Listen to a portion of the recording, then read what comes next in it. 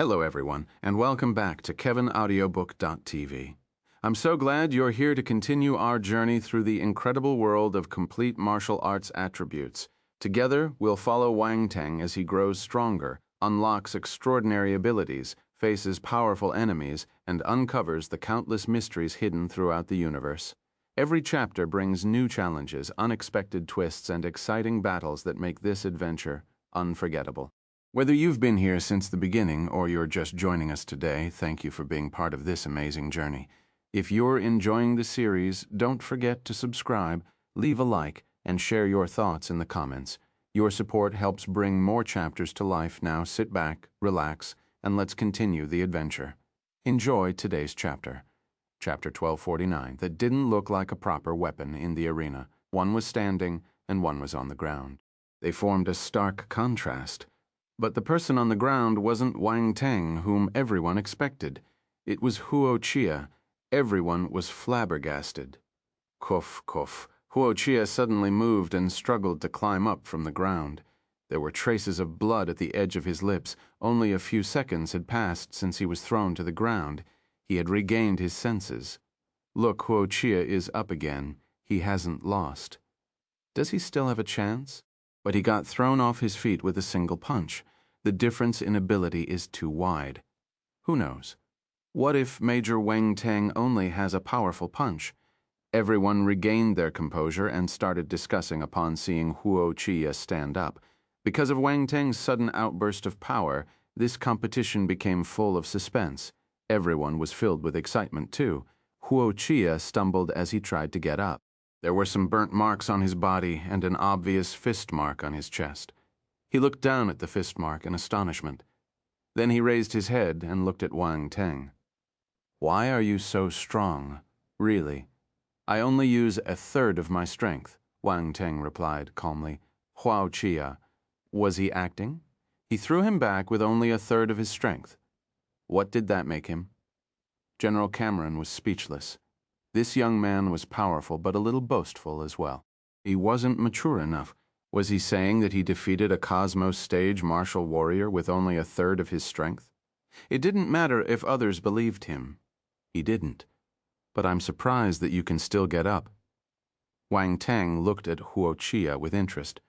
These were his honest thoughts. He had used two physiques just now, but he only managed to throw Huo Qiya off his feet. He wasn't defeated. This meant that Huo Qiya's physique was powerful.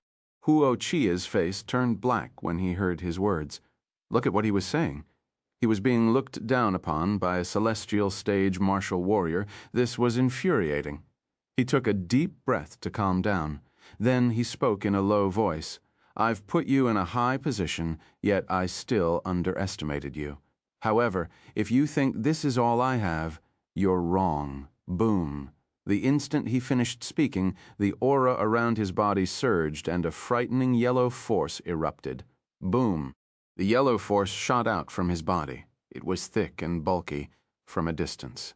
Huo Qiya looked as if he was standing inside a mountain. Then, as the force flowed out, Huo Qiya's eyes started to give off a yellow glow too. Wisps of wild beast aura streamed out from his body. At the same time, the yellow force started changing. It quickly gathered to form the outline of a giant elephant. The elephant looked extremely real. It gave off a barbarous and savage aura as if it had traveled here from prehistoric times. Wang Teng frowned. He shouldn't underestimate Huo Qiya. Although he was at the 7th level of the Cosmos stage, his aura was as powerful as Dragon 14. Even though the savage elephant form seemed to exhaust his energy, the battle power it released was terrifying. A normal martial warrior at the peak of the Cosmos stage might lose in front of him. What a terrifying aura. Peggy and the others who were watching the match started to get nervous. This is the real power of the savage elephant form. Will Wang Teng be able to beat him? Di Qi said gravely. Even he felt threatened by this aura. The opponent was very powerful. You should be proud even if you lose, because you forced me to release the full potential of my savage elephant form. Huo Qiya stood within the outline of the elephant. His voice echoed in the air. Bang. The elephant shadow around Huo Qiya gave an ear-shattering roar and stomped its feet. It charged at Wang Teng. Wang Teng shook his head and smiled calmly. There was no fear in his expression. "Let's play with you." He turned into a green ray of light and shot toward Huo Qiya. Flames surrounded him. Boom, boom, boom. Both of them hurled punches at each other. One was as tall as a giant, while the other was the height of a normal man. The difference was obvious when they stood together. However, these two people were on par in strength, and they were using such a simple and brutal method to fight. A thunderous explosion occurred in the arena. Waves of force fluctuation swept through the air as the eruption resounded in the sky. This aggressive collision startled many of the onlookers. They were so fierce. This duel was brutal, but they had to admit that they were all heated up watching this fight. Their emotions were aroused following the exchanges of blows. Everyone's pupils moved according to the positions of the two figures. No one dared to blink. They were afraid of missing any part of this battle. It was rare to see such a fascinating battle. After releasing the full potential of his savage elephant form, Huo Qiya's power rose tremendously, especially his strength. He had become almost indomitable. However, he soon realized that Wang Teng managed to keep up in strength. Was he speaking the truth earlier? Did he honestly use only a third of his strength just now? An absurd thought floated into Huo Qiya's mind. He was appalled and couldn't control his emotions. The others were also dumbstruck when they noticed this situation. They thought that Huo Qiya would at least gain some advantage after executing the savage elephant form, even if he couldn't suppress Wang Teng. Yet the situation took an unexpected turn. Wang Teng's ability exceeded all their expectations. Boom. Huo Qiya and Wang Teng exchanged a punch and separated quickly at the speed of lightning. They flew back for more than 10 meters. Huo Qiya turned grim. He clenched his fist and a giant battle mace appeared on his humongous palm. He was 15 feet tall, so his palm was the size of a fan. Yet the battle mace didn't look small in it. It seemed to be customized for him. Huo Qiya waved his hand and the battle mace swung through the air. A loud sonic boom was heard. It almost deafened the crowd. Wang Teng was stunned when he saw the giant mace. This is against the rules. If he got hit with that enormous mace, he would turn into minced meat. Wang Teng looked through his weapons. There was nothing bigger than the mace in his collection. Wait, I think I found something. The next instant, a brick appeared in his hand. No, it was a square seal. It had been gathering dust for a while, so it was about time to take it out for a cleanup. The people below were staggered when they saw the ordinary-looking square seal. This weapon was a little strange. Was Wang Teng planning to use this small square seal to fight Huo Qiya's giant mace? Everyone's expression turned strange. Even Huo Qiya was stunned. He sized up the seal in confusion. Could this weapon injure people? It wasn't even as big as his palm. However, it did look a little scary as there were occult purple patterns on it. It was neither fish nor fowl. It didn't look like a brick, but it didn't look like a seal either. It didn't look like a proper weapon. General Cameron's expression changed. He recognized the weapon. This was the seal Wang Teng used to resist the lightning calamity. This wasn't an ordinary seal. Regardless of what everyone thought, Wang Teng lifted the seal and released his spiritual power. Boom.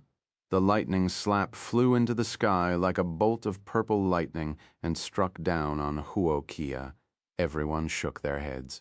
The square seal was like a toy compared to Huo Qiya's large body.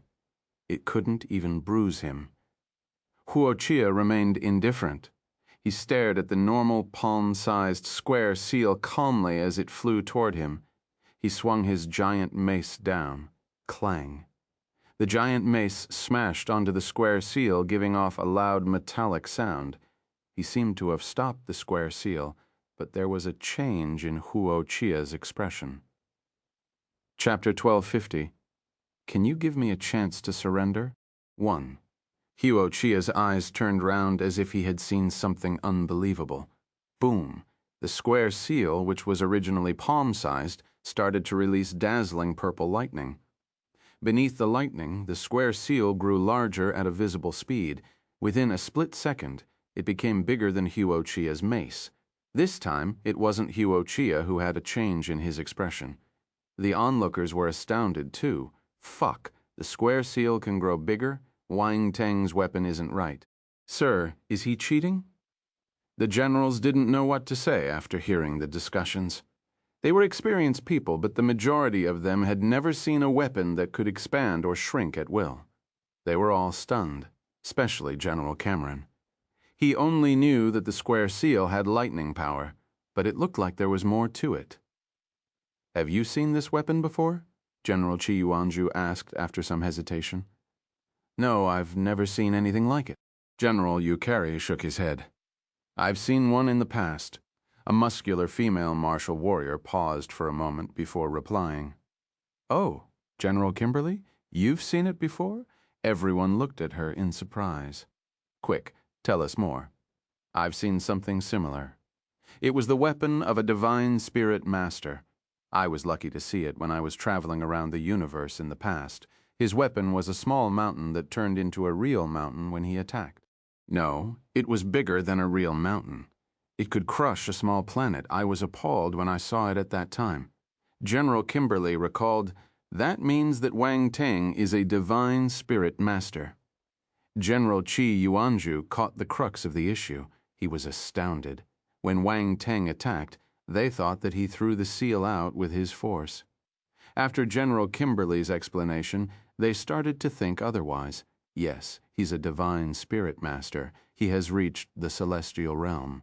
General Cameron looked through Wang Teng's information and nodded. Gasp? A celestial realm divine spirit master? That's the same as a cosmos stage martial warrior. What's more, his physical body is powerful. Huo Qiya is in danger. General Yukari gasped and said solemnly. The others agreed with him. The lightning slap was already a few hundred times bigger than it was at the start. It was twice as large as Huo Qiya's giant mace, and the purple patterns shone brightly. Sparks of lightning could be seen dancing within. What do you think? Is my baby big? Wang Teng looked at Huo Qiya and smiled proudly. Silence. There was an abrupt moment of silence. What was he saying? They felt that there was a different meaning behind Wang Teng's words. It sounded a little inappropriate. The men wore strange expressions on their faces as if they heard something familiar. The ladies blushed and clicked their tongues. They were familiar with these words, too. Cough, this young man is ill-mannered. We need to educate him. General Cameron coughed awkwardly and said, Yes, we need to educate him. General Qi Yuanzhu agreed with a weird expression. He's still young. It's understandable. General Kimberly laughed heartily with her loud voice. Huo Qiya didn't feel good after hearing this sentence. A layer of goosebumps appeared above his bulging muscles. What kind of strange experience was this? Why was a man asking him if his baby was big? He felt that he had just suffered the worst humiliation in the world. Move, Huo Qiya shouted as he widened his eyes in anger. He lifted his giant mace and threw it out. Bang, bang, bang. Loud explosions were heard. The large mace clashed with the oversized lightning slap. Fierce. Looks like it isn't big enough. I will let you admit that mine is bigger than yours. What's more, it's much bigger. Wang Teng frowned. Silence. Everyone felt speechless. What kind of obsession was this? Wang Teng didn't know that everyone's thoughts were running wild. He released his spiritual power, and the purple glow blossomed on the lightning slap. It expanded again until it was the size of a small metal hill. It hung over Huo Qiya's head. Gulp. The people below swallowed their saliva unconsciously when they saw the terrifying metal hill. What the fuck? What the hell was this? They could still accept the size of it before, but this current size was beyond their imagination. How could a palm-sized square seal turn into a mountain? This didn't make sense. Even a Grand Master-level weapon didn't have this ability. The generals turned to look at General Kimberly. They remembered her description. It was similar, right? This is it, General. Kimberly nodded. Huo Qiya looked up and squinted. He felt like cursing. This fellow was a bug. Go! Wang Teng pressed his hand down, and the lightning slap hurled down at Huo Qiya. The sound of wind echoed in the air. The air was compressed until sonic booms were heard. Boom. Huo Qiya's expression changed entirely when he saw the enormous seal. He hurriedly released his strength of Ultima and instilled it into his giant mace.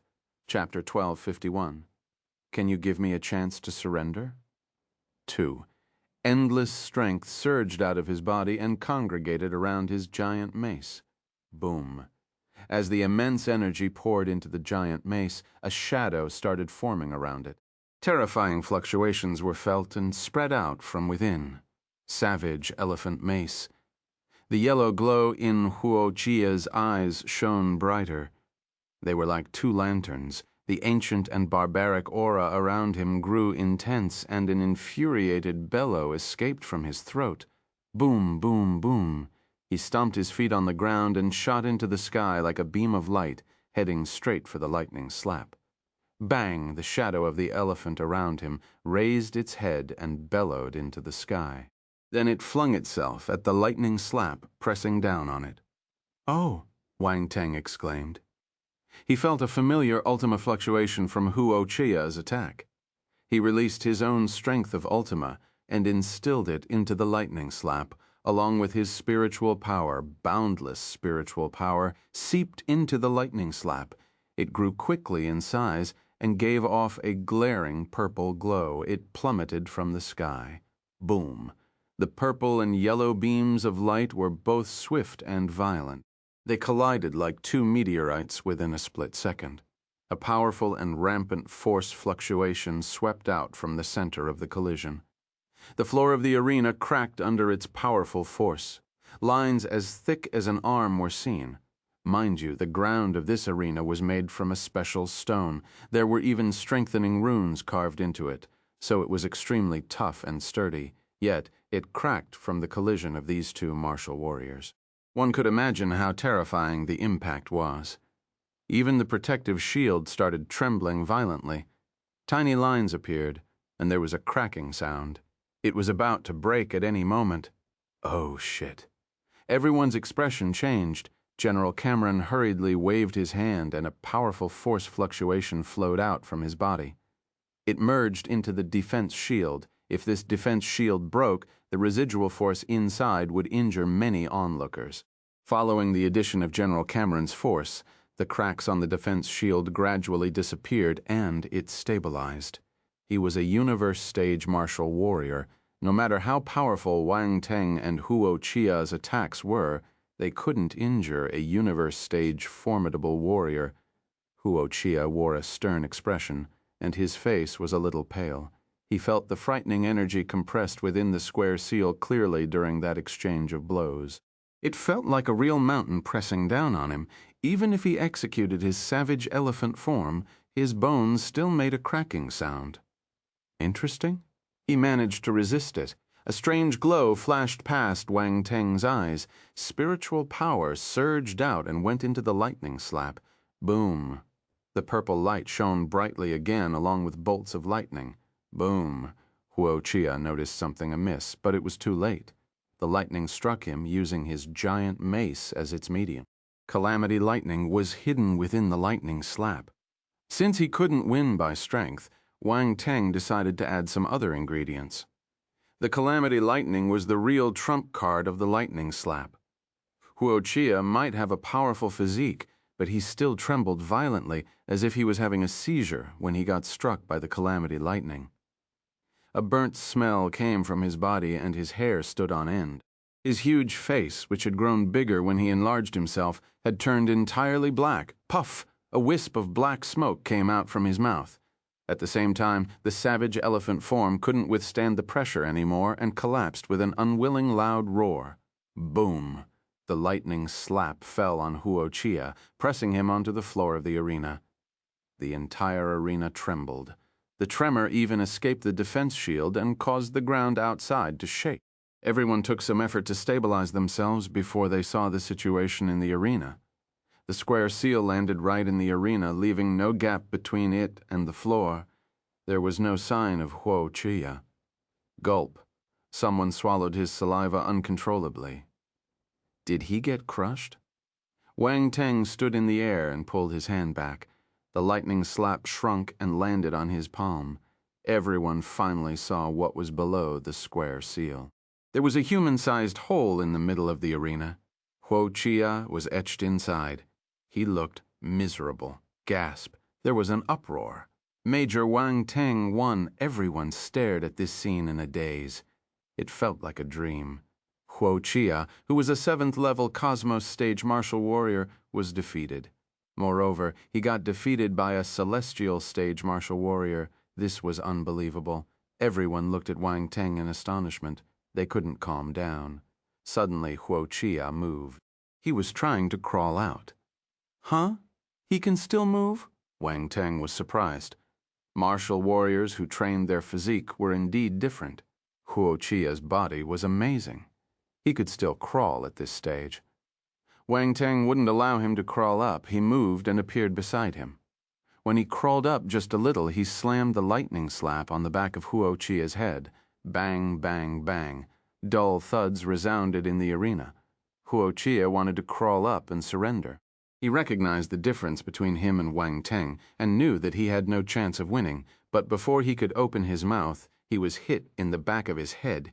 He could hear a ringing in his mind. His vision turned black, and his head turned numb. This was the power of lightning. Fuck, you can hit my head, but why do you have to use lightning? That's vicious. He knew that this was Wang Teng's doing without thinking. This fellow was brutal. He wanted to raise his hand and surrender, but Wang Teng didn't give him any chances. He kept beating his head as if he wouldn't stop until he fainted. Huo Qiya couldn't speak. He had never felt so frustrated. He felt his head swelling based on the strength of his physical body. This shouldn't happen. But he couldn't resist. His only hope was the generals. He wished they would realize his situation quickly and stop this devil bang, bang, bang, boom. Do you admit defeat? Wang Teng asked while he hit him. Bang, bang, bang, boom. Huo Qiya raised his trembling hand. What? You don't want to surrender? Wang Teng was shocked. Bang, bang, bang, boom. Huo Qiya clenched his fist. Are you still trying to hit me? Wang Teng was surprised. He respected the other party's toughness. Bang, bang, bang, boom. The dull thuds were accompanied by the crackling of the lightning. It resounded in the arena, making the onlookers flinch.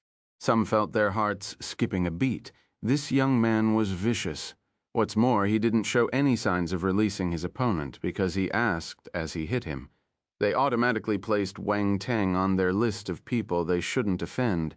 Look at how smooth his actions were. He must be experienced. They couldn't afford to provoke him. They couldn't. Huo Qiya was going crazy.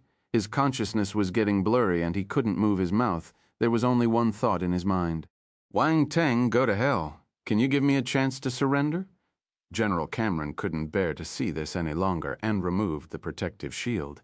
He coughed and said, Major Wang Teng, stop beating him. You won. I won. Wang Teng stopped and asked, Yes, you've won. Stop hitting him. General Cameron glanced at Huo Qiya and nodded profusely. He was an unbearable sight, but he hasn't admitted defeat. Wang Teng hesitated. He weighed the lightning slap in his hand. Don't. We'll surrender for him. General Cameron hurriedly stopped him when he noticed he wanted to continue. His tone was firm. Yes, we'll make the decision for him. General Qi Yuanzhu agreed. They mustn't continue to fight. That's right. We have a good understanding of your ability now. There's no need to continue fighting. General Kimberly wiped the cold sweat off her forehead. You should have said so earlier. My hands are sore. Wang Teng kept his lightning slap. General Cameron. General Qi Yuanzhu. General Kimberly. This fellow was a little irritating. Chapter 1252. He felt troubled that he was a genius. The battle ended in an unexpected manner. Huo Qiya was carried out of the arena. No man could withstand this suffering, no matter how tough they were. He started doubting his life. When he was carried down, Huo Qiya used all his energy to open his eyes and looked at Wang Teng, who was standing in the limelight. "You're inhumane, you're vicious." Wang Teng was surrounded by the generals when he suddenly felt a bitter gaze landing on him. He turned around involuntarily. Good riddance. Did he beat him up so badly? He was too focused on hitting him and didn't notice his strength. He almost couldn't recognize Huo Qiya from his swollen face. Wang Teng felt apologetic. The corners of their lips twitched when the generals saw Huo Qiya. They wondered if he regretted participating in this fight. Wang Teng took the chance when everyone was distracted by Huo Qiya to collect the attribute bubbles around him. Constellation Force, Earth 2500, Strength of Ultima 1200, Savage Elephant Mice 900. Constellation Force, Earth 2200, Imperial Level Earth Talent 3000, Celestial Realm Spirit 600, Cosmos Realm Enlightenment 1200. Wang Teng's eyes glimmered. He felt delighted. Huo Qiya was an Earth Element martial warrior, so naturally he dropped Constellation Earth Force attributes. There were 11,000 points of it. Wang Teng's Celestial Realm Earth Force was stuck at the bottleneck of the 7th level of the Celestial Stage, so this addition helped him achieve his breakthrough. Constellation Earth Force, 5,380,000. Celestial Stage, 8th level. The 8th level. This was a small surprise. Next, there was the Strength of Ultima. Wang Teng's Strength of Ultima rose very slowly because not many people had it. Thus, he didn't have attribute bubbles to pick. This time, Huo Qiya had provided him with a good sum. There were 4,300 points. Wang Teng's Strength of Ultima rose by a level, Strength of Ultima 806,000, 6th level. Enlightenment of the Strength of Ultima flashed through his mind, sending ripples to his heart. The image of an elephant appeared in his mind. Wang Teng felt as if he had become a giant. He possessed the indomitable power to pluck stars and destroy moons. In that instant, his eyes were sparkling with a strange light. After some time, he let out a soft sigh. A smile crept up his face. His Strength of Ultima just broke through to the 5th level not long ago, but now his understanding of it had deepened again. His luck was not bad. After the enlightenment of the Strength of Ultima, another memory appeared in Wang Teng's mind. This was regarding the savage elephant form. Wang Teng turned into an ancient wild elephant. He was gigantic in size and could almost touch the sky. The giant elephant galloped on the ground. It bumped into mountains to harden its skin and swam through floodwaters to train its body. It continued to do this day after day, year after year. Its body grew bigger and indomitable. It raised its head as it stood on the barren ground and trumpeted into the sky. The shadow of an elephant flashed past Wang Teng's eyes. He had a brief grasp of the savage elephant form and was at the foundation stage. Savage elephant form 600 of the 1,000. Foundation. What startled him was this savage elephant form was a physique training skill that could go all the way up to the universe stage. After practicing it, his body would become as tough and formidable as the ancient elephant. This also meant that the attribute was harder to raise. Just the foundation stage alone required 1,000 points. The 600 points he received from Huo Qiya weren't enough for a breakthrough. But Wang Teng didn't care. The savage elephant form was the icing on the cake. He possessed the ancient god's body, which was a stronger physique training skill compared to the savage elephant form. Of course, if he mastered this skill, there would be an additive effect, and Wang Teng's physique would be even stronger. Looks like Huo Qiya only reached the small achievement stage of this savage elephant form. If he were at the big achievement, I wouldn't have been able to break his defense without using an ultimate skill. Wang Teng touched his chin as he wondered to himself. Soon, another round of enlightenment swarmed in savage elephant mace. This was the mace battle technique Huo Qiya executed some time ago. With his Strength of Ultima, he was able to resist the lightning slap controlled using spiritual power. Mind you, Wang Teng's spiritual power was at the peak of the celestial realm. This meant that he had the battle power of a martial warrior at the peak of the cosmos stage. Yet, even when he used it on a powerful weapon like the lightning slap, Huo Qiya managed to withstand it. This proved how extraordinary the savage elephant mace was. Wang Teng finally understood the reason after going through the information about this battle skill. The savage elephant mace was an Ultima battle technique too. One needed to possess the strength of Ultima to execute this Ultima technique. Wang Teng was elated. This was the second Ultima battle technique he received, and it required the strength of Ultima. This was rarer than a normal Ultima battle technique. This was a huge gain, savage elephant mace. 100, 1,000, specialized 900 points of this attribute raised the savage elephant mace to the specialized stage. The points required to advance were the same as the roaring flame lion spear.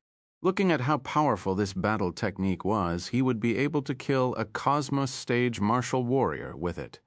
Lastly, there were 3,000 points of Imperial level Earth talent, 2,400 points of Celestial Realm Spirit, and 36,000 points of Cosmos Realm Enlightenment. Huo Qiya's Earth talent wasn't weak. No wonder he was so powerful. Wang Teng's Earth talent was also at the Imperial level, so this gain increased his ability greatly. His Spirit and Enlightenment increased slightly too. Overall, the gains were sizable. It was worth his effort. Wang Teng collected the attribute bubbles while General Cameron comforted the tragic-looking Huo Qiya. Then Huo Qiya was sent to the medical center. "Major Wang Teng, you've offended Huo Qiya terribly this time. He's the deputy regimental commander of the Tiger Strike Force and is extremely familiar with it. You'll need his help in the future." General Cameron walked over and said in a meaningful tone, He won't use his influence for a private grudge, right?" Wang Teng felt a little guilty, he said in embarrassment. "He should have surrendered earlier. It's not my fault. Why are you still pushing the blame?" General Cameron rolled his eyes uncontrollably. "All right, this is your own matter. You'll be the commander of the Tiger Strike Force from now on. You can deal with this however you see fit. So, I'm the commander of the Tiger Strike Force now?" Wang Teng asked. "Yes. Your appointment letter will be sent to you soon. Remember to open it." General Cameron nodded. Yes, Wang Teng nodded. At this moment, General Qi Yuanzhu and the other generals gathered over and introduced themselves. Wang Teng was stunned. These were people with real power on the Note 29 defense planet. "Major Wang Teng is young and promising. You surprised me with your ability," General Qi Yuanzhu commented with a smile. "You're speaking too highly of me. I was just lucky to be able to defeat Huo Qiya." Wang Teng looked at his rank and knew that this was a major general. Hence, he treated him politely and replied in a humble tone. "That was not what you said just now," Qi Yuanzhu teased him. Cough, I was a little quick and thoughtless in my speech. Wang Teng coughed awkwardly. "But this is the first time I saw a celestial stage martial warrior possessing such abilities." General Yukari smiled and exclaimed, "Actually, a talent like Major Wang Teng should seek a wider stage in the universe and not risk his life on our life planet," General Kimberly said. "The defense planet is a training for me too. My ability increased after spending time here," Wang Teng replied. He was speaking the truth, but the generals didn't believe him. They felt that he was just being polite because they knew he had only been on the planet for a few days. How could his ability increase so easily? Was this a game? That's not right. The military places a huge emphasis on the grooming and development of talents.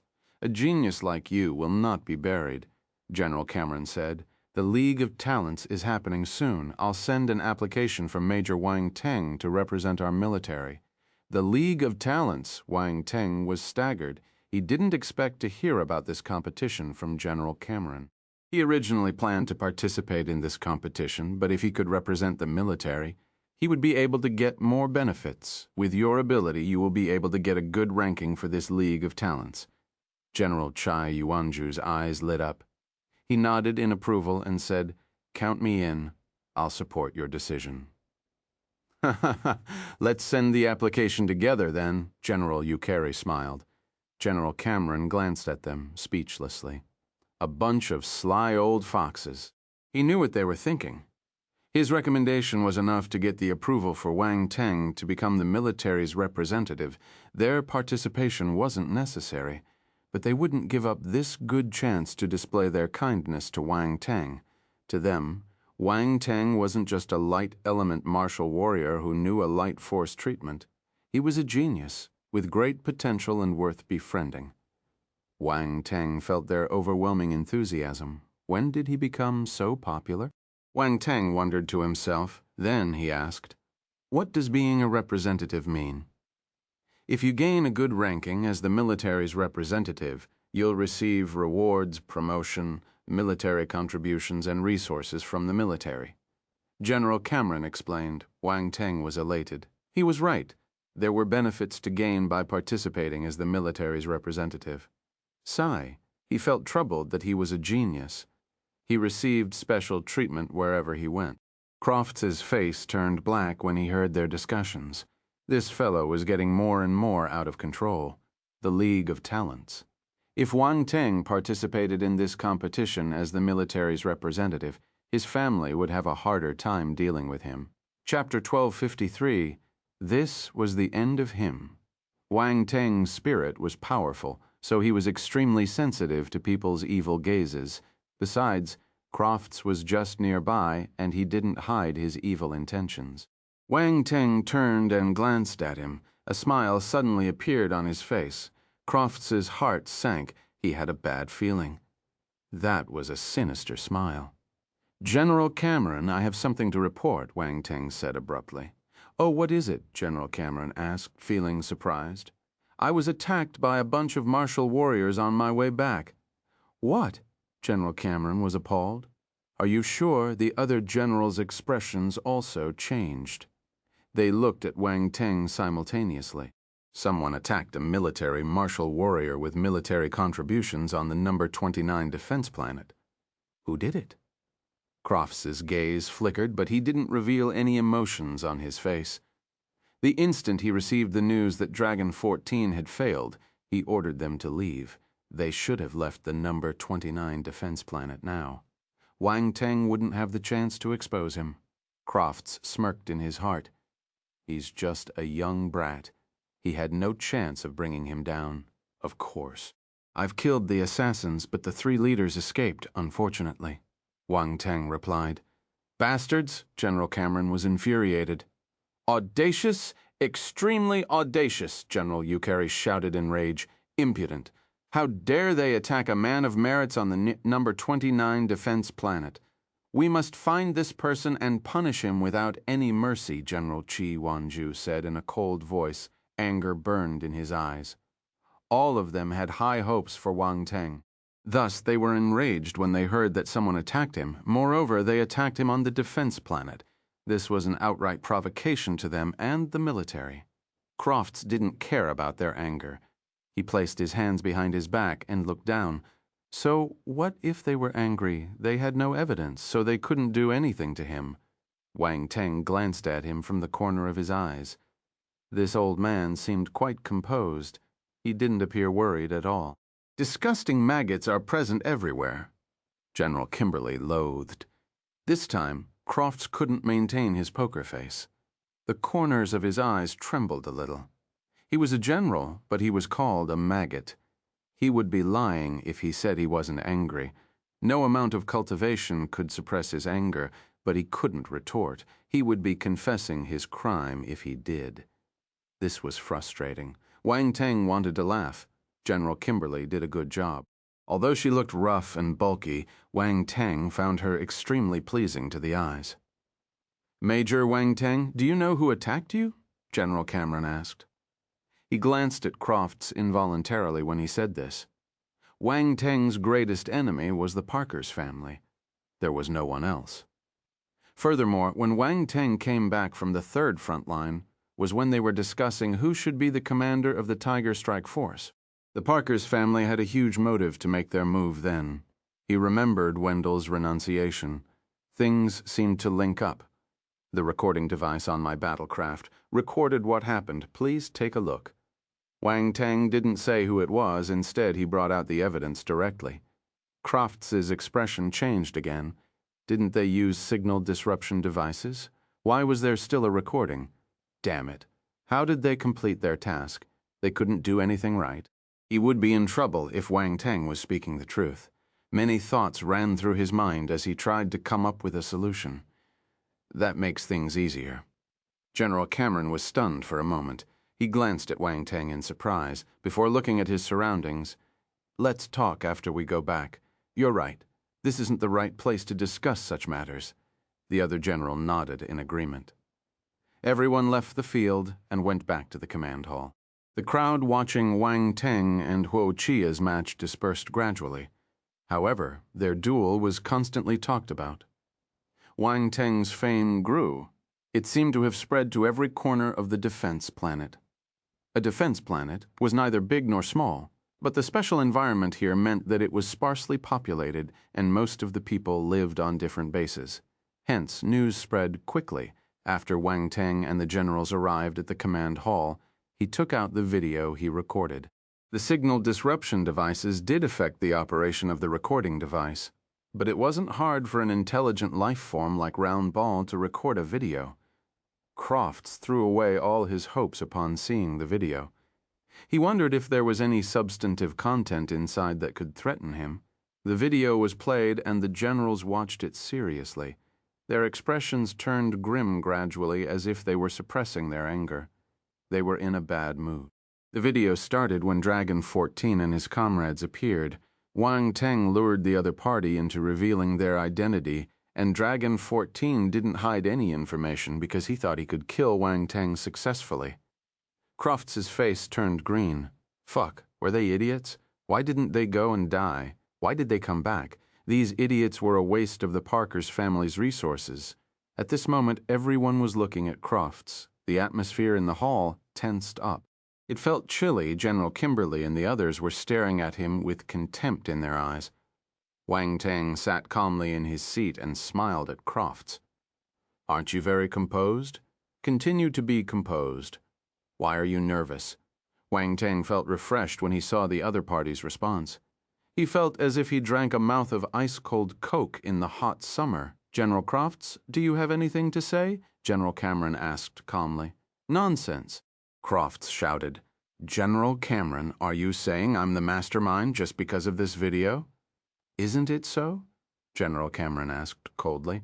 "General Crofts, do you think we're blind?" General Kimberly scoffed. These people revealed their identity too easily. "They're trying to frame me," Crofts said agitatedly. Everyone frowned. What Crofts said was possible, but the chances of it weren't high. From this video, they could tell that the other party revealed his identity because he felt that he could kill Wang Teng. Of course, Wang Teng also baited him using his words, so they didn't say it voluntarily. This meant that his words were highly reliable, but Crofts insisted that the other party was framing him. If Wang Teng didn't have any substantive evidence, they couldn't do anything to Crofts. A snort was suddenly heard in the hall. It was filled with disdain. Everyone turned and looked at Wang Teng, who laughed out loud. "Why are you laughing?" Crofts frowned. "Nothing. Continue acting." "I'll bring out the evidence after you finish acting," Wang Teng replied calmly. Crofts fumed for no reason when he heard Wang Teng's calm and contemptuous tone. He wished he could slap him to death, but he couldn't. Wang Teng seemed confident. Crofts felt puzzled and nervous. He said in a cold voice, "Take out your evidence if you have it. I'm innocent. I'm not afraid of others framing me. I didn't know that you were such a good actor." Wang Teng smirked. Crofts. "Fuck, every sentence this brat says makes me feel like hitting him." "All right, Major Wang Teng. Show your evidence," General Cameron said. "All right." Wang Teng nodded. He took out a piece of token and placed it on the table. "This token fell from one of the 3 leaders when I was fighting with them. I think General Crofts will recognize it." Of course, this didn't fall from the leader. Wang Teng found it on Dragon 14 when he caught him. Crofts' expression changed entirely when he saw the token. This was the identity token of the Parkers. The blood mark of the family member was etched on it. A single test was enough to prove its authenticity. He has no room to refute. But he didn't understand how Wang Teng got this token. The token would shatter once the owner died. It was impossible to land in other people's hands. Besides, who would carry their token around with them on their bodies? Wouldn't they keep it in their space equipment? Fell from his body? This was bullshit. Many thoughts went through Crofts' mind. In the end, he came up with one possibility. Dragon 14 and the others were caught, but after getting what he wanted, Wang Teng released them. What did he want to do? Crofts stared intently at Wang Teng with an ugly expression. He realized that he underestimated him. This brat was like a poisonous snake hiding among the bushes. He would strike and bite him whenever he let down his guard. One bite was enough to injure his core. "General Crofts, aren't you going to continue your act?" Wang Teng smiled at Crofts. He didn't care what the other party was thinking, or rather, this was what Wang Teng wanted him to see. Dragon 14 and his comrades would be abandoned anyway. Their role was to cover up for Wendell. Wendell was the nail Wang Teng wanted to bury. General Crofts will meet in the military court. General Cameron glanced at him coldly and left. The other generals got up and left without sparing Crofts another glance. In the blink of an eye, only Crofts was left in the hall. He seemed to have aged within a few seconds as he sat in his seat, dejected and filled with unwillingness. This was the end of him. Chapter 1254, Buddha's Sutra. There wasn't any suspense about Crofts' ending. There was no room for redemption if he was court-martialed. The military court was the highest authority in the great Qian Empire's forces, and it couldn't be trampled on. It was impossible for anyone, not even someone from the Parkers family, to ignore the majesty of the military court and attempt to rescue Crofts. Crofts' career in the military was over. He would lose his position, rights, and maybe even his life. The war had just ended. Assaulting and trying to kill a martial warrior who had made great contributions was a violation of the military code. Moreover, something like this couldn't be kept under the sheets. Once it was made known, it would enrage countless martial warriors enlisted. They fought against dark apparitions on the front lines with their lives on the line. But now they were getting attacked by their fellow humans. What was the logic behind this?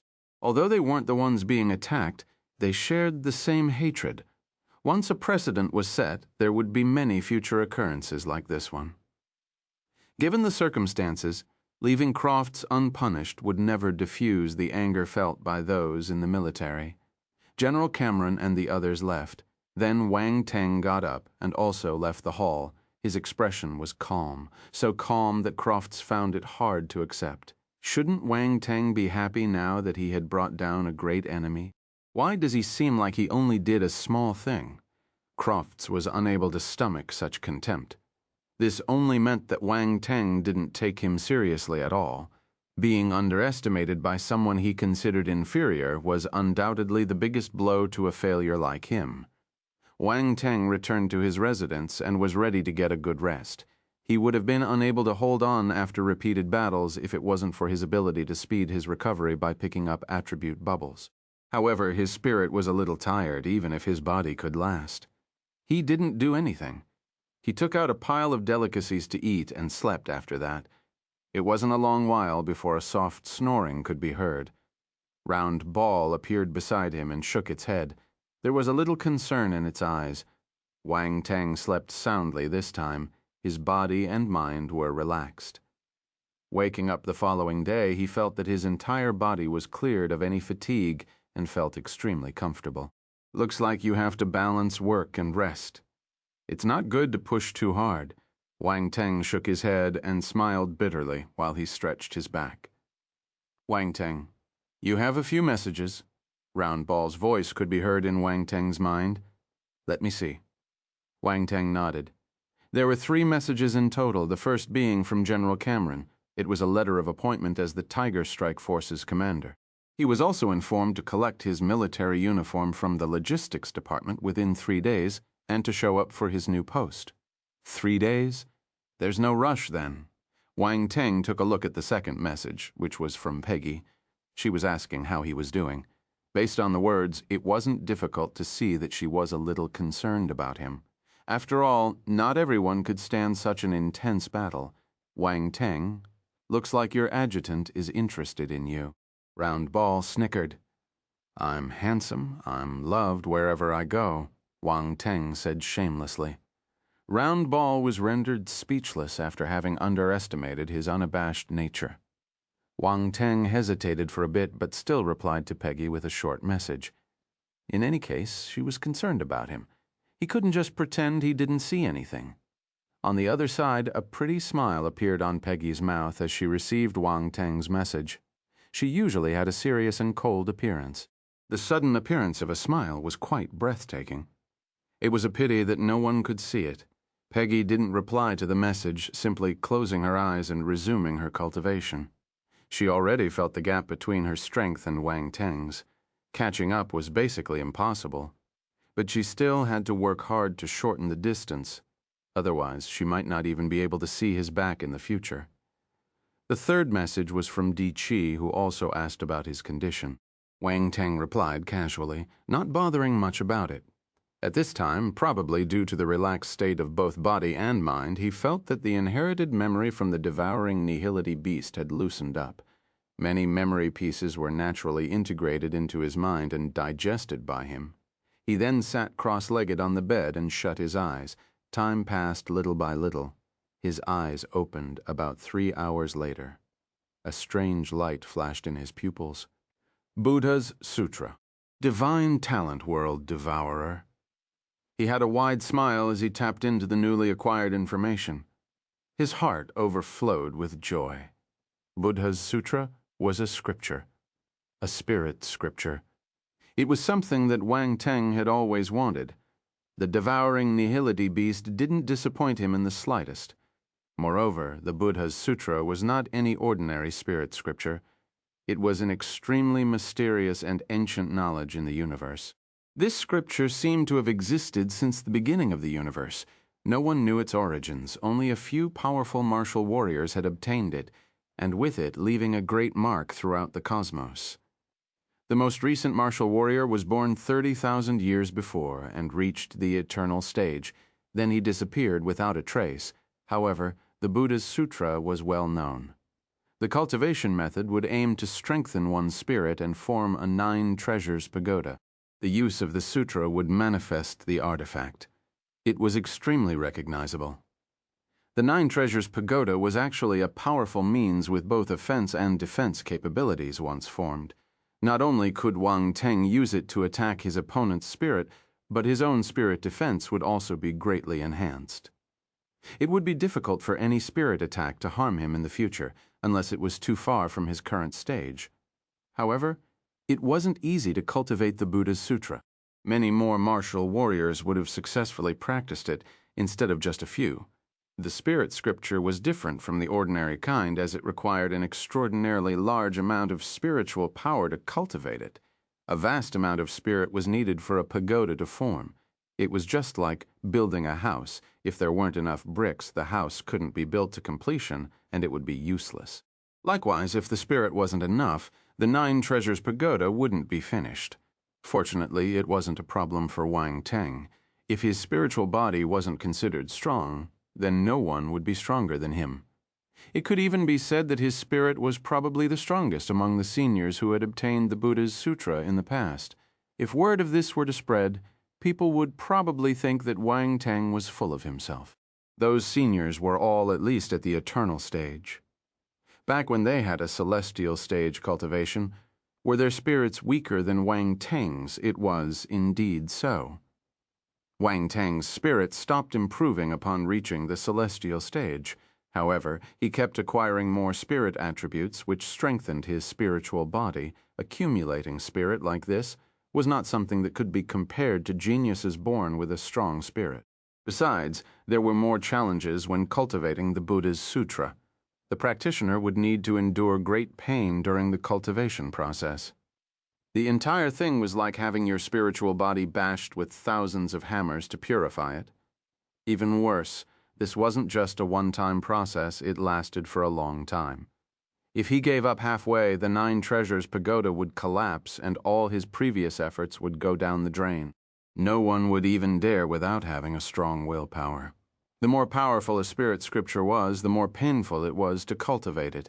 Considering the scripture's power level, the pain would be 100 times more than with ordinary spirit scriptures. A wry smile appeared on Wang Teng's face. There would be suffering in the future. He didn't cultivate immediately and went deep into procrastination. It wasn't because he was afraid of pain. It was because the Buddhist Sutra wasn't complete. The devouring nihility beast's memory only contained 3 levels of the scripture. There were 12 levels in total, enough to reach the eternal stage. However, Wang Teng's Buddhist Sutra had parts missing, and he had found this out. Still, he could advance to the universe stage with the first 3 levels. Wang Teng didn't know how many levels his seniors had obtained in the past. However, he was sure that none of them had the complete set. The Buddha's Sutra was too mysterious. Wang Teng shook his head and thought for a moment before making a decision. Forget it. Let's cultivate first. At least I can advance to the universe stage. I can just switch to something else if I can't find the rest by then. Switching scriptures wasn't an easy thing to do for others.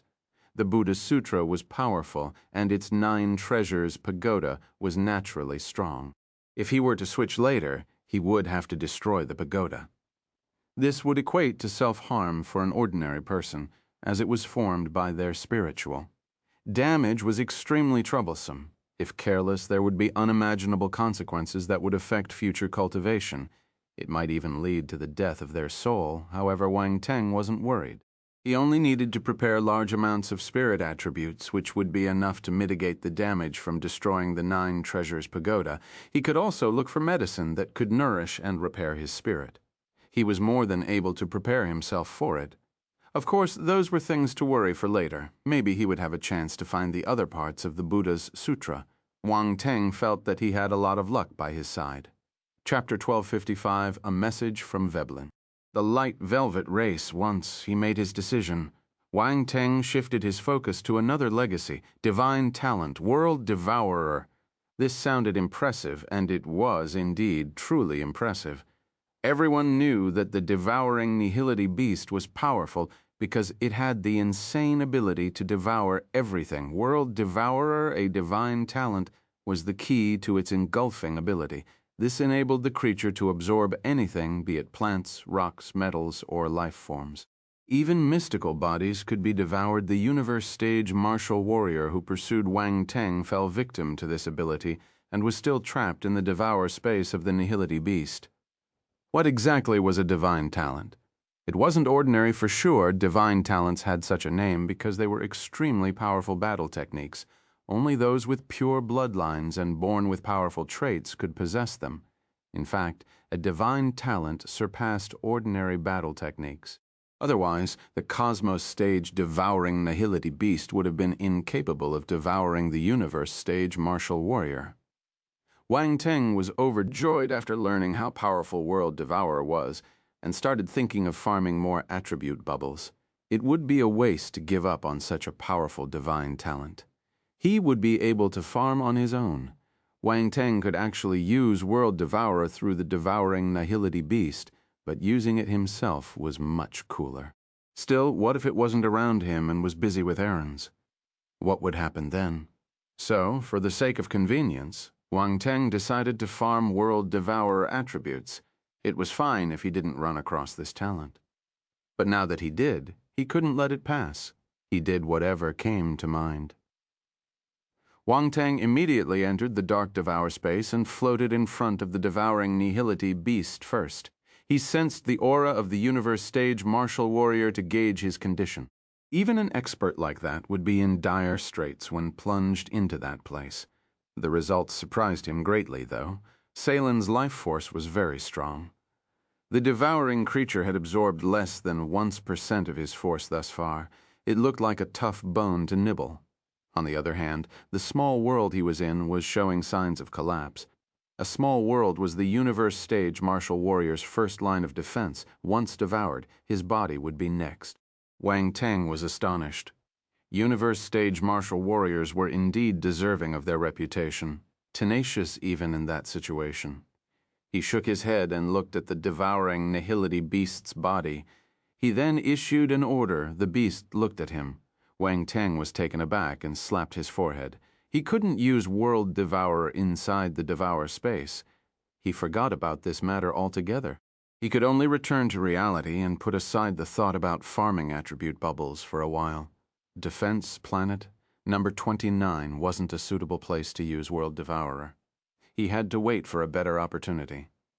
Wang Teng shook his head in disappointment and curbed his enthusiasm. With nothing else to do, he decided to see Veblen and take a look at the research progress of the Devil Ovum and Devil Mind race.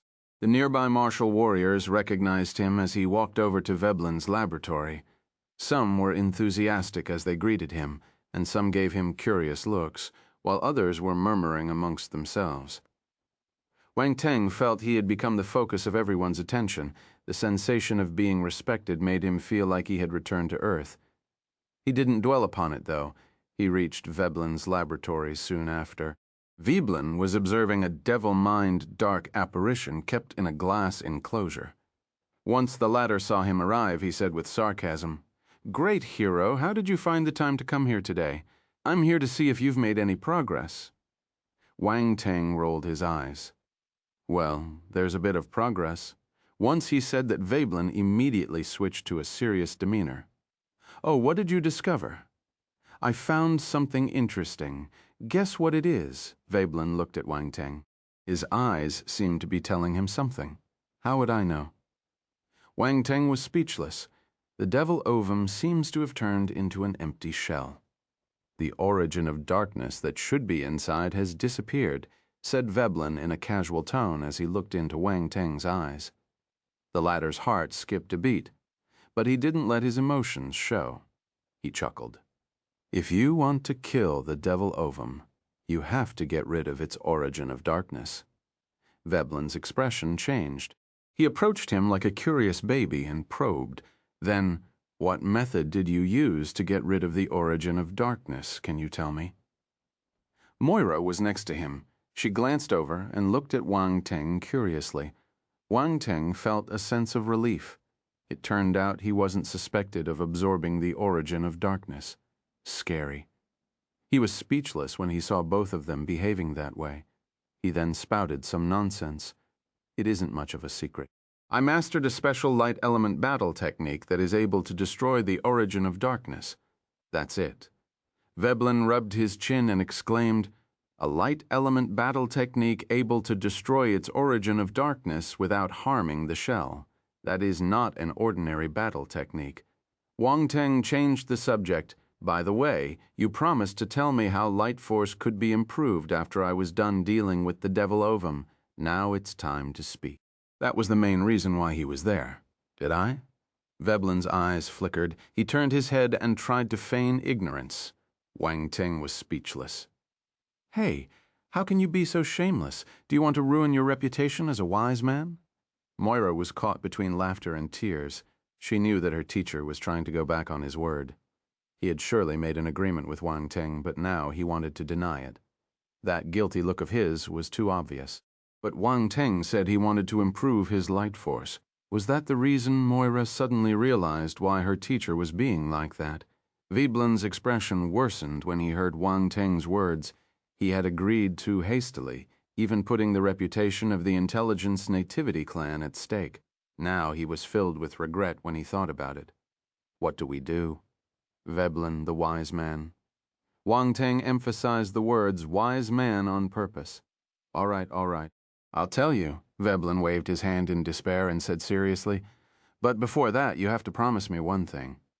"I still have to promise you something?" Wang Teng frowned in displeasure.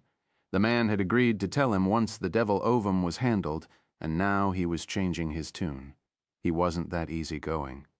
Teacher Moira seemed to have sensed the latter's annoyance and nudged Veblen. "Hear me out." Veblen rolled his eyes. It was hard to keep a woman at home. Wang Teng glanced at Moira and said, "I'll do that for Moira's sake. But don't blame me for not playing along if your request is ridiculous." Moira blushed instantly. It didn't feel right. Why am I involved in this? She just didn't want the two to become enemies for no reason. However, she didn't know why she felt a little happy when the fellow said that. Veblen saw that something was going on with their eyes, and quickly took a step forward to block their eye contact. I'm not asking you to do anything. It's more of a request. I underestimated you back then. I didn't expect that you could really deal with the devil ovum. I shouldn't have told you about it, lest someone disturb their peaceful life. But now, he sighed in helplessness, forget it. As long as you promise me you won't do anything to hurt them, I'll tell you. Them, Wang Teng said, you have to tell me who they are. That place is a special planet with a very dense light force. They are natives of that planet, Veblen explained. I see, so the natives are still weak, Wang Teng understood. That's right, Veblen nodded, an underdeveloped planet. No wonder you're so worried. What stage is their strongest martial warrior? Wang Teng asked. The strongest is their elder, a planetary stage martial warrior. Planetary stage martial warrior. That's not right, you said you know them. Why don't you help them? Wang Teng was suspicious. It's because those life forms are very special and I can't help much. But I have helped them collect many light element scriptures in recent years. However, their cultivation methods are different from the traditional sort. They can't cultivate the ones I've obtained for them, Veblen replied. There's such a thing? Wang Teng frowned and asked curiously. Special. How special? They belong to the light velvet race, not the human race. Veblen suddenly realized something. You haven't promised me yet? I can accept your condition, of course, on the premise that they don't attack me, Wang Teng responded. Don't worry, I'll let them know in advance. They wouldn't do anything to you for my sake, Veblen assured. I hope so. Wang Teng nodded and said with joy, a planet with dense light force. That's rare indeed, it'll definitely help me a lot. That place is a holy land for light element martial warriors. Perhaps you'll be noticed by them, given your light talent, Veblen said. Wang Teng didn't care whether he would be recognized. He was just going there to farm attribute bubbles. A planet with dense light force would definitely have heaps of light attribute bubbles. Chapter 1256. The Confidence of a Bug. Veblen didn't know what Wang Teng was thinking. He also didn't know that the best resources for Wang Teng were attribute bubbles. Anything else came second. Hence, his worry was unnecessary. Wang Teng wouldn't harm the other party for no reason. However, Veblen was still worried. So he signed a spiritual contract with Wang Teng, in the end all to ensure that nothing would happen. Wang Teng signed his name without any hesitation. All right, I'll send you the coordinates of the Light Velvet Race's planet. You can search for it yourself, Veblen said as he operated his wristwatch. He was satisfied with the young man's attitude. Okay, I got it. Wang Teng looked at his wristwatch and nodded. When are you planning to go to the Light Velvet planet?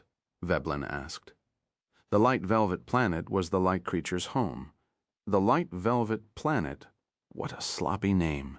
Wang Teng gave Veblen a strange look as he complained. I didn't name it. The Light Velvet race named it themselves, Veblen replied angrily. He had trouble finding words as he felt Wang Teng's contemptuous gaze. Wang Teng coughed awkwardly and brought the topic back. Cough, I can't go there right now. I'll head there after a few days. Tell me when you're going. I'll inform the Grand Elder, Veblen replied. Wang Teng nodded. He was about to leave. Go now, quick, your face makes me mad. Veblen waved his hands in disdain. Wang Teng laughed. He was elated because he had received many benefits. Moira showed him to the door. She hesitated for some time before saying, Wang Teng, the Light Velvet race is kind-hearted. I hope you can treat them the same. Do all of you think that I'm a bad guy?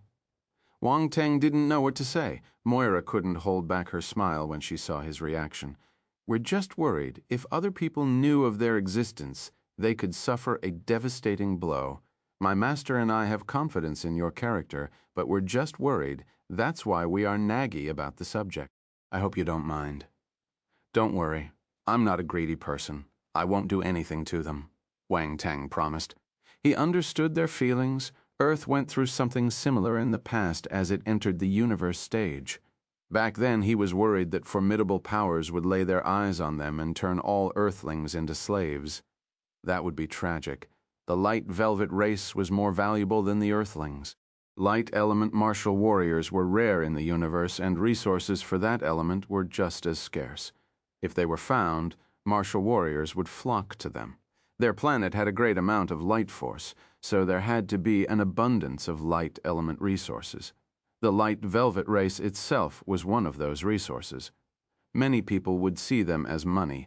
Not everyone could resist such temptation. It was understandable why Veblen was cautious. Wang Teng was about to leave when a question popped up in his mind. "All right, did you get your light element armor from them?" Well, he kind of liked the armor. Moira glared at him with disdain. Didn't he say that he wasn't greedy? He exposed his true character within the blink of an eye. This fellow doesn't bother hiding his thoughts. Cough, don't be nervous. I was just asking. I can offer something in exchange for the armor. Wang Teng coughed awkwardly. He felt a little guilty after seeing Moira's gaze. Yes, we received it from them. The Grand Elder gave many items to my master as a way to thank him for his help. My master made the armor with those materials. Moira nodded. How lucky, Wang Teng lamented. The materials aren't cheap. How could the Grand Elder give them away so easily? Wang Teng wondered. The light velvet race probably didn't know the value of those materials in the rest of the universe, and Veblen got them for peanuts. What do you mean by lucky? Moira glared at him.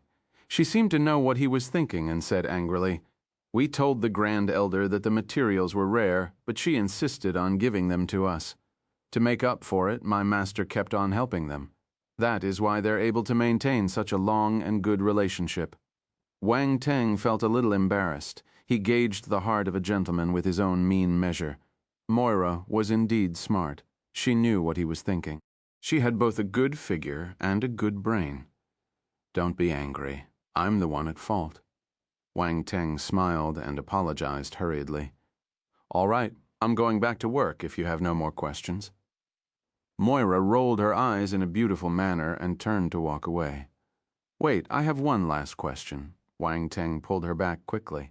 Why do you have so many questions? What is it? Moira felt helpless. Well, what does the light velvet race like? I can offer them some gifts to gain their favor, Wang Teng said in a fawning tone. How shrewd of you. Moira shook her head. She didn't know how to react. Well, they do like light element items. They love to plant, so you can find some light element spiritual herbs or light element materials. They surely have an abundance of that, Wang Teng said. That's true. Moira found Wang Teng's helpless expression a little funny. But you can search for some unique resources that they might not have on their planet. Also, their biggest problem is cultivation. You could become their guest of honor if you're able to solve this issue for them. Your status might even surpass my master's. Wang Teng nodded in deep thought. He felt that it was a good option. Forming a new cultivation method would be extremely hard for an ordinary person. They might not be able to achieve it in a lifetime. But nothing was impossible for Wang Teng. As long as he had enough scriptures, he could use them as reference, along with many trials and errors, all to form a new scripture. This was the confidence of a bug. The main point was, he needed to go through many trials and errors. He wondered if the light velvet race would cooperate with him. Wang Teng didn't have any more questions, so he left. He threw the light velvet planet to the back of his mind once he got back to his lodging. He couldn't leave Defense Planet No. 29 for now. It was useless to think too much about it. He sat cross-legged and started cultivating the Buddha's Sutra. Although his spirit was very powerful and pure, it was messy. He wanted to refine it, but he didn't have the scripture. Now, having the Buddha's Sutra, he could proceed with the refining as for the pain of the refining process. He was afraid. Wang Teng closed his eyes and read through the first level of the Buddha's Sutra, then started to cultivate once he was done. He needed to form 100 spiritual hammers at the entry level. The tools would be used to hammer himself. It felt painful just thinking about it. The hammers couldn't be ordinary either. Well, he could choose the ordinary kind, but the spiritual body refined would be of the lowest class. No one would use ordinary hammers if they possessed an incredible scripture like the Buddha's Sutra. However, creating a powerful hammer was difficult too. Spiritual hammers would be created through visualization. For that, he needed an object for him to visualize first. The more powerful the visualized object, the stronger the spiritual hammer and the more dangerous it would be. If the hammer was too powerful, it could crush the martial warrior's consciousness, which was lethal. However, a stronger spiritual hammer would also mean a more powerful spiritual body. That would be the foundation for the 9 Treasures Pagoda. The sturdier the foundation, the stronger the building. Wang Teng entered the virtual universe. Round Ball appeared beside him. Wang Teng had a lot of money, so he bought a property in the virtual universe. Later, he appeared inside his own house when he entered the virtual universe. Round Ball, help me find the strongest hammers and maces in the universe, Wang Teng said. So you're going for the most powerful ones? Round Ball knew that Wang Teng wanted to practice the Buddha's sutra. At the same time, it also knew how dangerous it was, which made it feel concerned. It wasn't a joke. A single mistake could be horrendous. Don't worry, I know what I'm doing, Wang Teng replied. Round Ball stopped persuading, seeing how adamant the guy was. It started searching. Soon, a screen appeared in front of Wang Teng. There were 8 different kinds of hammers and maces on the screen. They had one similarity: all of them were ancient. He wasn't looking at the real weapon, but Wang Teng could still sense the ancient vibe they gave off. This proved that they had been around for centuries. These weapons have astonishing backgrounds. They are the most powerful maces and hammers acknowledged publicly, but they're scattered all over the universe. Some belong to formidable warriors, while others went missing. I can only show you their images. It's fortunate that their appearances were captured. You can even sense their aura. I think they're enough for your visualization, Round Ball said. Yes, Wang Teng nodded, attracted by the weapons. Let me introduce them to you. The mace is the Savage Hammer. It is said to have been created by a divine-level blacksmith from the dwarf race. Round Ball started introducing the weapons. Wang Teng listened to Round Ball with interest, just like what it said. All these weapons came from a great background. It felt incredible just listening to their names. Chapter 1257, Reappearance of the Ancient Gods. The Fire God Hammer and the Lightning God Hammer. One Round Ball finished introducing 6 out of the 8 weapons. All of them had amazing backgrounds. All 6 weapons had been made by divine-level blacksmiths and were specifically recorded divine-level blacksmiths. They were divine-level blacksmiths. Wang Teng wasn't a clueless novice and understood what this meant. They were the highest representatives of the blacksmith circle. Anything with the word divine included equated to having reached a certain peak. It also meant that the 6 maces they forged were of divine rank. The newest among them had been created 8,000 years prior, and the oldest was done 100 of millions of years before. No wonder the real thing couldn't be found. The weapons had to be in the hands of formidable martial warriors, usually known as gods. Those gods had escaped the restriction of time and lived eternally, so no one could snatch the weapons from them. The last 2 weapons were somewhat special. They came as a pair. Round Ball turned serious when he talked about the last 2 weapons. These 2 hammers only exist in legends. Honestly, I don't recommend you to use them for your visualization. Wang Teng stared at the last 2 weapons with interest.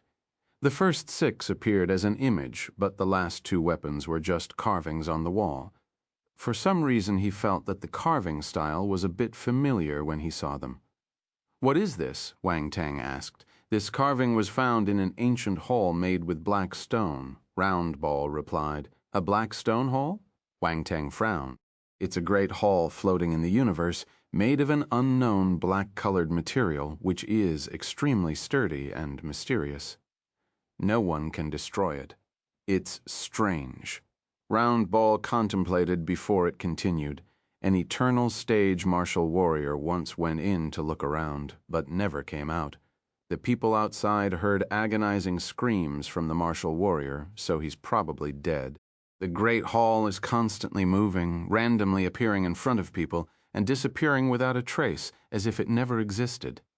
No one knows where it came from or where it's heading to. The Great Hall has been a mystery since the very first time it made an appearance. I didn't know there was such a strange place in the universe, Wang Teng exclaimed in shock. Even the eternal stage martial warrior died when he entered the Great Hall. What's inside it? Who made it? I know what you're thinking, but no one knows who built it. Legends started to sprout trillions of years ago. Trillions of years ago, Wang Teng gasped. How ancient is it? Now you know why these hammers only exist in legends. Roundball shook his head. Since they're just part of a legend, why are you showing them to me? Wang Teng rolled his eyes. Roundball refuted in a firm tone. Cough, I filtered them in because you wanted the most powerful hammers and maces. If I don't show them to you and you later find them one day, you could find them more to your liking and get angry at me. Makes sense? Wang Teng had nothing to complain about. Since you're not going to use them, I'll filter them out, Roundball said. Wait. Wang Teng stopped it in a hurry. Why? Are you planning to use them? Roundball asked curiously. Calm down. Didn't you say that this is from the Great Hall's wall carvings? They're not the only carving, right? Are there others? Can you show me? Wang Teng asked. Well, I guess everyone would be curious about the carvings in the Great Hall the first time they heard about it. Roundball replied with a smile. It waved a hand, and a screen appeared in the air again, displaying a few hundred paintings. Wang Teng's interest was piqued as he looked at them carefully. All the powerful races were carved in the paintings. There were humans, fairies, dwarves, orcs, three-eyed races, and many others. All the millions of races in the universe seemed to be recorded. There were even powerful universe behemoths, including the Great Qian Empire's Kunwu beast, the giant dragon of the Parkers family, and the devouring Nihility beast. Numerous divine weapons could also be seen. Swords, blades, battle axes, etc. They seemed to be the divine weapons of the respective races, weapons that only existed in legends. Some did exist, while others were covered in mystery, having disappeared from history. Wang Teng was awestruck after he looked at the carvings. He couldn't calm down for a long time. He could feel the pass of their civilizations and the immensity of the universe as he saw those carvings. The paintings were like a thick history book after some time passed. Wang Teng took a deep breath and said, "The person who built this great hall has a purpose." Of course, unfortunately, no one has managed to leave that place alive, Roundball replied. Wang Teng shook his head and stopped arguing with Roundball. His gaze finally landed on the two divine hammers displayed on the carvings. Chapter 1258, Reappearance of the Ancient Gods. The Fire God Hammer and the Lightning God Hammer. Too, he finally understood why he found them familiar.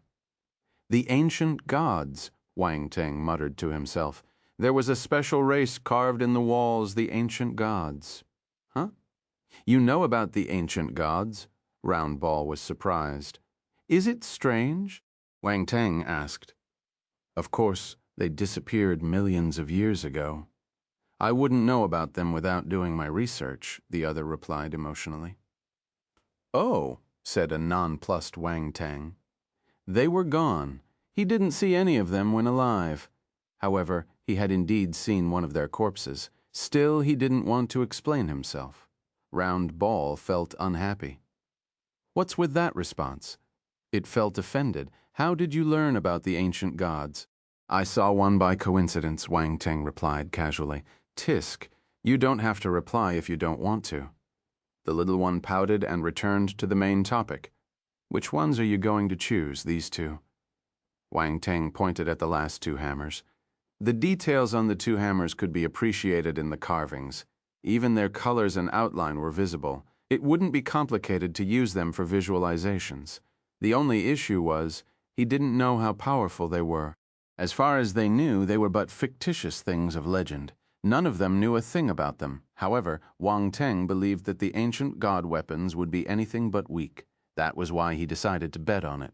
Roundball was stunned. It spoke at length, yet the fellow still chose the last two hammers. Why? It frowned and asked. No reason. I just want to choose them, Wang Teng replied, nonchalant. You. The little one was at a loss.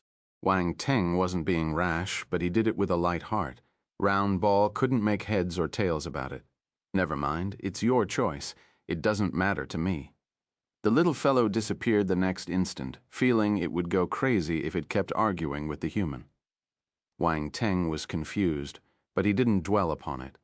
Once he chose the hammers, he disappeared from the virtual universe, reality. He closed his eyes and the images from the pair of hammers popped up in his mind.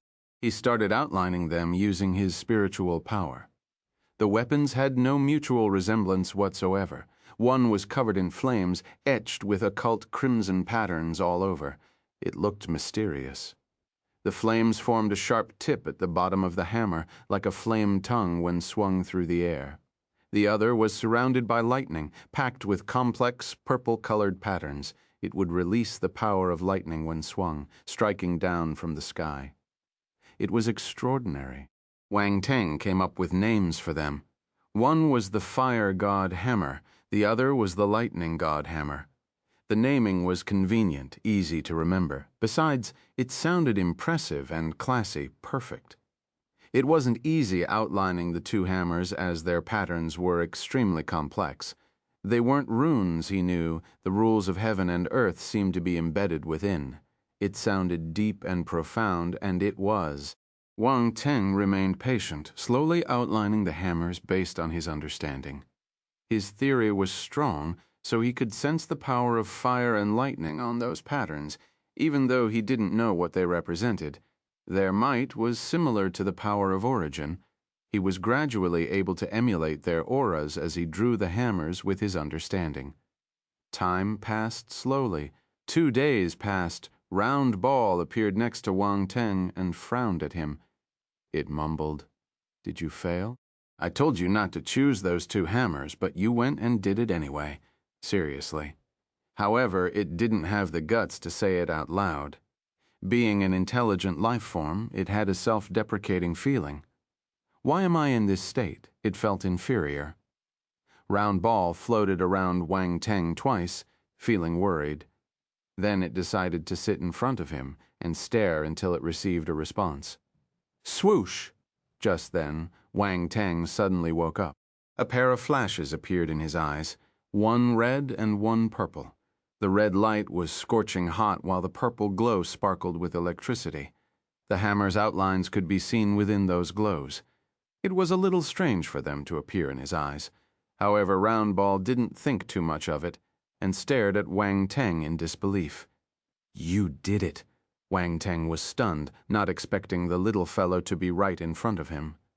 The hammers in his eyes dispersed, and he nodded. "Yes, I just formed them through visualization. Indeed, they are special." "Shucks, you always surprise me," Round Ball exclaimed. Then it urged him, "Quick, tell me how special they are." "They're very powerful. They seem to contain the rules of heaven and earth. I can feel that they're more powerful than the first 6 hammers," said Wang Teng after contemplating for a moment. "Looks like the 2 hammers are exceptional. You just confirmed the rumors," Round Ball said with a smile. "Ha ha ha ha! All the people doing research should thank me." Wang Teng laughed. "Unfortunately, these 2 hammers have never made an appearance. It would be awesome if they did," Round Ball said. "Even if they do appear, it has nothing to do with us. There would be formidable martial warriors fighting for them." Wang Teng shook his head. "All right, I'm going to refine my spirit." "Okay." Round Ball nodded and disappeared. Wang Teng closed his eyes again. Both hammers floated in his consciousness. A special fluctuation flowed around them.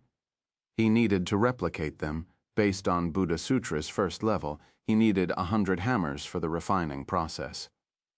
Since forming the first ones had been achieved, the only thing left to do was to copy and paste them, which was an easier process. He released his spiritual power and hammers started forming. They all came in pairs, 1 Fire God Hammer and 1 Lightning God Hammer. Time passed slowly. Finally, the 100 hammers were created, filling up his consciousness. It was a grand sight. No wonder it was necessary to have a powerful spirit to practice the Buddha's sutra. The 100 spiritual hammers had already used up much of his spiritual power. An ordinary person would have had a hard time recreating such a feat. Besides, they were powerful hammers. The stronger the spiritual hammer, the more spiritual power required. The two hammers visualized were the most powerful available. Only Wang Teng could make them. Furthermore, he still had an immense amount of spiritual power left after making all those hammers. It was all thanks to the spirit attributes he had accumulated over that period of time. Wang Teng controlled the hammers and used them to bash his spiritual body. Bang, bang, bang, gasp. Wang Teng's face turned pale. He breathed in deeply. Pain, it was so painful, he almost screamed, even considering his willpower. Regret was surfacing at the moment. Why did he use the 100 hammers right then and there? I should have used one hammer to test first. He was reckless. Too late for regrets, though. He had already started hammering his spiritual body, so he had no choice but to continue. Bang, bang, bang. Dull thuds echoed continuously in Wang Teng's consciousness. His spiritual body slowly started to solidify. At the same time, the power of rules seeped into his mind, particularly of the origin of flame and the origin of lightning. They flowed down the patterns and merged into Wang Teng's consciousness with each hammer strike.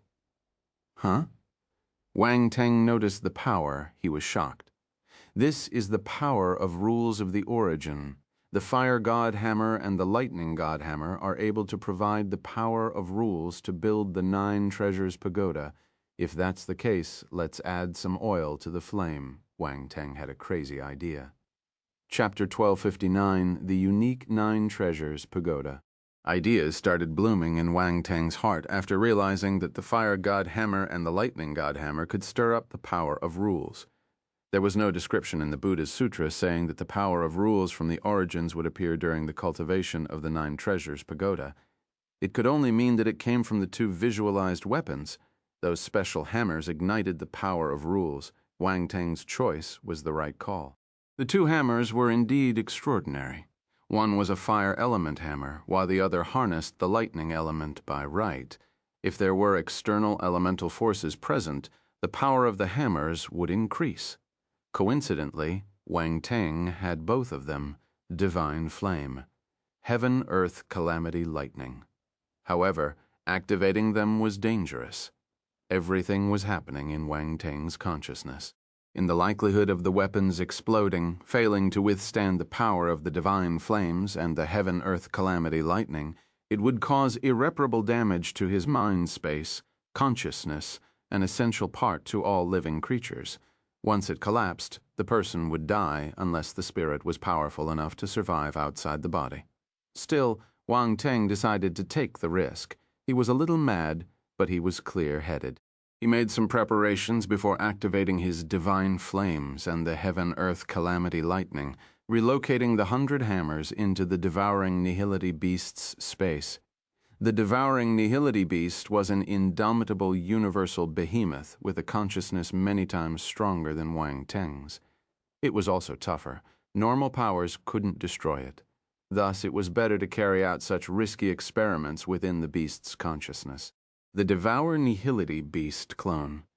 You're so evil. An intense bitterness swirled around the creature's mind, floating right and left in front of Wang Teng. Don't be like that. Your consciousness is powerful. You'll be fine, Wang Teng said, the tone laced with guilt. Anyway, we're in this together. Let's not dwell on the details. The Devour Nihility Beast clone. He wasn't wrong. After a round of appeasing the other, Wang Teng got serious. He merged the divine flames into the fire god hammer. First was the emerald glazed flame. Good, it didn't explode. Next, the soul of 1,000 beasts flame. It remained intact. Third came the holy flame. Good, nothing happened. Wang Teng wiped some virtual sweat. Lastly, the dark flame. The fire god hammer became a little unstable. The 4 flames had been with Wang Teng for a long time, so they wouldn't rebel. Still, they acted out and became violent when instilled into the fire god hammer at the same time. Wang Teng's heart was racing furiously. Should I remove one divine flame? Fortunately, the fire god hammer didn't burst. It withstood the fluctuations of 4 divine flames. Puff! Wang Teng let out a massive sigh. At this moment, an eruption occurred. Boom. After the flames were infused, the ones surrounding the hammer were no longer illusory. They turned into real flames. Success! Wang Teng was elated. The hammer didn't collapse and became more powerful. This validated his previous guess. The power of rules flowing in from outside became faster when he wielded the fire god hammer. He was invigorated by the feeling. No longer hesitating, he took out his heaven-earth calamity lightning to instill the lightning god hammer. This time the other weapon showed no signs of exploding. After all, there was only one kind of lightning power, and it was at the first rank. Once the step was made, the purple patterns on the lightning god hammer shimmered brightly. Lightning sparks started to course around the hammer. It looked divine. Wang Teng transferred the hammers into his own consciousness. Bang, bang, bang. Then he bashed his spiritual body with the hammers. Dull thuds rang in his consciousness again. During the hammering process, the scorching heat produced by the fire god hammer invaded his spiritual body and refined it. The power on the lightning god hammer worked the same way. Tiny bolts of lightning crept into his spiritual body and purified it. The addition of lightning and flames caused the pain to increase. Even his real body started trembling. His face paled while showing a contorted expression. Large drops of sweat dripped down his forehead, drenching his shirt. Groans came out of his throat. There were blood traces at the corner of his lips. Again, Wang Teng didn't stop. He kept shouting in his heart. Again, again. The 100 hammers started plummeting down. Only their lingering shadows could be seen. Boom. The pain worsened as time passed, and Wang Teng became numb. One could only tell that the suffering continued by looking at the twitching muscles on his face. A mysterious pagoda was slowly being constructed inside Wang Teng's consciousness. It gave off a faint golden glow, although incomplete. An ancient and majestic aura could already be felt. It was profound, vast, and noble. Red, green, white, and black flames shot up and circled the pagoda, burning violently as if in the process of forging real gold. Purple bolts of lightning struck down from the top of his consciousness. Thunder roared as they struck the building. If someone were standing right in front of Wang Teng, they would be oblivious to the terrifying scenery inside his mind. Amid the magical scene, the mysterious pagoda continued to give off a faint golden glow. It was conspicuous and dazzling. Nothing could hide its glamour. The golden glow intensified as the powers refined it. The result was visible, even with the glaring flames and the bolts of lightning. The construction became firmer and was about to be completed. Wang Teng could finally see the pagoda's appearance. There were 9 levels in the pagoda and was a few 100 meters tall. The 100 hammers seemed to be minuscule before it. The structure was complex. Its pinnacle, eaves, and columns were filled with paintings of divine and mysterious animals. Those creatures were ferocious and scary, as big as giants. They seemed to be ready to leap out from the walls to worship the pagoda. A majestic and stern aura was spread. Wang Teng had never seen those beings, yet he felt that they looked similar to the ancient gods. They were enormous and muscular like giant statues. However, the creatures depicted on the pagoda were even more hideous and savage when compared to the ancient gods. They were 2 different breeds. Boom, boom, boom. His entire consciousness was trembling. The 9 treasures pagoda was slowly forming with the help of the divine flames and the calamity lightning. Wisps of the power of rules were seeping in from the outside world, merging into the building and giving it an unpredictable strength. The addition of the fire god hammer and the lightning god hammer caused the 9 treasures pagoda to move in an unknown direction. The person who created the Buddhist Sutra had never foreseen such a change. Time passed gradually. On the 3rd day at dawn, the pagoda inside Wang Teng's consciousness was finally completed. The 4 divine flames dispersed, and the lightning above the pagoda started to calm down. Wang Teng's consciousness settled down again. The 9 treasures pagoda floated in his deep consciousness, giving off a gentle and dazzling golden glow. It was vibrant and eye-catching. If placed among a bunch of shining pagodas, people would still notice it first. Wang Teng was exhausted, but happy success. He finally formed the 9 treasures pagoda. He observed the building carefully and noticed the faint presence of red, green, white, black, and purple occult patterns under the golden glow. Those were the colors of his divine flames and the calamity lightning. The patterns weren't obvious, being covered by the golden light. He wouldn't have noticed them if he didn't look carefully. There's no description about this in the Buddha's sutra. Was this caused by the power of rules? Wang Teng wondered. He could feel the power of rules from the 9 treasures pagoda. This allowed it to have a stronger offensive power. If created with the normal process, it could be used to hit other spiritual bodies. However, since it had the power of rules from the origins, the power of flames and lightning could be constrained inside. This was amazing. What were spiritual bodies afraid of? Flames and lightning. Wang Teng's 9 treasures pagoda was sturdy and also possessed the power of flames and lightning. It was a great spiritual weapon. Its defensive ability had also increased. If anyone wanted to destroy the pagoda, they would first have to break the defenses established with flames and lightning. This gave him 2 additional shields. Wang Teng was overjoyed.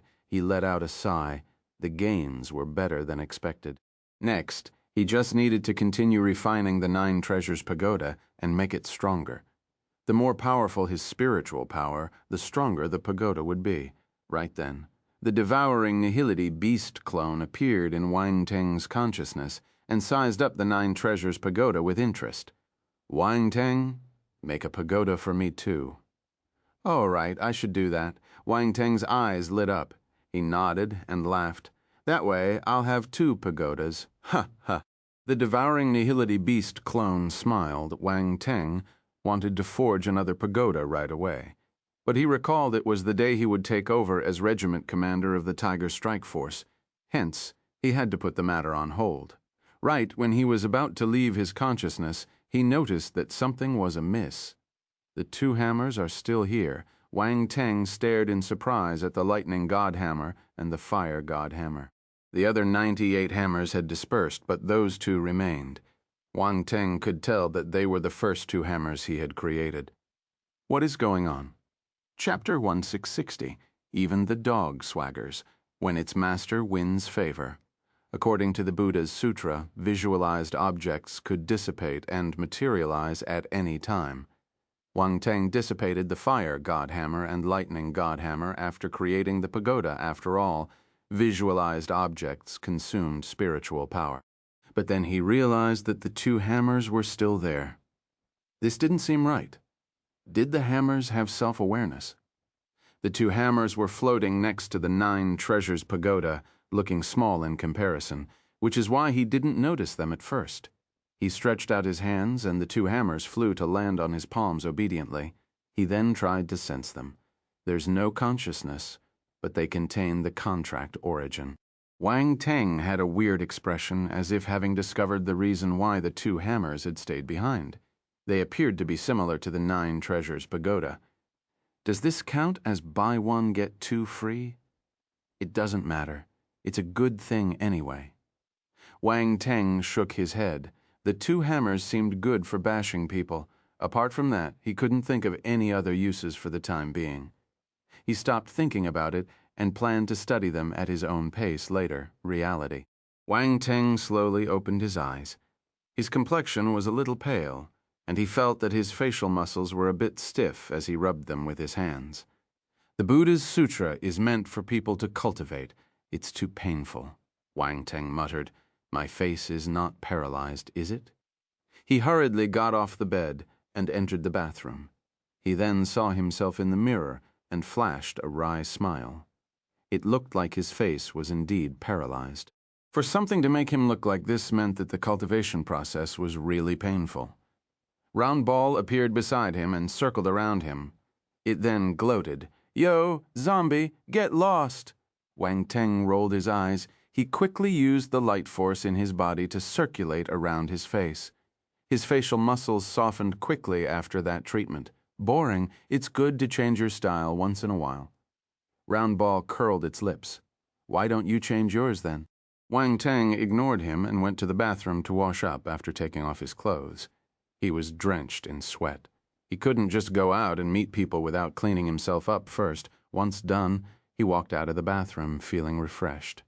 "Your adjutant brought a uniform for you. I asked her to put it by the door," Round Ball said. Wang Teng was drying his hair as he said in surprise, "She brought it for me? Hee. She takes good care of you." Round Ball winked at Wang Teng. "Shoo." Wang Teng rolled his eyes and opened the door. There was a silver box waiting for him. It was different from the supply box he previously collected. There was a majestic and ferocious tiger logo printed on it. It was like a real tiger about to pounce on him.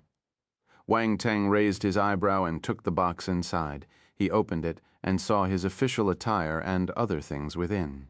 He took out the uniform and unfolded it with a slight shake. Wang Teng saw a tiger head logo embroidered on the uniform's chest area. It was black, but the eyes were in a red color which was exactly the same as the logo on the box.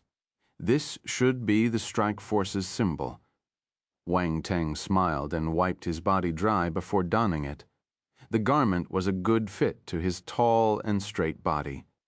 There was a fierce aura emanating from his body. However, it quickly disappeared. Wang Teng had contained it all. Aside from the uniform, there were healing pills, energy stones, and other items in the box.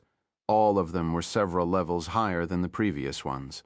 However, it didn't make a difference for him. He was wealthy. That was how confident he was. Once ready, Wang Teng informed Peggy and the others before he left the room. Peggy and the others had been waiting for a long time. Wang Teng had told them he would make them a part of the Tiger Strike Force.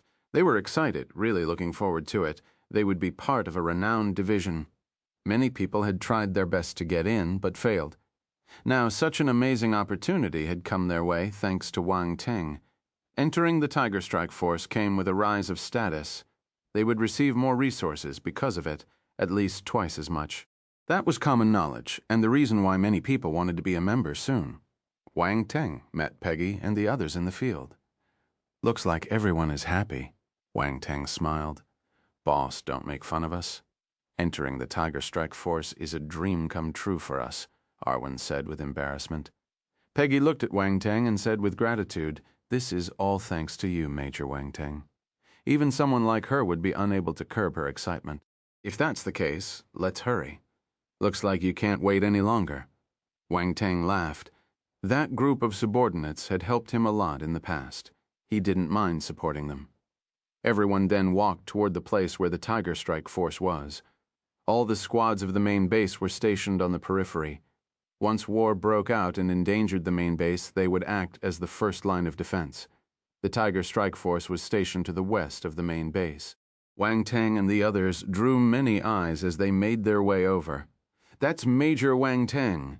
They are going to the Tiger Strike Force, right? They should be. The Tiger Strike Force is over there, but why are there so many of them? It goes without saying that Major Wang Teng is taking his subordinates along. Why else would he do that?"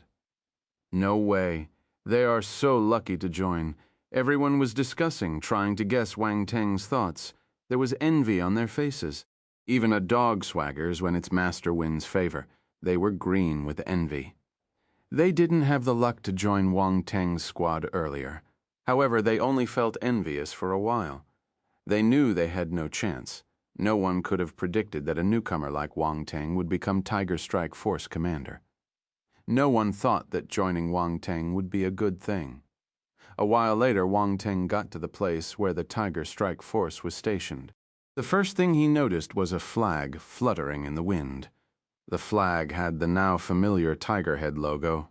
Peggy and the others looked at the tiger head symbol in awe, especially when they felt its overwhelming presence. They were inspired by it and fell silent. 5 celestial stage martial warriors were standing guard at the door. They frowned when they saw Wang Teng and the others. "Why are there so many people here?" One of them walked over and was about to chase them away when he suddenly noticed Wang Teng's uniform. His expression changed right after. "Are you the new commander?" The martial warrior saluted and asked respectfully. Wang Teng nodded. The martial warrior quickly saluted again and shouted loudly, "Greetings, Commander. Captain Sun Junda from Tiger Strike Forces Team 13. Wang Teng felt helpless. He could only return the salute. "Commander, everyone is waiting for you at the field," Sun Junda said. "Take me there." Wang Teng nodded. "They are?" asked Sun Junda in a hesitant tone as he was about to lead the way, all while looking at Peggy and the others. "They are my subordinates." Wang Teng didn't say much, merely stating the fact and moving forward. Sun Junda hesitated to speak, but he could only sigh from the bottom of his heart. He could tell what the new commander was trying to do. However, such a move was somewhat against the rules, and the other deputy commanders wouldn't agree to it. Still, he was but a small captain and couldn't speak his mind. He didn't know this commander well yet. It wouldn't be good if he left a bad impression. A new chief would bring in new aides. Going forward, the new commander would have the highest rank in their force. He couldn't afford to provoke him. Sun Junda could only keep his mouth shut and lead the way obediently. There was a small field at the Tiger Strike Force's camp. 5,000 people waited there, while 5 deputy regimental commanders stood in front as they talked about something. "Huo Qiya, I heard you got beaten up badly by the new commander." "Is he that strong?" a burly man asked. Huo Qiya's face turned black instantly. The bastard was rubbing salt on his wounds. He could feel the back of his head hurt when he recalled the scene from 3 days prior. That wasn't all. He was humiliated. A 7th-level martial warrior at the Cosmos stage like him was beaten to a pulp by a Celestial stage martial warrior. It was a source of great shame and a dark chapter in the story of his life. Now he felt that everyone was talking about him wherever he went. It was extremely uncomfortable. His resentment toward Wang Teng was deep. The humiliation grew after his comrades brought up the subject. He glared at them and snorted coldly. "You can give it a try if you're curious. Hee, I'm not a fool. I'd be a walk in a park for him if he was able to defeat you." There was a glimmer in the burly man's eyes as he spoke on the sly. "Don't be a coward, Wei Tong. You're boosting other people's morale and destroying your own courage," said another martial warrior with red scales on his face and fiery red hair. A middle-aged man who was resting his eyes cautioned, "Marley, I know you're not convinced. You must have been upset when the commander recommended Huo Qiya and not you.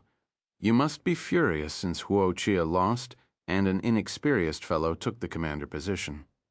I have to warn you, though, don't mess around." "That's right. He's our official commander already.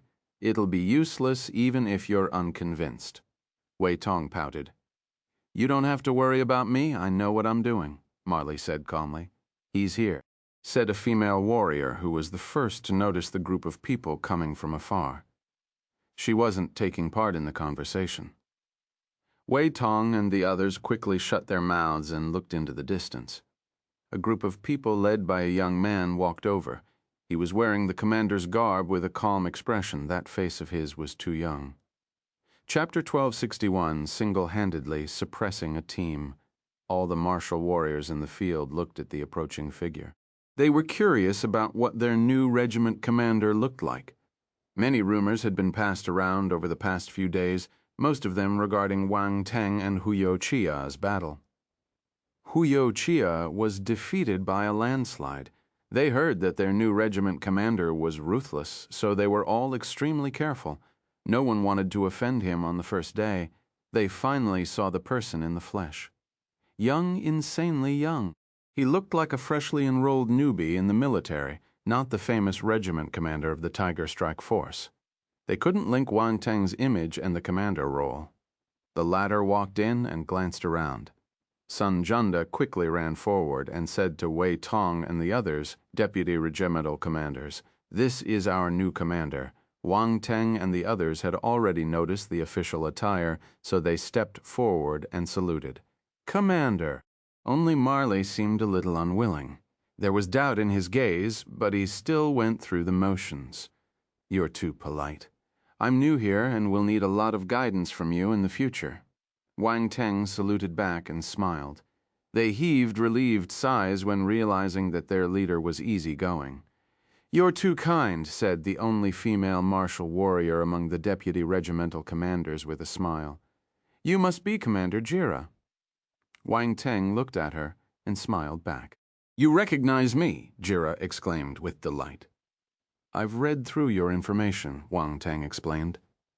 That means we don't have to introduce ourselves, a middle-aged man chimed in. Deputy Feng Gang, Wang Teng recognized him immediately. He looked at the others and called their respective names. Once he reached the last person, he paused for a second and said, Deputy Huo Qiya, how's your injury? The other deputy regimental commanders gloated as they looked at the fellow. Thank you for your concern. I'm fine, Huo Qiya said sternly. Wang Teng smiled and said, You're very powerful. I went a little hard on you that day because I forgot to hold back. I hope you don't mind. The corners of Huo Qiya's mouth twitched a little hard. Aren't you aware of how heavy-handed you were that day? He didn't seem to be complimenting Huo Qiya. It was more like self-praise. The other deputy regimental commanders chuckled silently in their hearts when they noticed Huo Qiya's frustration. Huo Qiya took a deep breath and replied, I admit my defeat. I won't take it to heart. That's good. We're comrades from now on, so I hope no grudges come between us. Wang Teng gave him a meaningful look before turning to the others. His gaze paused on Marley.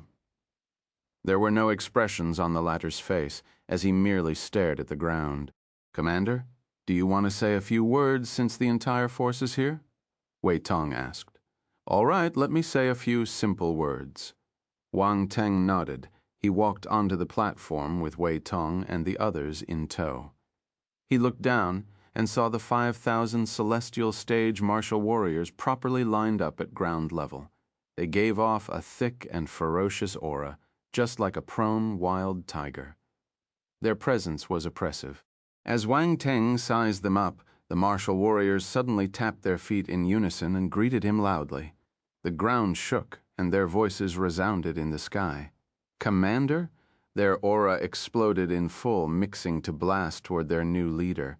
The combined aura of 5,000 martial warriors was terrifying. A normal martial warrior could pale in front of such pressure, not even daring to speak. Wei Tong and the others stared at Wang Teng. They weren't waiting for him to flounder, but they wanted to see how strong their new commander was. All of them would stay unconvinced if he couldn't resist their collective aura, an opening gambit. That was the welcoming gift the Tiger Strike Force had prepared. It was a common act in any powerful troop. This was a means to display their strength to their superiors, as well as to test the new commander's ability and courage. Peggy and the others were appalled, their faces turning slightly pale as they were shocked by the aura. They looked at Wang Teng in worry. Should the fellow make a fool of himself, he would have a difficult time managing those fierce tigers in the future. He would probably be forced to leave a couple of days later. Such a thing had occurred before Renowned. Powerful troops weren't easy to handle. Wang Teng remained calm under everyone's gazes. Suddenly, a powerful aura erupted from his body. Boom. There was an intense killing intent hidden within the aura, gushing out of his body and charging at the martial warriors below. The 5,000 martial warriors turned pale and their auras collapsed. They were flabbergasted, words getting stuck in their mouths. What a strong aura. Even the deputy regimental commanders couldn't help but take an involuntary step back. They stared at Wang Teng's back in bewilderment. They stood extremely close to their new leader, so they had to withstand a much greater pressure than the martial warriors below. Marley squinted, all his confidence shattering at that moment. He clenched his fists for a long time, but then released them dejectedly. Peggy and the others stared at Wang Teng in disbelief. Although they weren't experiencing the aura blast, they noticed the change in expressions on everyone's faces. He managed to suppress 5,000 celestial stage martial warriors on his own. What kind of concept was that? They felt that what they knew of Wang Teng wasn't deep enough. It barely scratched the surface. That wasn't an aura that a normal martial warrior could have. It was likely that not even a Cosmos stage martial warrior would have that capability. What did he go through? Wang Teng would be rendered speechless if he knew what was going through their minds. They were thinking too much. He didn't go through any special experiences. He had just collected more bubbles. The new leader kept on releasing his aura for some time. There was no sign of it dispersing any time soon. Everyone realized that the tides had turned. At first, they were the ones testing Wang Teng, but now he was the one testing them.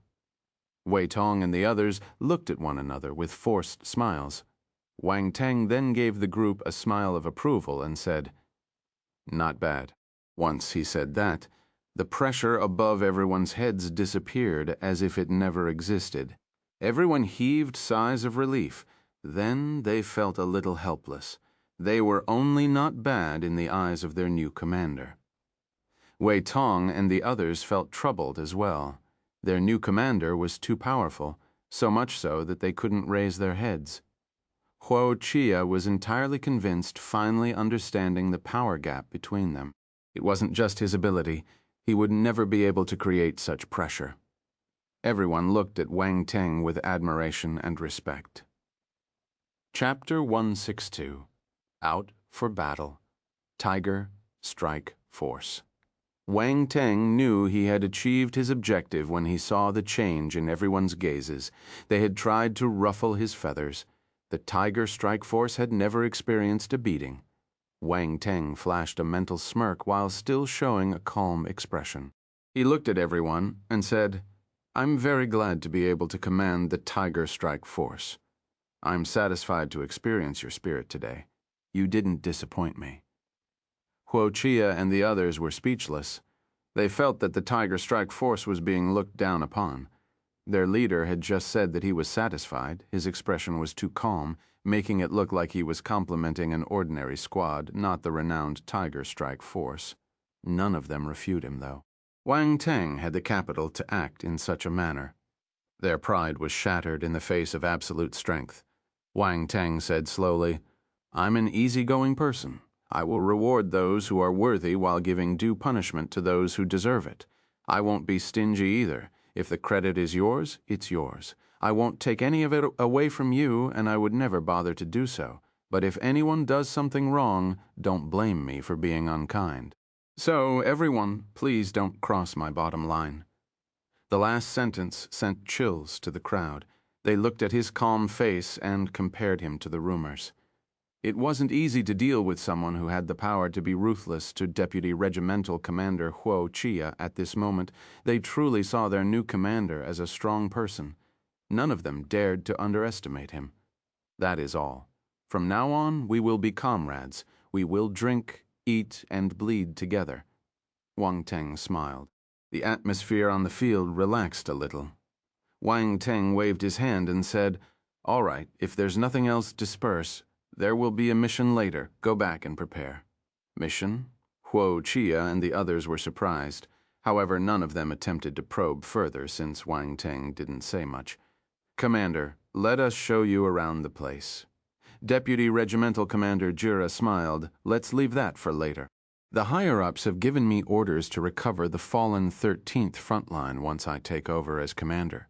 Wang Teng said in a deep voice. "The 13th front line!" Huo Qiya and the others were stunned. "No wonder! I saw Raging Bear and Red Scorpion squads setting off 2 days ago. Almost all of the main forces have gone to the front lines," Feng Gang said. "I heard we lost 3 of our front lines. It matches the number," Jira commented. "Great. It's time for the Tiger Strike Force to shine again." Wei Tong rubbed his palms excitedly. "Commander, please give us your orders quickly. We're already 2 days behind." Huo, Qiya, Marley, and the others looked over. Their eyes were filled with battle thirst, clearly ready for action. "Let's get ready then." Wang Teng smiled. "Yes, we'll gather the teams immediately." Wei Tong was agitated. "Damn, we must give the dark apparitions a good beating this time." "How long will it take?" Wang Teng asked. "About half a day," Feng Gang replied. "Okay," Wang Teng nodded. "Oh, right. Include my subordinates as well. They will be participating in this mission." Huo Qiya and the others had already noticed Peggy's group and guessed his commander's intent. They only hesitated for a bit before agreeing to it. The newly arrived martial warriors weren't weak and would be considered good fighters amongst the celestial stage martial warriors present. Furthermore, they had experienced many battles under Wang Teng and probably had been acknowledged by the latter. On top of that, Wang Teng had just assumed the commander role, and it was but a small request. They were willing to do him a favor. And so the matter of Peggy and the others joining the Tiger Strike Force was settled with just one sentence. The deputy regimental commanders left in a hurry. The entire Tiger Strike Force began to gather quickly. Peggy and the others were also incorporated into the Tiger Strike Force, forming a small team of their own with Arwen as captain. Peggy still acted as Wang Teng's adjutant. Time passed quickly. Half a day went by just as Feng Gang estimated. In fact, not even half a day had passed for everyone to be prepared and ready to go, assembling on the field once again. Red Scorpion, Raging Bear, and Tiger Strike Force were well-known and intensely competitive military squads. Since all of them had been deployed, they had to compete for superiority. How would they compare? It depended on who fought the most beautiful battle with the least number of casualties and the fastest to complete their missions. Red Scorpion and Raging Bear had departed 2 days earlier, and virtually the whole Tiger Strike Force was anxious. All they wanted was to head to the 13th front line. Wang Teng was wearing the commander's special battle armor. The majestic tiger on his chest seemed to be roaring to the skies. He took to the air and floated in front of all the martial warriors of the Tiger Strike Force. Everyone, this is my first battle acting as the Tiger Strike Force's commander. There is no room for failure, and we must fight splendidly. Wang Teng's calm voice wasn't loud, but it echoed in the sky and reached everyone's ears clearly. Tiger Strike, victory, Tiger Strike, victory, Tiger Strike, victory. 5,000 martial warriors shouted in unison. Their voices echoed in the sky, and their morale was sky high. It was the first time for Arwen and the others. Their blood boiled with enthusiasm when they felt such camaraderie. They joined in the shouting. Wang Teng looked at the members of the Tiger Strike Force and understood the origin of their name. One of the corners of his mouth rose a bit, making a smile. May martial arts flourish. Let's go. Everyone boarded the Tiger Strike Force's dedicated battlecraft that was docked at the side according to their team's Tiger Strike 8. There were a total of 50 vessels, and each could fit 100 people. Those ships were considered small, more suitable for internal operations on the planet. Tiger Strike 8's body was dark red and was equipped with a large amount of heavy weaponry. You could see a cannon in every direction. It had a ferocious appearance, like a terrifying war monster. Wang Teng and the deputy regimental commanders set sail on the main battlecraft, which was escorted by a squadron as they headed toward the 13th front line. The 50 ships turned into streaks of red light and disappeared into the horizon. It was a scene that drew the attention of a large number of martial warriors as they looked up. Look at the logo. It's the Tiger Strike Force. There's more than 50 of them. Were their entire forces dispatched? They're heading toward the fallen 13th front line. Are they going to recover it? The Tiger Strike Force should be under the command of that new fellow, Major Wang Teng. I don't know if they'll succeed. I hope everything goes well. Many people already knew about the change in the Tiger Strike Force. Everyone was worried and hopeful when they saw them mobilize. Many knew about Wang Teng's achievements, especially when he returned from the 3rd front line. His reputation was definitely on the rise, yet he still was a newcomer and had no experience in leading a squad. It was natural for people to worry. Di Chi was standing in front of his team. He had almost recovered and was about to go on a new mission. The previous deployment had a great impact on him, especially when he saw that Wang Teng had already started to take command of the Tiger Strike Force. It was impossible for him not to envy him. Di was feeling troubled at the moment. He entered the military much earlier than Wang Teng and made a lot of contributions. Still, Wang Teng overtook him in the end. The latter's status in the military was much higher than his. Now it was embarrassing. He had rejected Wang Teng's invitation to join the Tiger Strike Force. There was his own pride, and he wanted to rely on his own strength to gain more power, to later catch up with Wang Teng again. He looked up to the sky and watched the Tiger Strike Force setting off. He seemed to make out Wang Teng's figure as well.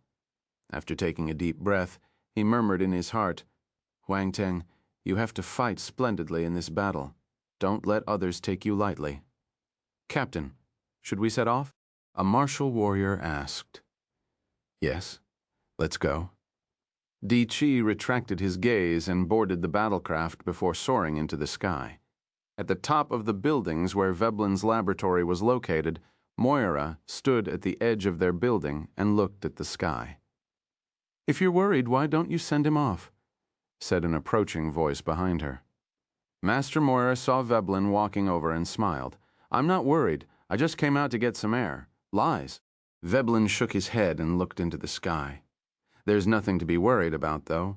That kid is cunning as a fox and as strong as a demon. The battle won't stop him." "Master, you think highly of him?" So, Veblen pouted. "I just haven't seen anyone as interesting as him in a long time." "Is it okay to let him go to the Light Velvet planet?" Moira asked. "Actually, I hope he can help the Light Velvet race." "I was right all along." Moira smiled. "You clever little devil." Veblen laughed. Back in the Central Command building, a smile appeared on General Cameron's serious face as he looked up. "This brat, he's finally willing to go. He gave Wang Teng 3 days to prepare. At first he thought that the boy wouldn't be able to sit still on the first day, ending up rushing to the 13th front line.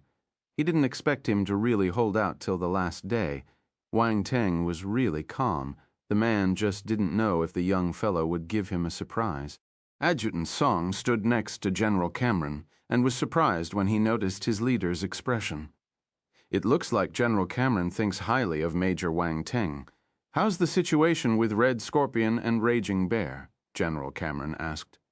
"Both squads have reached the 9th and 17th front line respectively and had their first wave of attacks. However, they failed to break through the Dark Apparitions' defenses," Adjutant Song replied hurriedly. "Keep paying attention to this. Report as soon as possible if there's any news." General Cameron nodded and went back to his office with a blank expression. Chapter 1263, Lightning Ground. The 13th Front Line. The place was located in the northwest region of the No. 29 defense planet, right on top of a canyon. It was a strategic location to stop the invasion of dark apparitions. The location was easy to defend but hard to invade. However, the 13th front line fell after holding on for half a day during the previous war. Many reinforcements were sent, but to no avail. Many martial warriors died there, staining the canyon with their blood. Most of the forces managed to retreat in time, but the losses were heavy. The canyon was formerly known as the Angoro Grand Canyon before the No. 29 defense planet was invaded by dark apparitions. It was a beautiful and majestic holiday destination. However, it was currently drenched in blood. The soil and rocks turned a black-brown color, giving off a thick stench. Once the dark apparitions overran that defense line, a large number of their low-ranking specters started wandering around the canyon, expanding their territory. 6,000 meters away, 50 battlecrafts stopped and observed the 13th defense line from afar. Wang Teng and his deputy regimental commander stood in front of the control panel. The defense line status was being displayed there. Images kept changing, showing everyone present a clear picture of the current condition. The atmosphere in the battlecraft tensed up. "There are at least 70,000 low-rank dark apparitions," Huo Qiya said grimly. "Those are just low-ranked apparitions. The powerful ones are hiding inside the base," Deputy Wei Tong added, based on the available information. "The high-rank members roaming this defense line are of the vampire type, of low-tier Devil Emperor stage. No mid-tier Devil Emperors have been detected," Deputy Jira explained. Low-tier Devil Emperor Wang Teng was surprised. "Are you sure this defense base was overtaken by low-tier Devil Emperors? What stage was the commander in charge of this base?" "Yes, they're just low-tier Devil Emperors. This is the video feed of the battle. It was sent back to the base just in time. You can take a look." Deputy Jira tapped on the screen and a video started playing. An intense battle appeared before Wang Teng. The latter watched it carefully. His gaze landed on a vampire being with a powerful aura. Just from the video reference, he could tell it was low-tiered. Furthermore, the previous commander of the 13th Frontline, Lu Gouge, had verbally expressed his opponent's ability. However, its battle ability was terrifying, managing to hold the commander back during the final explosive stage. It had to be noted that Lu Gouge was a Heaven Stage martial warrior, only at the beginner level, but Heaven Stage no less. Even so, the low-tier Devil Emperor managed to force him to retreat. This showed how powerful the dark apparition was. Huo Qiya and the others became more serious after seeing the video. Major General Lu Gouge was powerful, but he had no advantages when facing the dark apparition.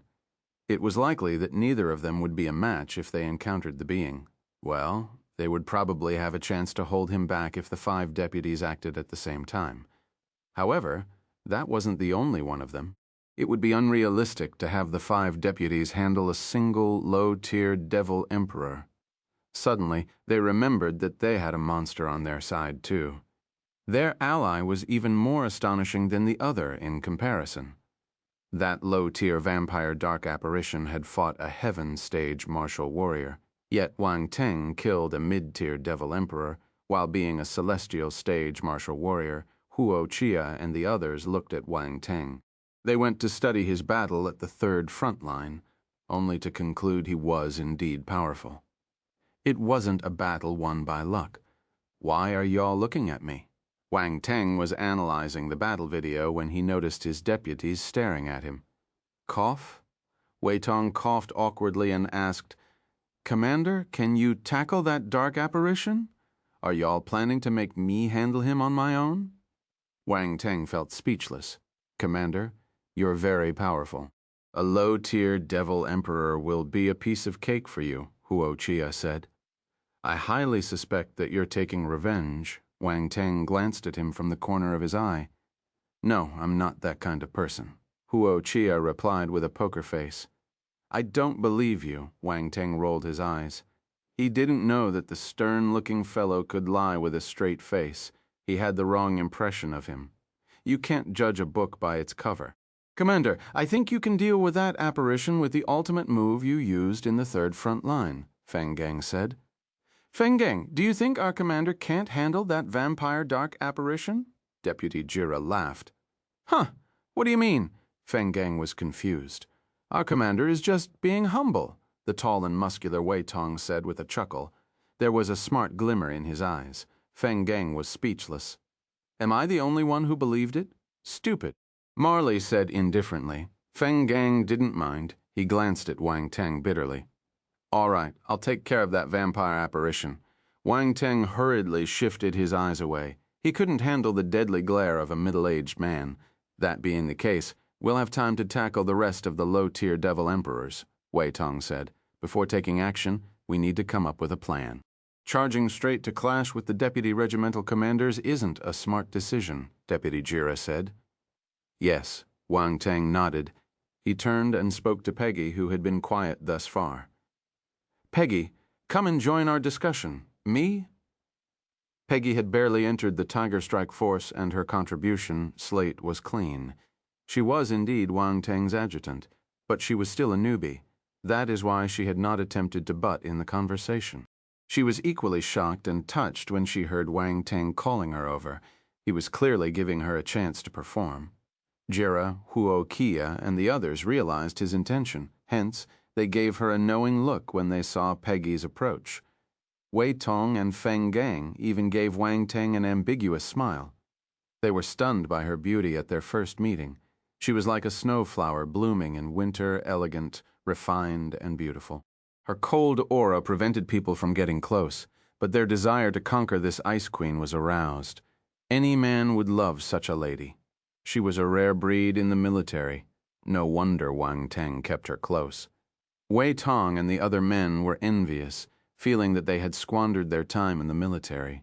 How could they not know of such a beauty? "What's with that gaze?" Wang Teng glared at his subordinates. Peggy also noticed their expressions. A tinge of red appeared on her white ears. "Cough. Let's get back to business." Jira coughed and saved Peggy from the embarrassment. "Right, let's get back to business." Wei Tong agreed readily. Everyone retracted their gazes, not daring to look at her anymore. If Wang Teng got angry, he could deliberately make things hard for them. Peggy turned serious. She took a deep breath and stepped forward. Then she tapped on the screen and an image appeared. Everyone looked at her curiously, wondering what she was thinking. I did some research on the Ngoro Grand Canyon prior to this meeting. The local weather has changed for some reason, turning the entire canyon into a lightning ground every 3 months. Lightning strikes gather in this area, Peggy explained. Everyone seemed to understand what she meant. So, Jira asked with interest, this adjutant isn't a brainless beauty. Wang Teng smiled. He sat down on the host seat and gave Peggy a look of encouragement. Good job, as expected of my person. The dark apparitions fear lightning. We can make use of the lightning to catch the dark apparitions off guard. This way, we can be victorious with less effort, Peggy said firmly. Her confidence grew after seeing Wang Teng's gaze. This is a good idea. Deputy Jira looked at Wang Teng and smiled. We'll need to build a large-scale lightning array if we want to attract more lightning. The array must be powerful, or it will explode with the pressure from all that lightning. How strong is the lightning there? Wang Teng asked. Based on past records, we'll need a 5th-rank Grandmaster-level lightning array, Peggy replied instantly. She had made ample preparations. Wang Teng nodded and asked, Good. Does anyone have any questions? 5th-rank Grandmaster level. I wonder if the Rune Master in our force can handle this. Jira hesitated. Let them try. If they can't, I'll do it, Wang Teng replied indifferently. You, Huo Qiya, and the others stared at him in surprise. I forgot to tell you that I have some understanding of runes and managed to become a Grand Master, Wang Teng replied casually. Some understanding? Everyone was astounded. It's the Grand Master level. Not everyone could become one. His attitude was a little too light-hearted. Peggy looked at Wang Teng speechlessly. She came up with the plan, but she didn't know that Wang Teng was a rune Grandmaster. This was too hard to believe. She wondered what other surprises Wang Teng had for her. Commander, are you kidding? Wei Tong asked with uncertainty. Look at my face. Don't I look serious? Wang Teng asked. Not really, Wei Tong replied honestly. Go away, Wang Teng kicked him angrily. Is he blind? Can't he see how serious I am? Wei Tong felt wronged. He was being honest, and he got kicked. What's more, he couldn't dodge. How pitiful, everyone burst out laughing. All right, go and make preparations. Wang Teng waved his hands. Yes, everyone was quick to reply. Setting up the array wasn't an issue, since Wang Teng was a rune Grand Master. That piece of news gave them much confidence. Chapter 1264, Mystic Heaven Lightning Sword Array. Every 3 months, the Ngoro Grand Canyon would become a land of lightning. Bolts would fall from the sky and gather in the canyon, making the entire area an electrical forbidden zone. However, the lightning wouldn't exist forever. It would gradually dissipate after 4 or 5 days. What Wang Teng wanted to do was seize that window of opportunity. 2 months and 27 days had passed since the previous lightning storm. This meant that he only had 3 to 4 days to set up the array. It was precisely because of the timing that Peggy made the suggestion. However, 3 days was a bit short. Setting up a Grand Master-level rune array in 3 days was too hasty. Still, there was no other way. They could only try their best to complete it. Suppressing the dark apparitions with the help of rune arrays was definitely a huge advantage. They couldn't just give up like that. Being an elite squad, the Tiger Strike Force was well equipped and staffed. There were at least 10 rune masters in their ranks. The 10 rune masters gathered in front of Wang Teng at the moment. They already knew the reason why they were summoned. They would be tasked with setting up a 5th-rank Grand Master-level rune array to suppress the dark apparitions. In all honesty, they found it hard to believe when they heard the decision. Asking a group of rune masters to complete a 5th-rank Grand Master-level rune array was a bit too much for them. Even a 1st-rank Grand Master-level array would be extremely difficult for them. Their success rate would be less than 10. Gorling and the others endured headaches the time Wang Teng and Gorlin set up the Thousand Thunder Annihilation Array, and it wasn't even a Grand Master work. Back then, Gorlin was about to reach the Grandmaster level and was an accomplished individual overall. In the end, it was barely completed by gathering the power of all the rune masters from the Xingwu continent. Of course, Wang Teng helped out a lot. Otherwise, it wouldn't have been that simple. Sending 10 rune masters to complete a 5th-rank Grandmaster level array was a joke. It didn't even matter if they had grown up in the universe and had great accomplishments in their fields, being better than Gorlin and the others. A master and a grandmaster were worlds apart. Jira and the others didn't know the difference between those ranks. They even thought that tasking those 10 rune masters to complete a 5th-rank Grandmaster level rune array was valid. However, those experts were well aware of their capabilities. They really couldn't do something like that. The rune masters were silenced by exasperation. They were still a bit timid when facing their new commander. Moreover, it was their first mission with him. If they said no, it was equivalent to slapping his face. Wang Teng wouldn't beat them to their deaths, would he? Wang Teng looked around and said, "The purpose of bringing everyone here is to set up the Mystic Heaven Lightning Sword Array." Such an array was one of the few of the lighting kind he had just found in the Secondary Career Alliance. The array was able to condense the power of lightning and turn into thousands of lightning swords before raining down on their enemies. That kind of power was simply terrifying. In terms of attack power, the array was placed first amongst the 5th-rank Grandmaster level rankings. When Wang Teng did things, he would always do his best, otherwise he wouldn't even act. That was why he chose the Mystic Heaven Lightning Sword Array without any hesitation. What? Mystic Heaven Lightning Sword Array? The rune masters were astonished when they heard the name. Although they hadn't seen it before, they had heard that it was one of the most difficult among arrays of 5th-rank Grandmaster level. They mainly knew about it because of its reputation. Wang Teng actually wanted to set up such a complicated rune array. They suddenly wanted to cry. Too difficult. It's too difficult. Those who were clueless were the terrifying ones. They really wanted to complain, but they didn't dare to when they saw Wang Teng's calm face. This new commander was quite fierce. Only one of the rune masters showed a different expression. He was a little anxious. He took a step back and hid behind the group, as if trying to avoid Wang Teng's sight. The latter glanced over and saw him, then frowned. "That rune master over there have we met somewhere before." The eluded trembled all over and stood up awkwardly with a bitter face. "Grandmaster Wang Teng, Grandmaster Wang Teng." The other rune masters who looked at Wang Teng in astonishment. They then looked at the rune master who spoke. "Isn't he the commander? Why is he now a Grandmaster?" Everyone was confused. They hadn't realized what was going on. Is Master too nervous that he spoke wrongly? He's so young. How is it possible that he's a Grandmaster? "So it was you," Wang Teng said.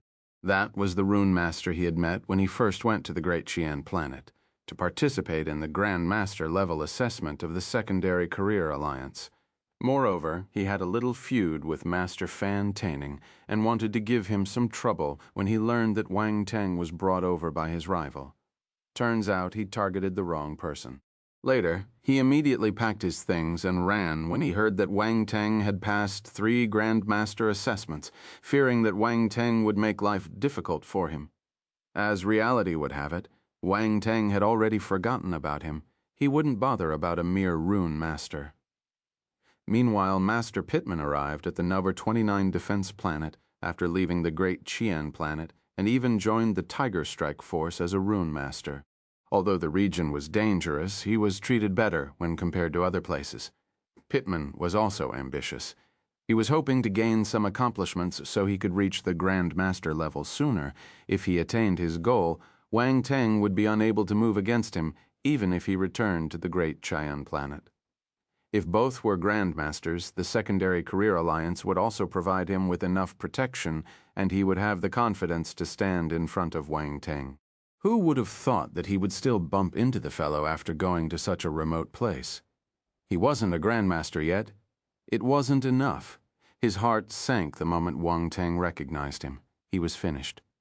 Wang Teng still had the upper hand on the defense planet, number 29. Being the commander of the Tiger Strike Force, Wang Teng had ways to deal with him. "Master Pittman seems to be afraid of me." Wang Teng smiled lightly. No, cold sweat broke out on Pittman's forehead. "All right, I won't give you any trouble for such a trivial matter." Wang Teng shook his head and didn't bother about him. "If anyone has any suggestions or ideas, please speak freely." Pittman heaved a sigh of relief. Although he still felt a little bitter, he was thinking too much. He was the clown. Grandmaster Wang Teng. Didn't even care about him. Everyone exchanged glances when they heard Wang Teng's words. "Commander, are you really a Grandmaster?" a Rune Master asked. "That's right. I'll be the main person setting up the array. All of you will be supporting me."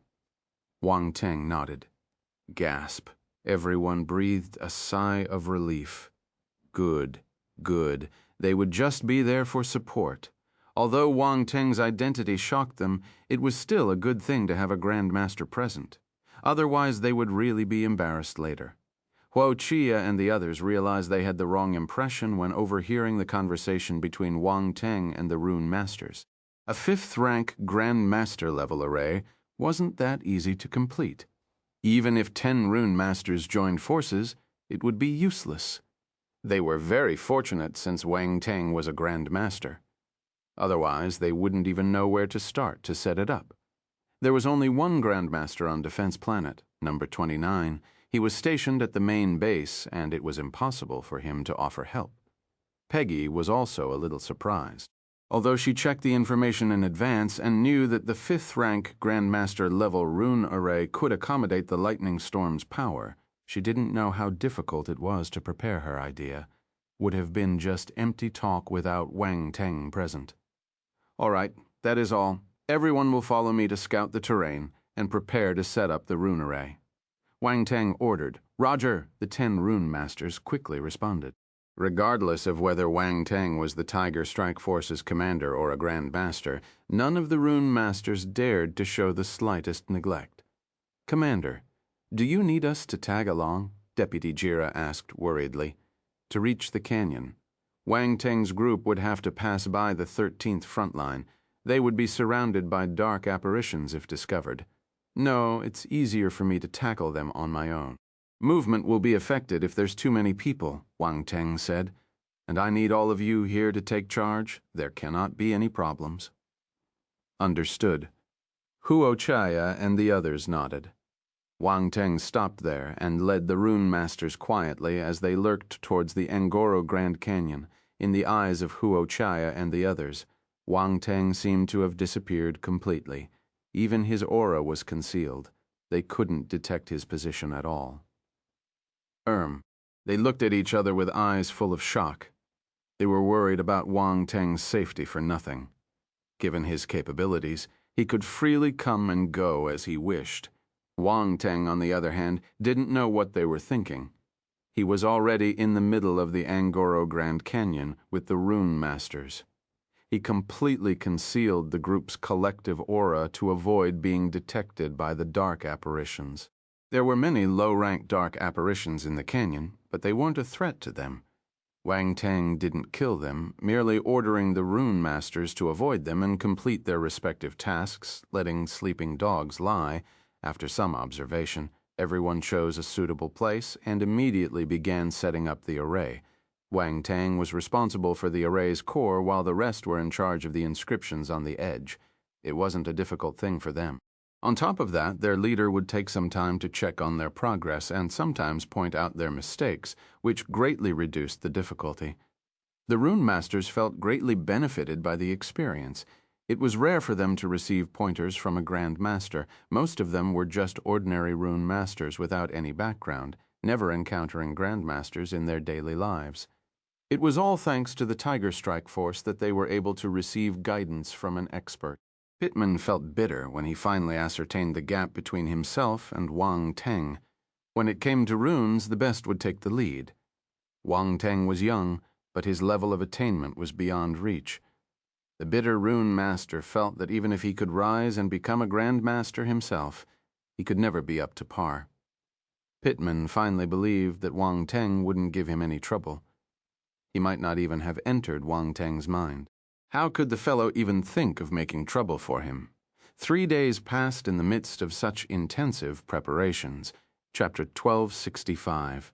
Wait, 3 days passed quickly. Without any ruckus, the Mystic Heaven lightning sword array was completed. The time it took was shorter than expected.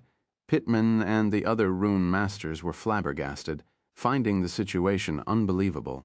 They had the honor of partaking in the construction of the 5th-rank Grandmaster level array and experienced how hard it was firsthand.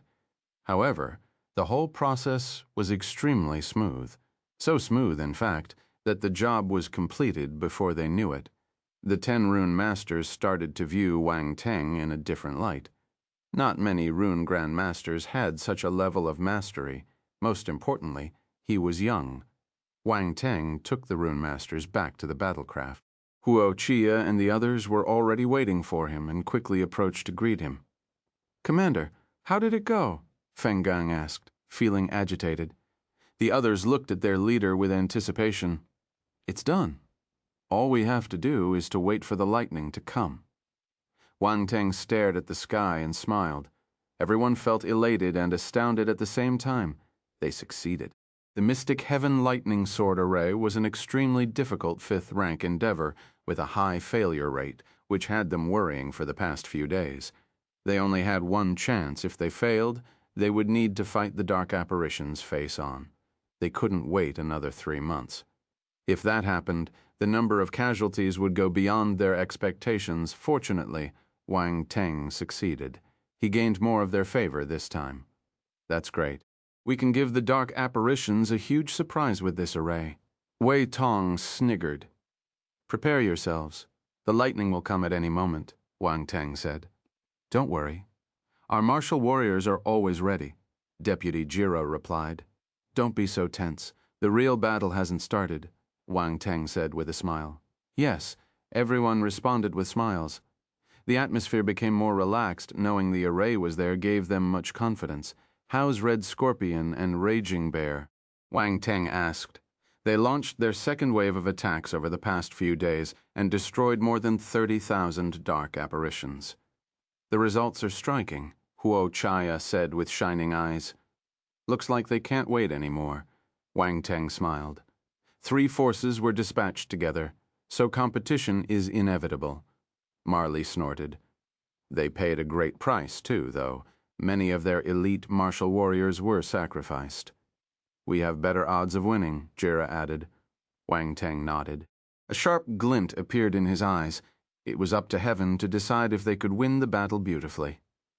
Meanwhile, General Cameron received news of the 3 troops. He knew their progress clearly. "I expected Red Scorpion and Raging Bear to act. As for Tiger Strike," General Cameron shook his head. "They haven't moved in 3 days. What are they waiting for?" The general would not meddle in the 3 forces' battle plans. Hence, he wouldn't ask too much. He only wanted results. But he was starting to become curious about Wang Teng's plans. Why did he stay put? Is he afraid, or does he have other plans? "Continue watching them," General Cameron ordered. The latter wasn't the only one. The few generals with real power, including General Yukari, General Chi Yuanju, and General Kimberly, all of them were keeping a close eye on their battles. They were being especially attentive towards the Tiger Strike Force. The new commander, Wang Teng, had great potential. He caught their attention during the fight for commander, so they naturally placed more emphasis on his first mission. They were shocked and puzzled upon learning that the guy had yet to make a move. This made them even more curious and interested. Another day passed. Wang Teng and his subordinates stood on top of their battlecraft, which was parked on the outskirts of the 13th front line. They observed the skies of the Angoro Grand Canyon. Everything was normal. There were no changes. Lightning had yet to appear. The 5 deputy regimental commanders looked at the sky with a frown.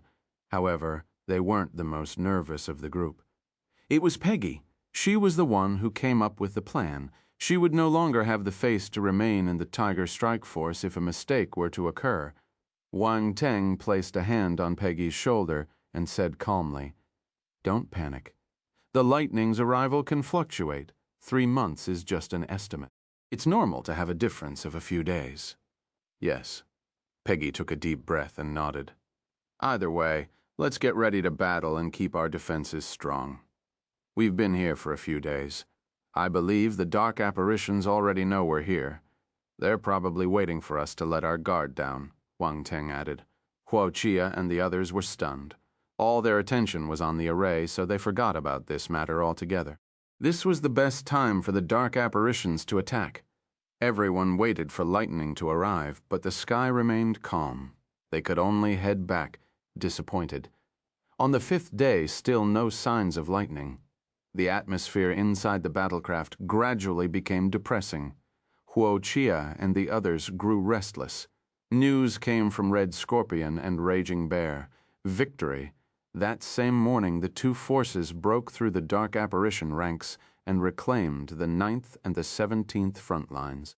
The Red Scorpion force killed more than 80,000 dark apparitions, including 7 low-tier Devil Emperors. They also managed to heavily injure a mid-tier Devil Emperor under the combined effort of their commander and the deputies. Forcing the creature to beat a retreat, the Raging Bear force achieved better results. They killed more than 90,000 dark apparitions, including 8 low-tier Devil Emperors, and inflicted heavy injuries on a mid-tier Devil Emperor. Everyone was invigorated when they heard the news. General Cameron was also overjoyed. He gave much praise to the commanders of both forces. After excitement died down, he shifted his gaze to the Tiger Strike force again. The third force had not moved, not even for a single battle. It was hardly justifiable. Everyone wondered if Wang Teng was afraid. Not daring to attack, all kinds of voices rose in an instant. Many generals with real power sent messages to ask about the Tiger Strike situation. Huo Qiya and the others were stressed. They had never been met with such a case since the Tiger Strike force was formed. They didn't know what to do. "Commander, I've sent our plan to headquarters." Deputy Jiro walked over and reported. "Okay," Wang Teng nodded. "Commander, why don't we force our way in?" Wei Tong asked after some deliberation. The others also looked over at their leader. Most of them wanted to barge their way in. Only Huo Qiya and Jira hesitated. They didn't want to give up after waiting for so many days. Chapter 1026a. Special breed of dark apparition Wang Teng didn't launch an attack in the end and only asked his men to wait patiently. He had a feeling that the lightning would land soon. He specially asked Round Ball to look up the days when lightning fell in the past. The time difference was no more than 5 days. This was in relation to both the before and after timing. It had been 2 days, so the lightning would either show up that day or the following. Wang Teng could afford to wait. It was almost impossible for the lightning not to appear. That is, unless the local weather had a complete change, but weather conditions weren't formed easily. Abrupt changes wouldn't take place. How unlucky would they be if this were to happen? Wang Teng didn't believe he was an unlucky person. "You're really composed," Round Ball's voice appeared in Wang Teng's mind. It clearly understood what was happening outside and respected Wang Teng's current calmness for this. "Being impatient is pointless.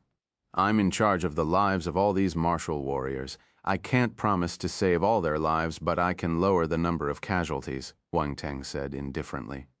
"What about the criticism from the main base?" Round Ball asked. The little fellow knew that Wang Teng really wanted to fight the battle properly.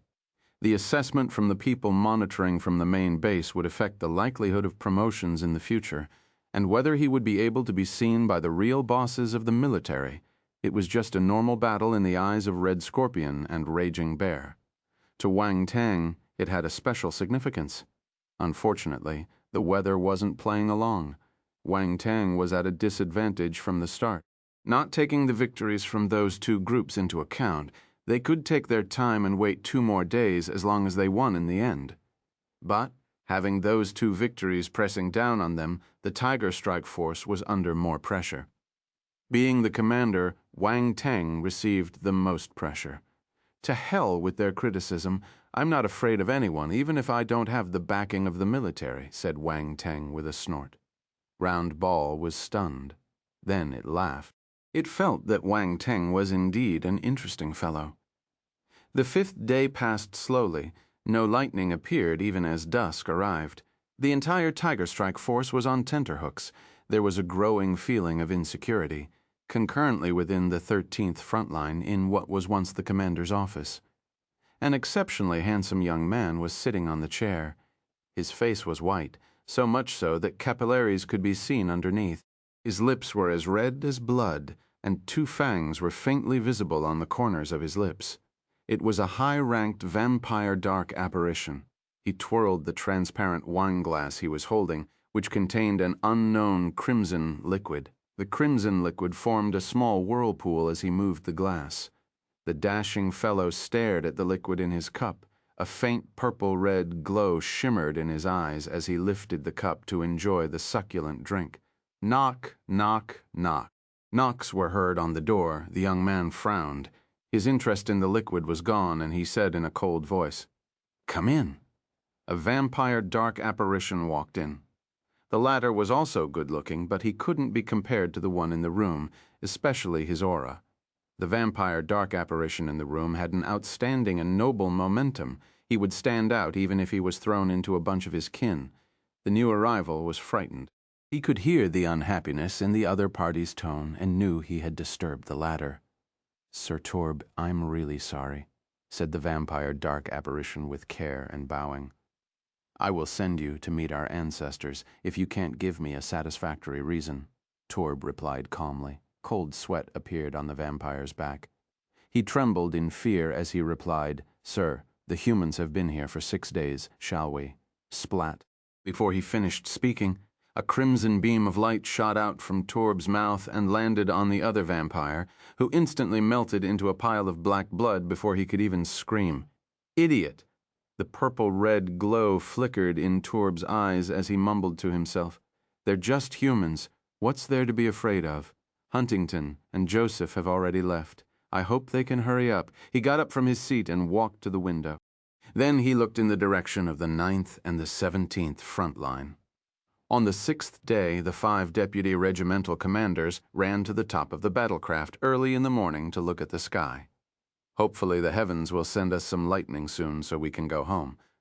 So we can fight with the dark apparitions." Only Wang Teng stayed put in his room inside the battlecraft. He only came out slowly at around 9 a.m. "Commander, you're really patient." "We can't sit still," Wei Tong said bitterly. "I would also be impatient if it did any good." Wang Teng chuckled. Everyone was speechless. They didn't know that their new commander would be so composed.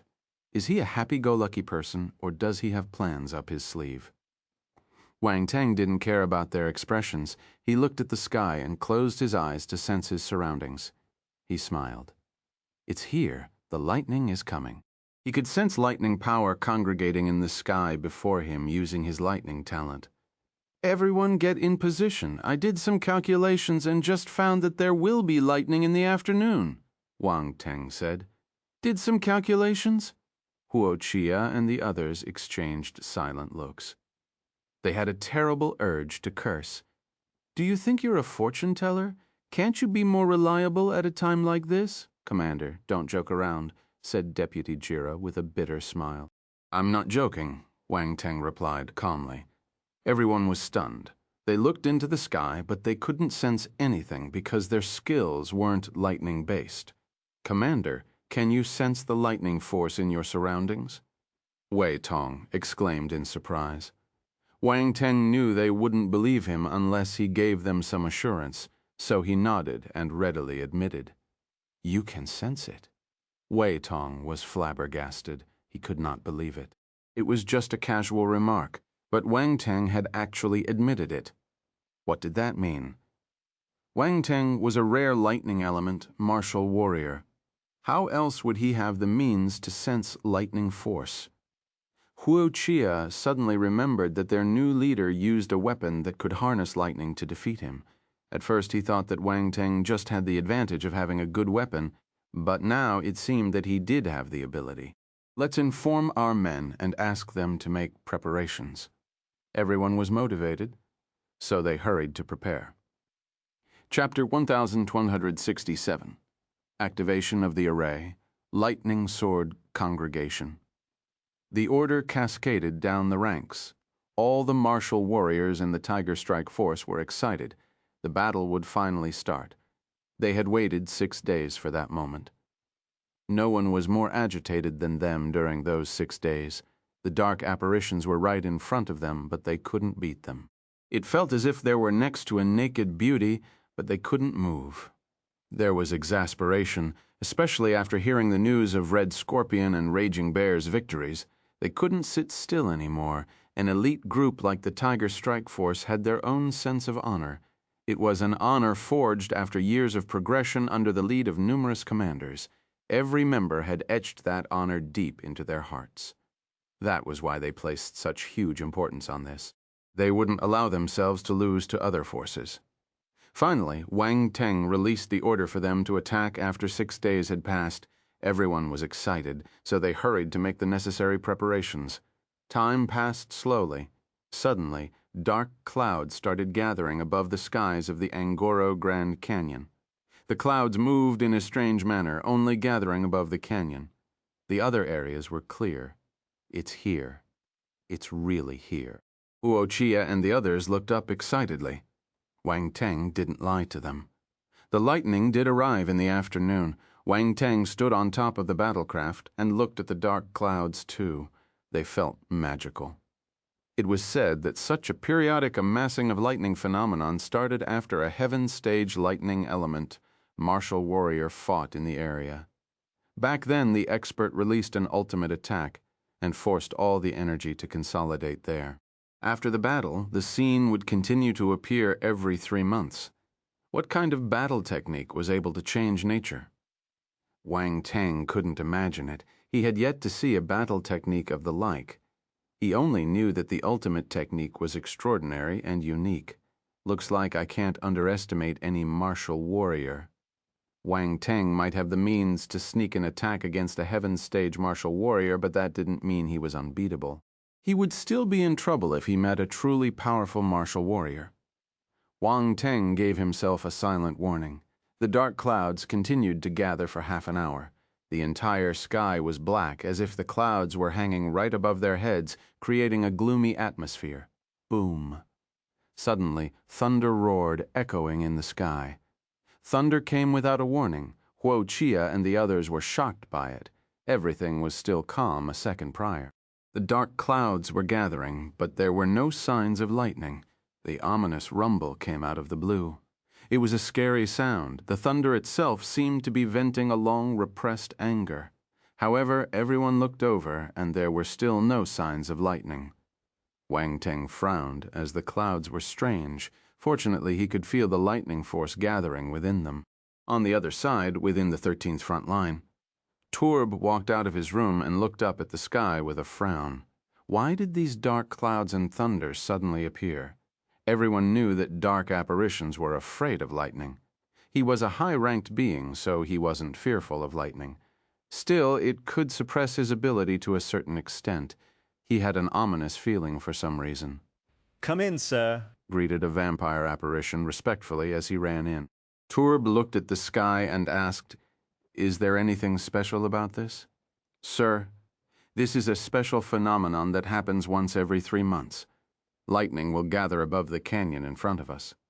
"It's not a threat," replied the lesser vampire. "Looks like it's a natural occurrence given the 3-month period." Turb heaved a sigh of relief.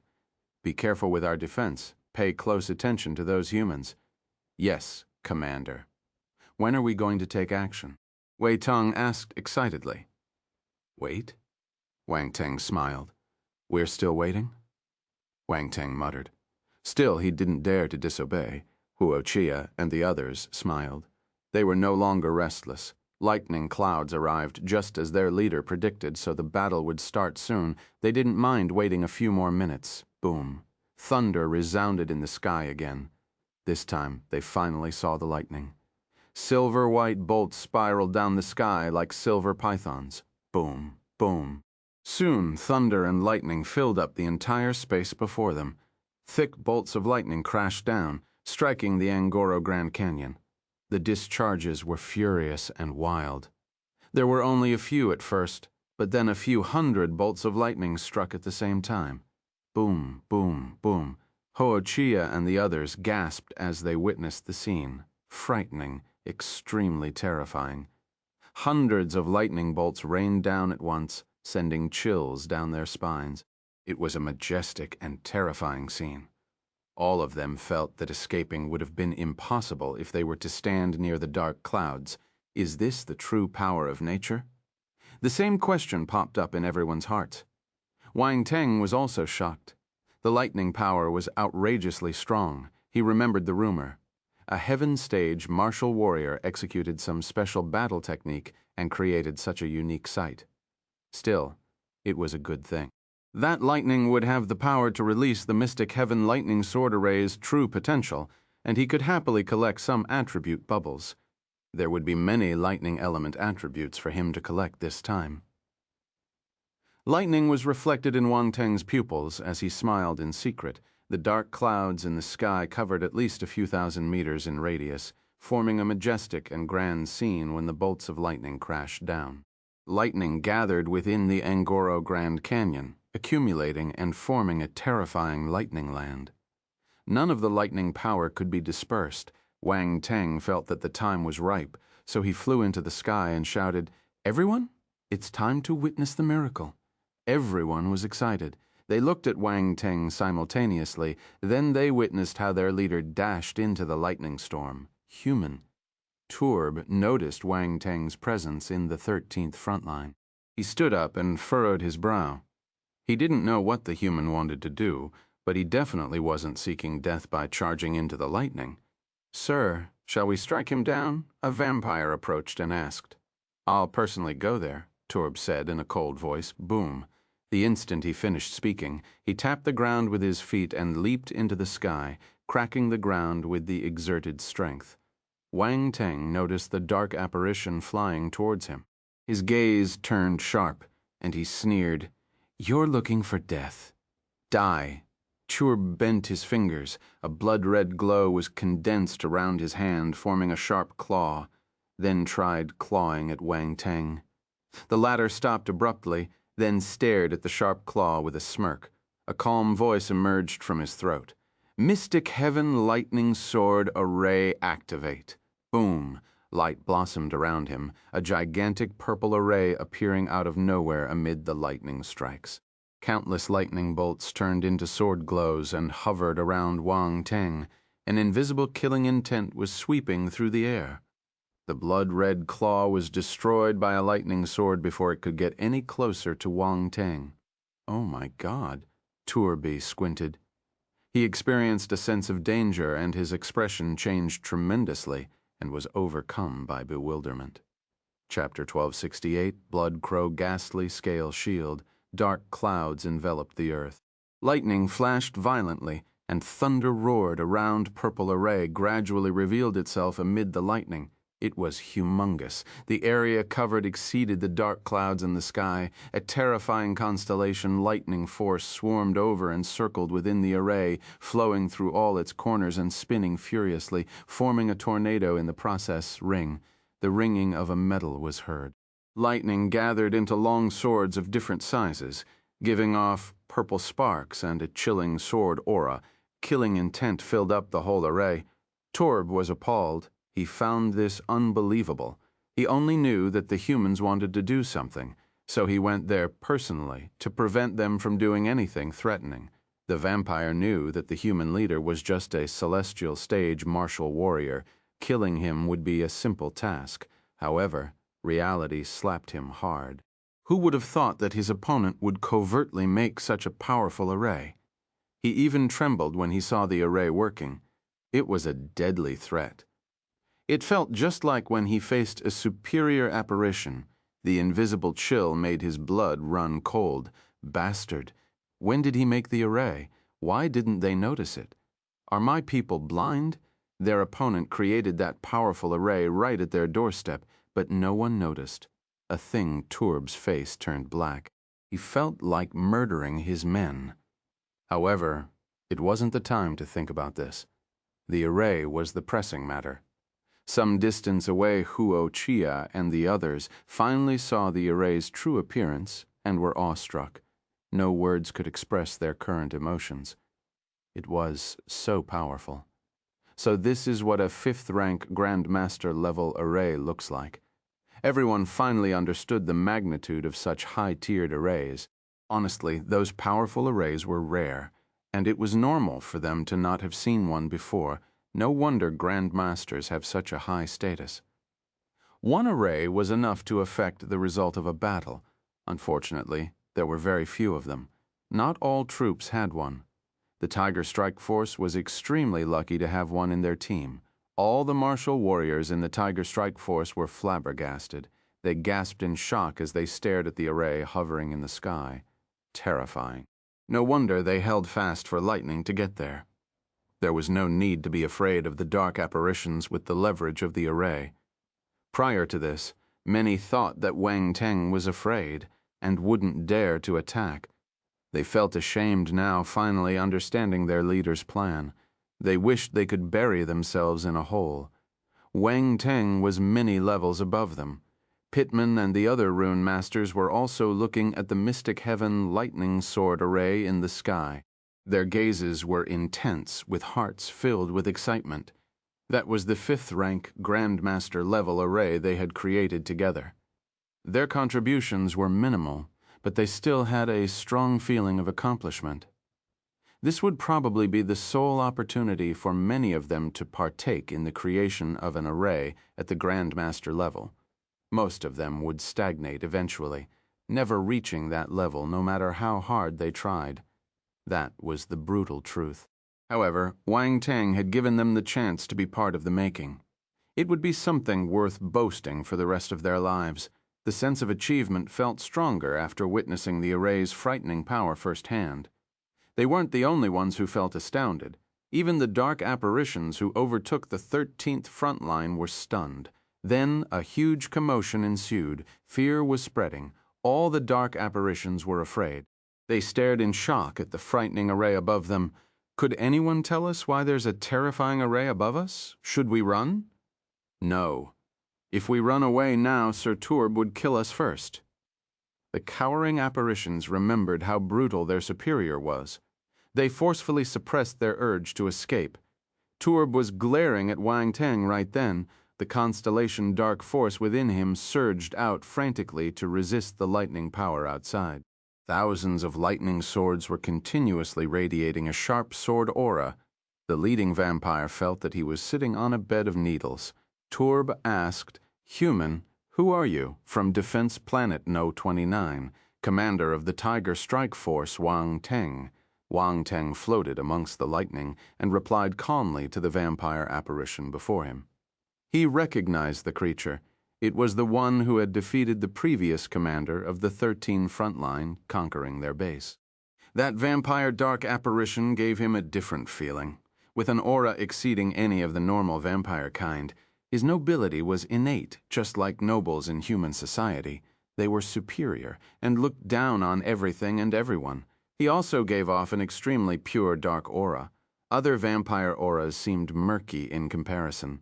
They seemed to be entirely different forces. You want to recapture the 13th front line? Turb scoffed. Do you have a problem with that? Wang Teng asked calmly. Turb glanced at Wang Teng contemptuously and replied, "You won't be able to get it back while I'm around." He wanted to stall for time so he could observe the array and find a weakness, but Wang Teng didn't give him the chance. "Are you done?" asked Wang Teng, tilting his head. Turb frowned. The human's indifference sparked his anger. For some reason, he felt humiliated. He was a celebrated noble among vampires, an owner of the purest blood with high status. How could this human offend me? If you're done, you can go back to your Darkland. Wang Teng remained composed and raised his hand forcefully. Then he pointed at Turb, ring. A crisp sound was heard all of a sudden, accompanied by thunderous roars. The gathered constellation lightning force started to become restless, tossing and turning violently within the array. Sharp blade marks cut through the air, forming clear lines in the sky. Boom. Thousands of lightning swords flew in Turb's direction, lightning sparks crackling around them and leaving a trail of light. as they plummeted toward the dark apparition below like torrential rain. Damn it! Torb's pupils turned into pinpoints. He acted with determination, immediately raising his arms as if holding up the sky. Blood Crow ghastly scale shield. Crow's calls were heard after his angry howl. A dark red light shone around the noble, turning into a murder of blood crows. They gathered around his hand, forming a hideous and savage-looking red shield. Chapter 1269, Blood Crow Clone, Lightning Purgatory. 1, boom! Lightning swords came crashing down the moment Torb was condensing a blood-colored shield, engulfing it. The lightning swords weren't only rushing towards the vampire leader, it was also aimed at the dark apparitions below. The dark apparitions had no idea that Wang Teng could attack them while facing Torb. The lightning sword was extremely fast, immediately flashing in front of their heads in just a short period of time. It was already too late when they realized what was happening, and could only watch as the lightning swords grew in size. No. Countless creatures roared unwillingly and channeled their dark force out of their bodies in a bid to resist the falling lightning swords. However, most of them were unable to withstand the incoming rush of power. Their defenses were broken by the lightning swords directly nailing their bodies to the ground. Endless screams could be heard. Sword aura erupted from the lightning swords and tore apart their bodies, destroying all the dark constellation force within. Arm-wide cracks appeared on the ground, formed by the falling swords. Boom, boom, boom, explosions echoed continuously in the sky. It was a magnificent scene. Over in the distance, all the Tiger Strike Force members kept their eyes peeled, astonished by the sight. Too powerful. The dark apparitions had no power to resist the array. There was a lapse of joy in everyone's hearts. If this went on, the majority of their enemies would be wiped out without having to take action. Victory was basically a cinch. At this moment, a roar came from the sky. Roar. Torb's blood-colored shield was already up, but the lightning sword bombardment had pushed it back 100 meters. The noble was in a difficult position. Meanwhile, Wang Teng was staring at the shield in amazement. That shield is good. It was actually able to block attacks from the Mystic Heaven lightning sword array. Human, you are courting death, rage swelled up in Torb, feeling utter humiliation. He glared at the human leader with eyes full of killing intent. Wang Teng hooked his fingers at him and shouted loudly, "Come and kill me." Boom, Torb's handsome face became ferocious and twisted in an instant. A pair of massive wings grew on his back. He suddenly disappeared from where he stood with a single wing flap. This is a little interesting. Surprise flashed in Wang Teng's eyes. He moved towards the void and shot a sword flow with condensed lightning. Clang. Torb reappeared and looked grim, holding a dark red sword to block Wang Teng's attack. His movements were predicted. Die. A bright sword glow erupted from Torb's sword and an evil sword aura flew out, smashing the lightning sword into pieces. Wang Teng's eyes flickered as he controlled the array, continuously forming lightning swords to bombard the vampire. There were too many lightning swords. Torb was too tired to deal with them, and he was completely unable to approach the human. Swoosh! Suddenly, he couldn't dodge in time, and a lightning sword left a gash on one of his arms, blood splattering. Torb's expression was getting worse as he looked at the wound. There was lightning force around it, which tried to infiltrate his body. Lightning force had a strong restraining effect on dark apparitions. He deeply felt the impact. Come again. Wang Teng didn't give him time to breathe as he kept swarming the vampire with lightning swords. Swoosh! Swoosh! Streaks of purple sword glow continued to flash across Torb's body, leaving their mark. The damaged places were scorched black. It was the unique effect caused by being exposed to lightning over in the distance. Huo Qiya and the others were in disbelief as they paid attention to the battle. Feng Gang swallowed his saliva and asked, "Is that really the dark apparition that defeated General Lu Geoj?" "I think so." Wei Tong was uncertain. The contrast was so stark that they couldn't believe it. General Lu Geoj was a heaven-stage martial warrior. Him being defeated was an indication of the vampire's frightening power, but now he was helpless against Wang Teng's attacks. The latter was indeed relying on the array's power, But that was also one of his moves. They could see how mighty their leader was. "I don't know if the commander can defeat this dark apparition," Deputy Jira said. "It's hard to say.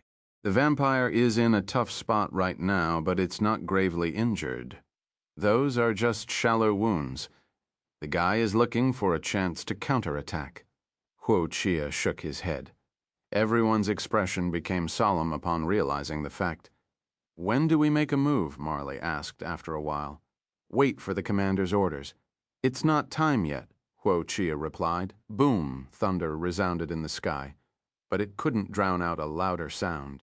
A figure was blasted back again by the lightning turb. He was panting heavily and wanted to vomit blood. He kept scanning the enemy, wanting to find Wang Teng's flaws. "Come on, try harder. Maybe you can get close to me." Wang Teng beckoned with hand again. Turb trembled with rage, clearly infuriated. "This human is too despicable.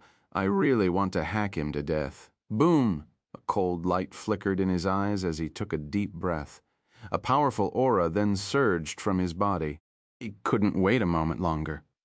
Chapter 1270, Blood Crow Clone, Lightning Purgatory, 2. I have to kill this loathsome human.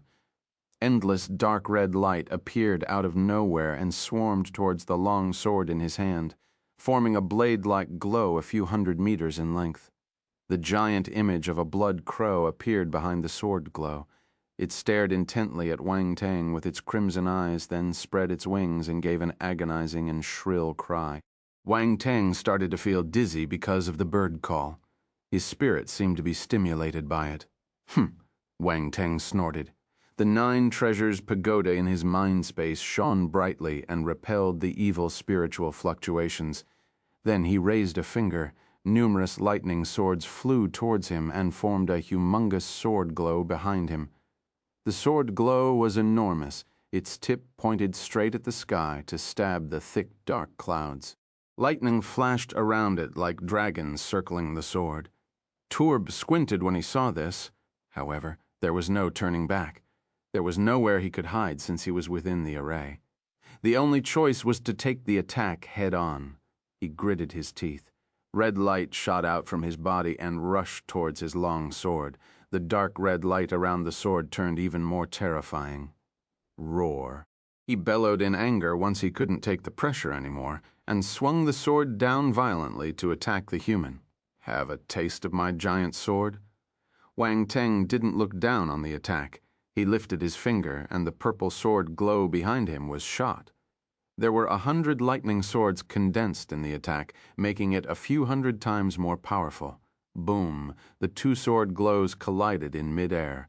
Frightening force fluctuations swept through the sky. Explosions rang and all noises were drowned out. Everyone had a temporary hearing loss. The earth seemed to have turned silent. The red and purple sword glows crashed and corroded the other. Frightening sword auras erupted continuously. They were at a standstill. Everyone stared at the scene in a daze, with mouths agape, having forgotten to close them. Huo Qiya and the other deputy regimental commanders stared at the center of the collision intently. They were equally astounded and worried. "Can our commander defeat the dark apparition?" After some time passed, crack. The clear sound of something breaking was heard. Everyone stared at the point of collision with wide eyes. Cracks appeared on both sword glows, and they were spreading at an extremely fast speed. Lines covered both weapons instantly. Boom! The next moment, the 2 sword glows shattered, turning into droplets of light that rained down. An oppressive residual force was gushed out. A bottomless sword mark was carved on the ground. Dust flew everywhere, blocking all view. Everyone stared into the dust, wanting to ascertain the situation. The dark apparitions below were also trying to peer into the dust. Those creatures were afraid of death, especially the high-ranked kind. If Turb won, they would have a chance to survive. If he lost, based on the array's power, they would be unable to escape. The dust had yet to scatter. Suddenly, someone dashed out. "It's the vampire apparition," many exclaimed. Huo Qiya's face turned pale. Did our commander lose? "Trying to run," said a stern voice from somewhere inside the dust cloud. Swoosh, swoosh, swoosh. Multiple lightning swords soared from within the dust simultaneously and chased after Turb. Sir Turb, the dark apparitions below shouted anxiously, being worried for their leader. The latter detected motion behind him, so he turned to look. His expression changed to show astonishment. Let's see if you can block this attack. Wang Teng was half hidden by the dust. He pointed at Turb, and the lightning swords increased their speed. Boom! They traveled the final distance, appearing a few meters behind the vampire. Roar! Turb gave an unwilling and angry roar. A thick, blood-red glow burst out from his body. Boom! The next instant, the lightning swords pierced through his body. Numerous sword lights shot over from all directions, tearing the blood-red glow with their sharp blades and drilling numerous holes in him. Huo Qiya and the others were bewildered by the scene. He's dead. They couldn't believe their eyes. The powerful dark apparition is dead already. The death was too sudden. It felt unreal, however. Wang Teng didn't smile. Instead, he frowned and fixed his gaze on the blood-red glow.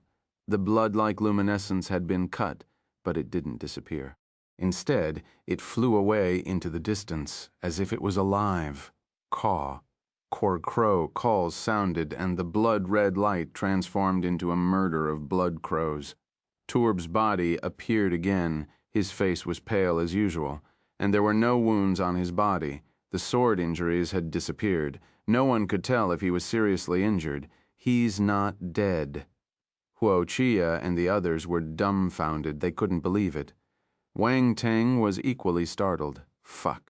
What kind of strange battle technique is that? His entire body had just burst from an explosion, but he actually turned into a bunch of blood crows and reconstructed himself again. Report? This dark apparition is a bug. Chapter 1471, Blood Crow Clone, Lightning Purgatory, 3. Human, you forced me to use my blood crow clone. Damn it. Turb squeezed the words through clenched teeth. His tone was malicious, but he seemed to have weakened considerably. The blood crow clone required much of his energy and spirit. Once exhausted, he would need to consume countless living souls and cultivate for who knows how long to recover completely. Blood crow clone, Wang Teng mumbled, his gaze turned sharp. Seems to be an amazing battle technique, but it feels strange somehow. Wait, aren't you a vampire? Why is that a blood crow and not a bat? Wang Teng couldn't keep his curiosity in Turb. Fuck, who are you calling a bat? He was a noble of the blood tribe and had nothing to do with bats. Huo Qiya and the others were equally gobsmacked. Their commander's focus was a little slanted. Can you stop asking such strange questions at crucial moments? Wang Teng touched his chin and wondered aloud, are you a mix of blood crow and bat? Huo Qiya and the others felt their lips twitch. Mixed blood? Can two different species be mixed? What kind of idea is that? Crack.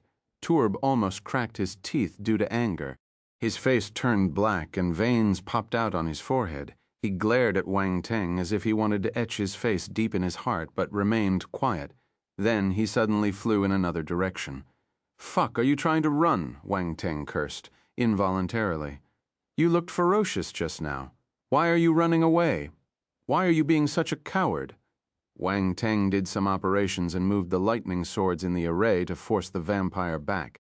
However, Turb executed his blood crow clone when he had already left the center of the array and was by the boundary.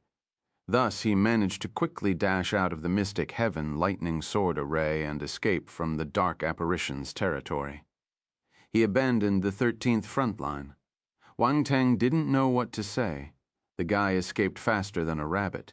His words had been vicious, but he didn't hesitate to run away. His actions were a complete mismatch to the dark apparition's image. Huo Qiya and the others were stunned, too. Their opponent quickly ran off without turning back. No one managed to react in time. Something felt off. Stop him. Wang Teng shouted right after. He couldn't leave the array, so he had to ask his subordinates to act. The 5 deputy regimental commanders regained their senses and attacked at the same time. 5 force attacks were shot to hit Turb from 5 different directions. Go away, Turb was furious.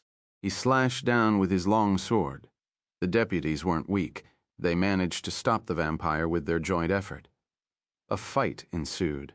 Wang Teng heaved a sigh of relief.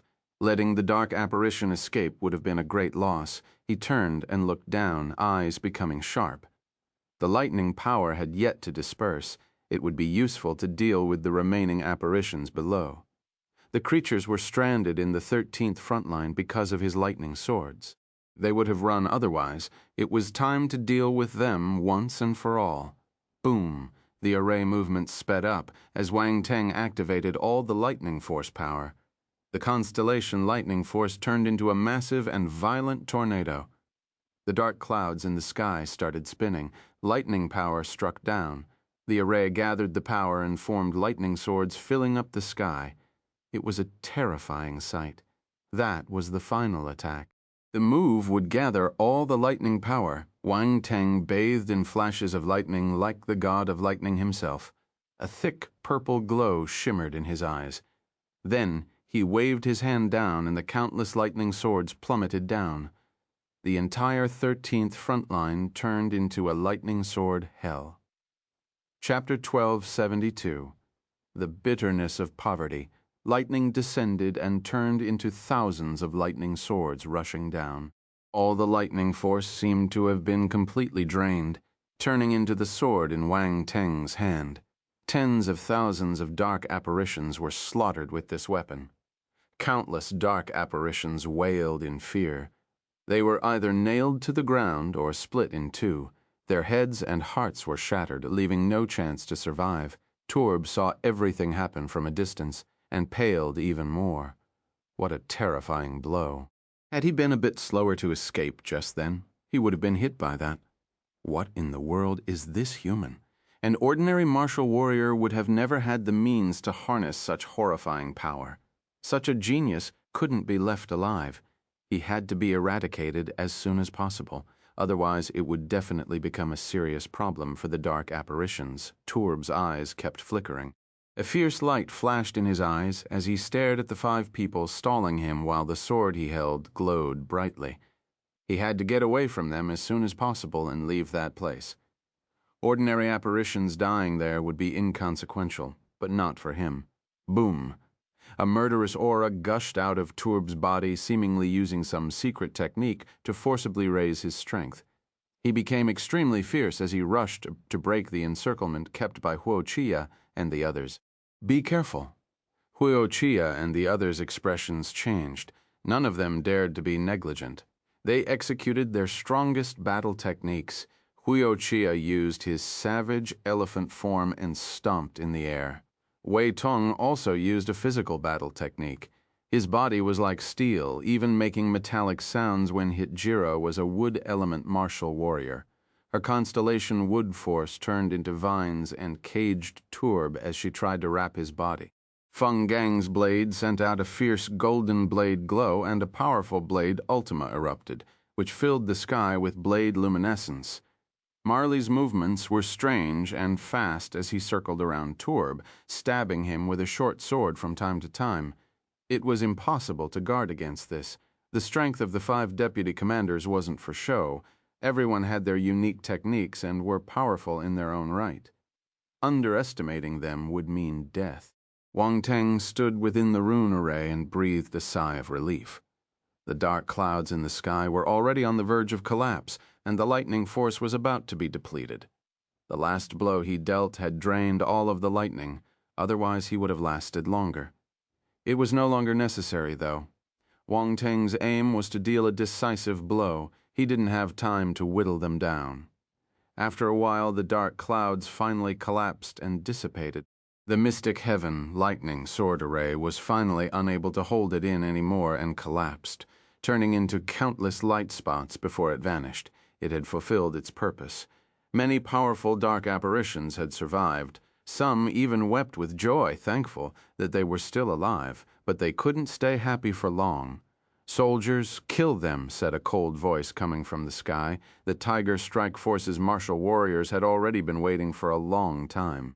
All of them felt invigorated as they charged into the 13th front line. Kill, kill, kill. Frightening battle cries shook heaven and earth as if wanting to overturn the sky. The dark apparitions at the front line looked flustered.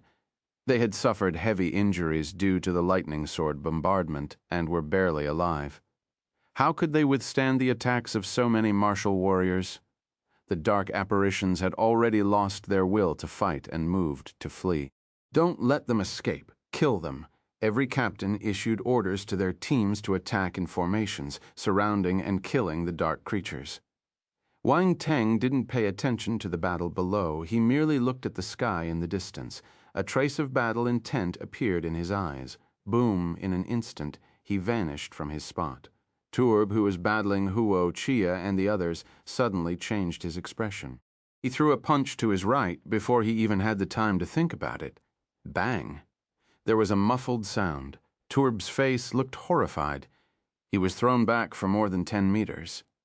100 meters was considered a short distance during battles between Cosmos stage martial warriors, let alone a mere dozen meters. However, Turb couldn't stay calm. He was fully aware of his own strength. Not even Huo Qiya and the others could knock him back.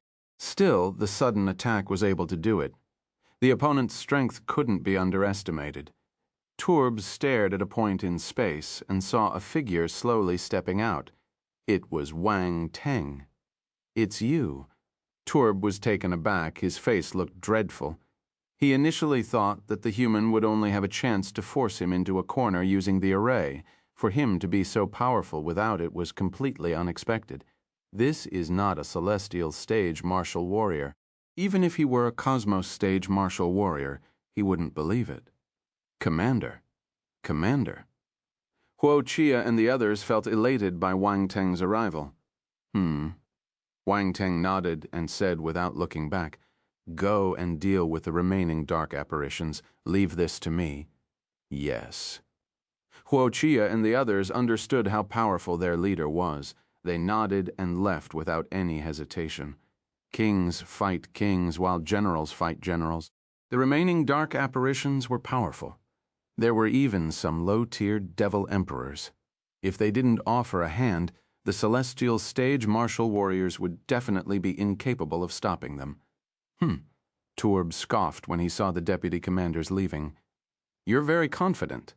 To actually dare face me alone when you're just a celestial stage martial warrior. It's not bad. I think I'm a little confident in dealing with a Crobat hybrid like you," Wang Teng replied calmly. Bastard Turb was extremely infuriated. This human's tongue is too sharp. He was from a noble vampire race. He wasn't a blood crow, a bat, or a hybrid. Damn it. Seems like I got it right. I'm so smart. Wang Teng rubbed his chin as he sized up his opponent with great interest. He was intrigued about that vampire foe. The previous ones he had met only turned into bats, while that one could turn into a blood crow. It had to be from a different breed. Wang Teng used the eyes of essence. His pupils became dark, but they suddenly froze. His eyes of essence failed. He could only see a blurred dark red shadow with some trace of purple. There wasn't a proper view, as if pixelated. Eyes of essence had failed for the first time. He was unable to see what his opponent really was. This came as a true surprise for Wang Teng. Looks like it's time to improve the eyes of essence, Wang Teng thought. Despair overcame him when he looked at the blank spaces in his attributes board. There was nothing. Wang Teng suddenly remembered. He used up his blank attributes to improve his alchemy attributes when he was making the Xuanyang Soul restoring pills. Damn it. He looked up to the sky while his face was filled with the bitterness of poverty. Chapter 1273. Ancestor, Save Me. 1. Turb felt that the human foe's eyes looked weird for some reason. He felt extremely uncomfortable. As if stark naked, Wang Teng couldn't see Turb's bloodline essence with his eyes of essence, but he could see through his clothes. He wouldn't look at a vampire's body. He didn't have such a strange fetish. A pity he couldn't tell if the vampire was a blood crow or a bat. Wang Teng shook his head dejectedly. Turb's face turned black when he saw Wang Teng's expression. He couldn't control the anger burning in his heart. Roar. With an angry bellow, he disappeared on the spot and reappeared in front of the human. The long sword drew a crescent in the air as it slashed down to deal with him. Pff, blood crow cawing was heard, aimed to affect Wang Teng's spirit. The sword glow followed, unfortunately. The attack was ineffective to deal with Wang Teng. His 9 treasures pagoda shimmered and blocked the spiritual attack. A battle sword appeared in his hand.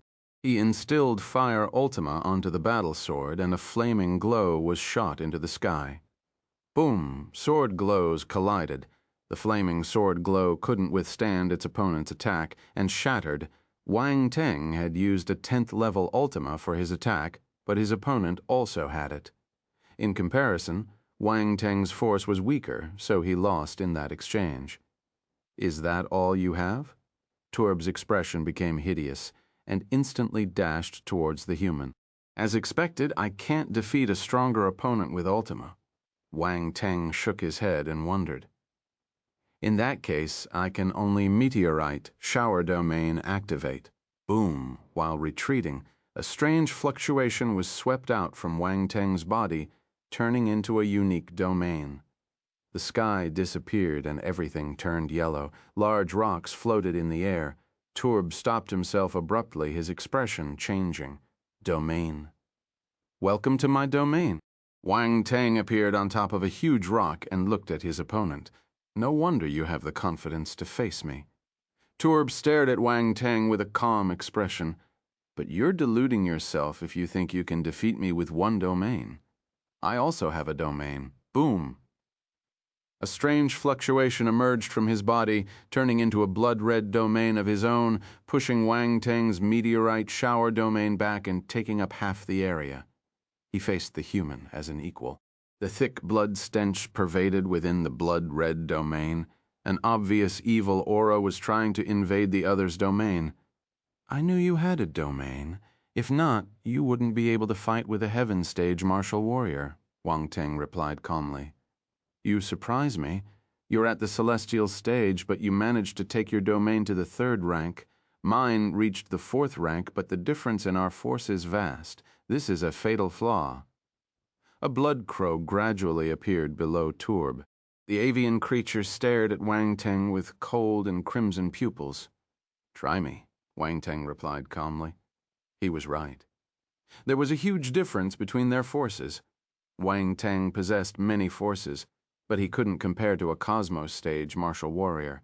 One's force would be several-fold mightier with every rise in rank. Furthermore, the difference between them wasn't small. His numerous forces only allowed him to shorten the gap. The only trump card at hand was his domain and his secret ultimate skills. Turb frowned. Where does this human get his confidence from? How can he remain calm when there's such a vast difference in strength? Let's see how much longer you can remain confident. Turb snorted. He was angered by Wang Teng's attitude. Having spoken enough, the vampire started releasing a red glow from his eyes. His domain became redder, empowered by the glow. Caw, caw. Countless blood crows called without warning. Numerous pairs of crimson eyes opened behind Turb. All of them were blood crows, filling the domain's area behind the vampire. No one would have noticed them if they hadn't opened their eyes. Wang Teng was reminded of the wicked eye domain. His head became numb due to seeing all those eyes. However, it wasn't a moment for distractions. The blood crows were part of his opponent's attacking method. Turb suddenly shouted, 3,000 blood crows. The blood crows shot out, turning into red beams as they charged towards Wang Teng, the smell of blood filling the air. Concurrently, Wang Teng felt an evil spiritual fluctuation swarming towards him. His expression changed a bit. That spiritual fluctuation was more powerful than the previous one. It was in a different league. Smash it, Wang Teng shouted in his heart. The 9 treasures pagoda shone brightly as it forcefully suppressed the evil spiritual fluctuations. Huh. Turb's expression changed, feeling that his spiritual attack had been blocked by some force and couldn't push further. Caw, caw. Wang Teng blocked the evil spiritual attack, but the sky full of crows kept on rushing towards him. Chapter 1274. Ancestor, save me too. Wang Teng's gaze sharpened as he quickly lifted a finger. The rocks around him boomed loudly and were hurled towards the blood crows. Boom. The next instant, both sides collided, causing a loud explosion. Force fluctuations swept through the surroundings. They couldn't spread outside the domains, so they went back and forth within those regions before they disappeared. Suddenly, Wang Teng squinted. The blood crow attack was exceptionally powerful. It shattered the giant rocks, flew past the fragments, and shot forth towards him. "Human, you're dead now." Turb gave the other a mocking look. He sneered and said, "You can't kill me. You overestimated yourself." Wang Teng looked at the fast-approaching blood crows while unmoving. Given up already? Let me have a taste of a human genius's blood. It must be delicious." A red light flashed past Turb A's eyes while licking his lips involuntarily. He couldn't wait to see as the human was consumed by the sky of blood crows. "You want to drink my blood?" Wang Teng's gaze turned cold, caw. The blood crows were 100 meters away from Wang Teng, almost about to drown him. Turb started to get excited. Wang Teng snorted. The blood crows stopped in mid-air as if a powerful force were pressing down on them. They couldn't move. Magnetic domain activate. The two domains merged, releasing a terrifying force. Boom. The next instant, all the blood crows cawed in agony and exploded without warning, turning into blood mist. How's this possible? Turby was flabbergasted, unable to believe what he saw. What happened just now? This human had no power to resist. Where did that last burst of energy come from? Was he hiding his true power? Numerous thoughts went through his mind. Try my planetary devastation. Wang Teng didn't care how surprised the enemy was.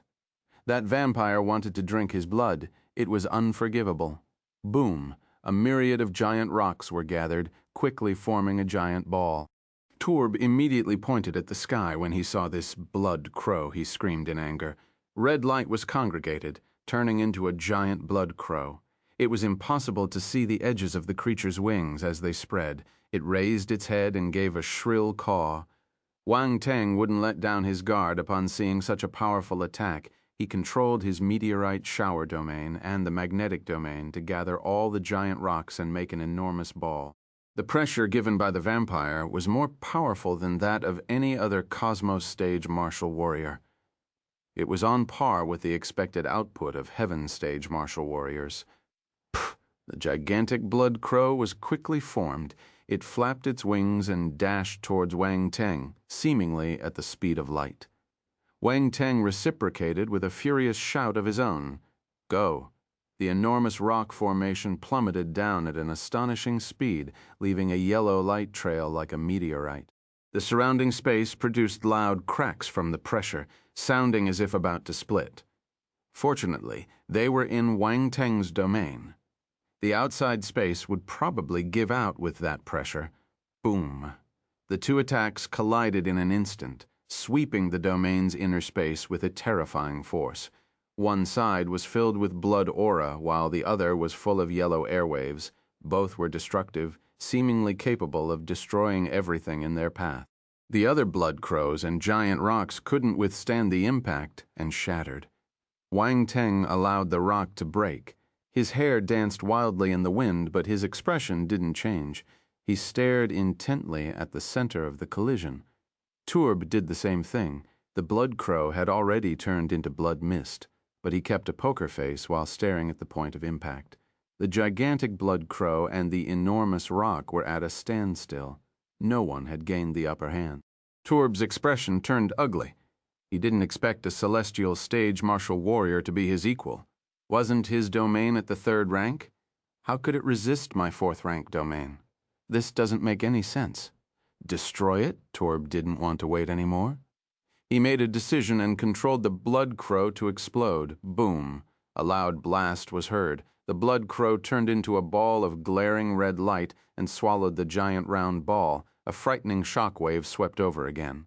This time, the thick blood aura gushed towards Wang Teng, directly engulfing him.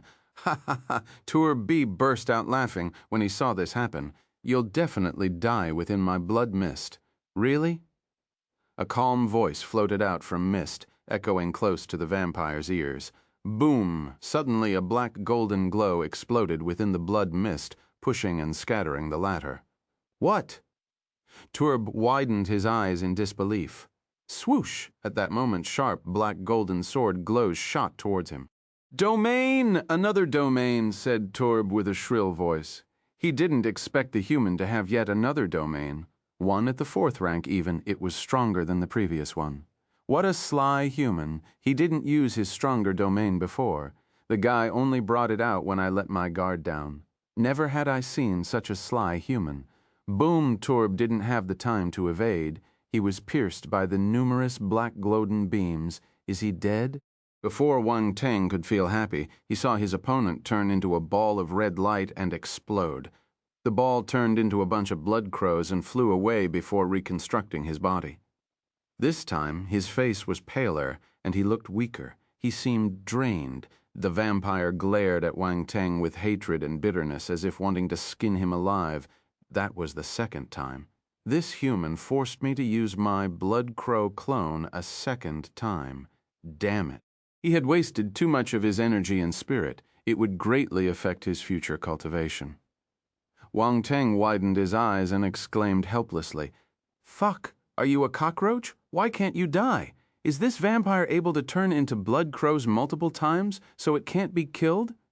"Idiot, you can't kill me," Torby replied with scorn and a flickering gaze. I don't believe you can use this method to stay alive all the time," said Wang Teng as he expanded his domain in an attempt to lock his opponent within Torb's. Expression changed. He rushed to retreat, but his speed couldn't catch up with the speed of the domain expanding. Soon, he fell into Wang Teng's black metal domain. "Let's see how many times you can use it." Wang Teng waved a hand and multiple black golden sword glows were shot towards the enemy. Torb was appalled. He slapped his chest and a drop of blood came out, which turned into a blood crow. "Ancestor, save me," he shouted, while trying to escape. The blood crow's eyes shimmered, then opened its beak and a blood-red beam emerged, destroying the black golden sword glows. Wang Teng's expression changed. That blood crow seemed to be extraordinary. What did Torb call it?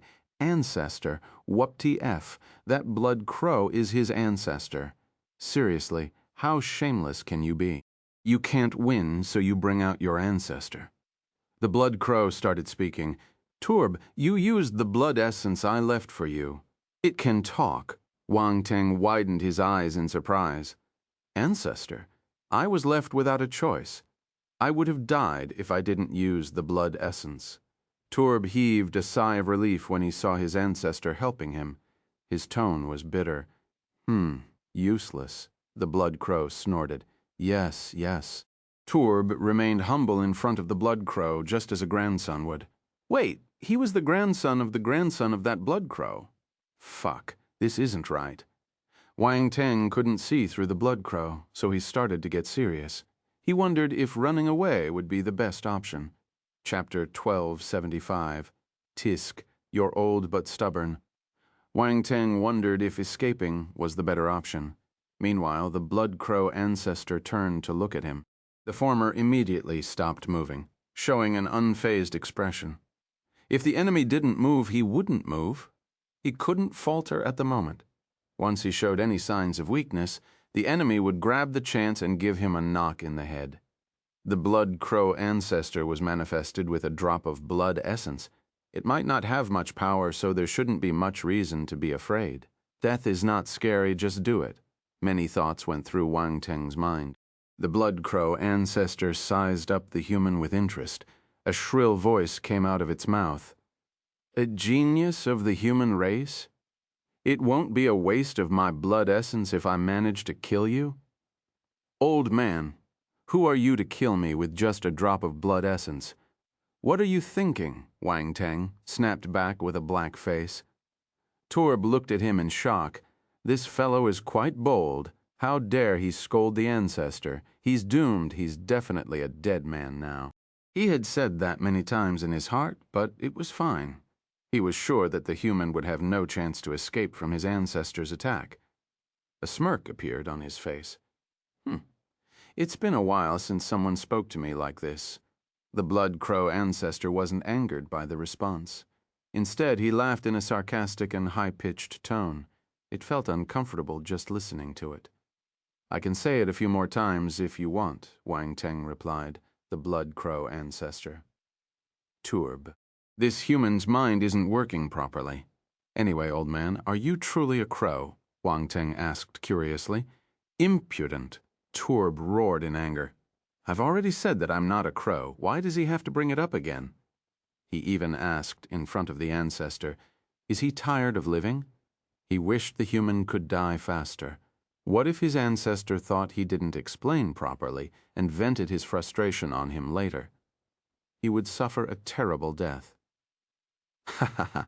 The blood crow ancestor suddenly laughed in a sinister manner. I admire your courage. I've decided that I will personally have a taste of your blood later. Wang Teng touched his chin and tried to fan the flames. What kind of fetish is that? That vampire wanted to taste my blood, and now you want to have some too. Am I the longevity monk? But there's only one me. It's not enough for the two of you. Why don't y'all have a fight first? Is there something wrong with these vampire apparitions? Why are human talents being graded by how delicious they are? Turb, fuck, this human is making trouble for me. The blood crow ancestor was also rendered speechless. The situation made him feel he was being a bad elder, snatching things from his descendant. The other elders in the family would laugh at him if they learned of this. What a sharp tongue. The blood crow ancestor sneered. No other words were said as he turned into a beam of red light and disappeared, fast. Wang Teng was shocked.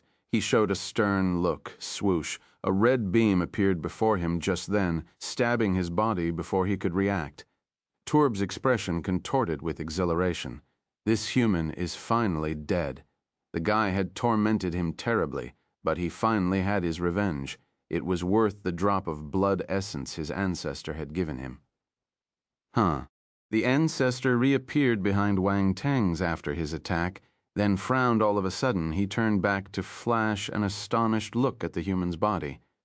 No blood had splashed out from the giant hole made.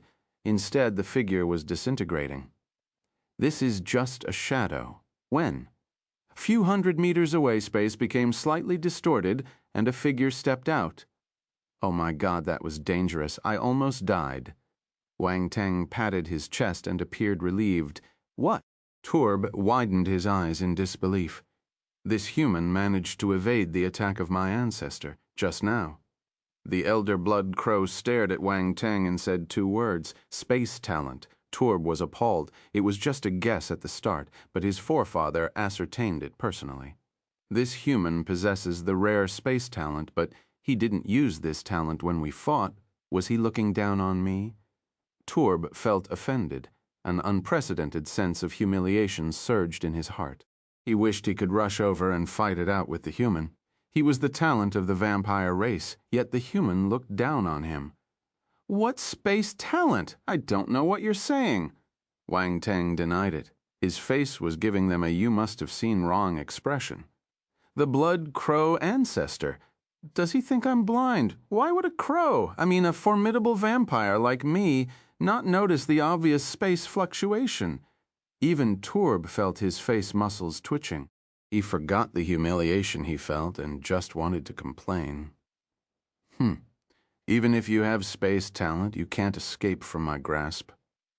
The blood crow ancestor glared at Wang Teng with a sharp gaze and disappeared once again. Swoosh. The elder turned into a beam of red light and pierced Wang Teng's body again.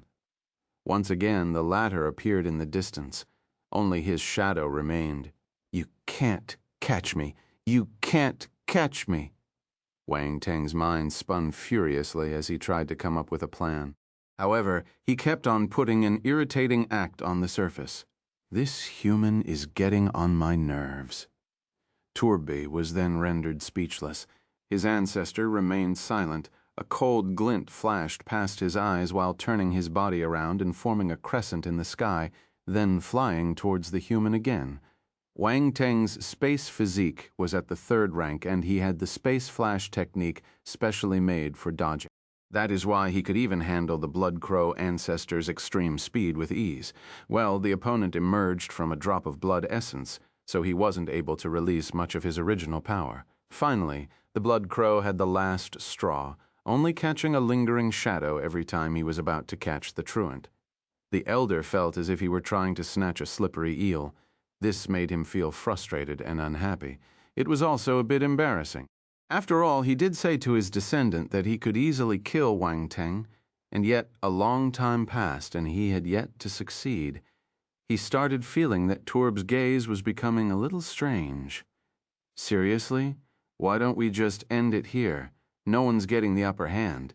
There's no need to waste time over this, said Wang Teng to the elder, after evading another attack and appearing somewhere in the distance. I must kill you. No one can humiliate me, the Blood Crow ancestor said angrily. Humph, you're a stubborn old man. Wang Teng shook his head helplessly. He turned to look at Turbhe and said, Aren't you going to persuade your ancestor? An old man shouldn't strain himself. Old man? Turb was confused. His neck turned with a rigid motion to look at his ancestor. You're looking for death. The Blood Crow ancestor had a mental breakdown even after many years of self-cultivation. Chapter 1276, Blood Crow, Ancestor Bastard, 1. He was the ancestor of the Blood Crow race, but the human dared to call him an old man. How could he not be angry? Red light exploded from the ancestor's body. A terrifying bloody aura was spread out. This is bad. Turb's expression changed. He retreated quickly, looking astonished. This human managed to anger the ancestor to this degree. He's dead. Definitely dead. Wang Teng's expression changed a bit as he felt a scary aura coming from the red glow. This old fellow is risking it all to kill me. He felt helpless. Wang Teng had said those things to divert their attention so he could stall for time.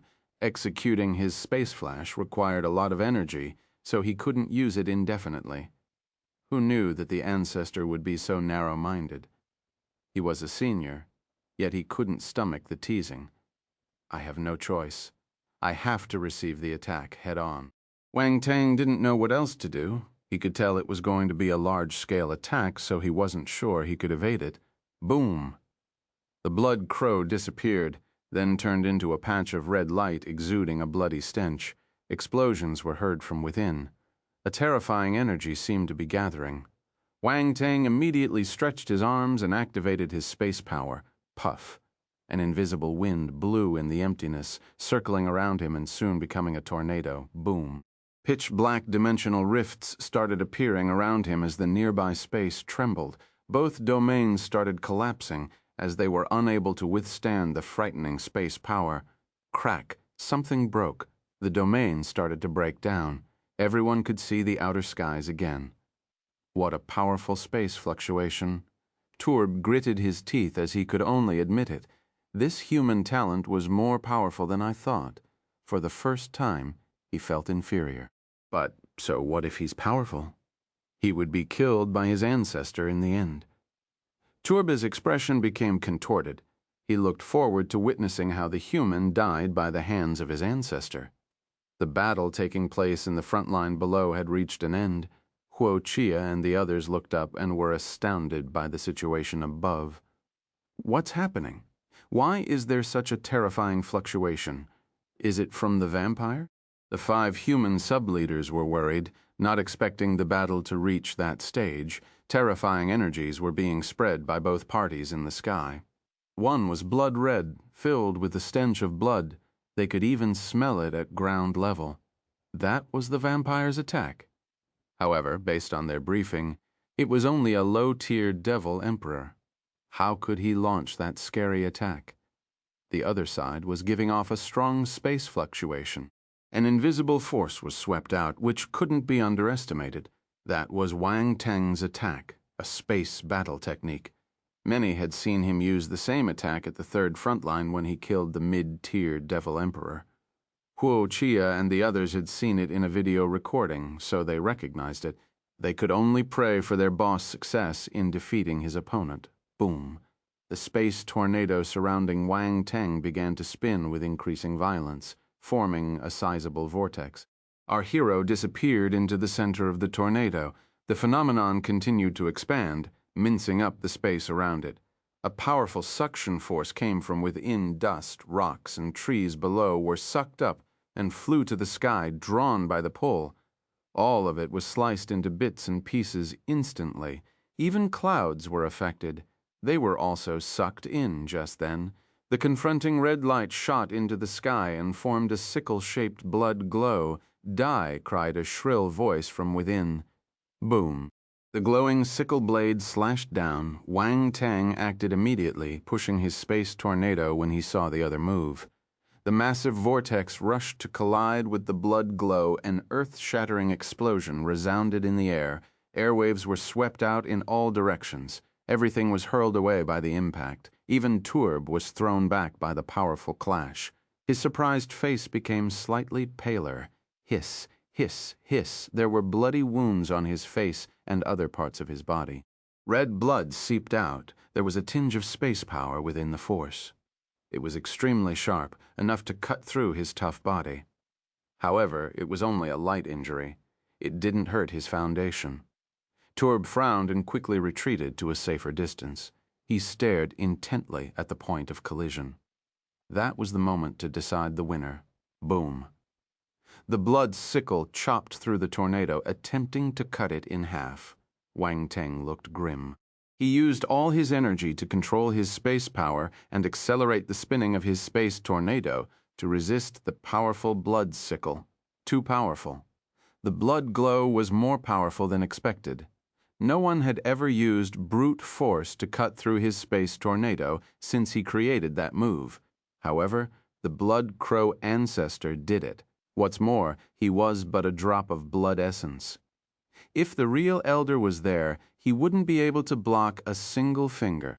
Chapter 1277, Blood Crow, Ancestor. Bastard.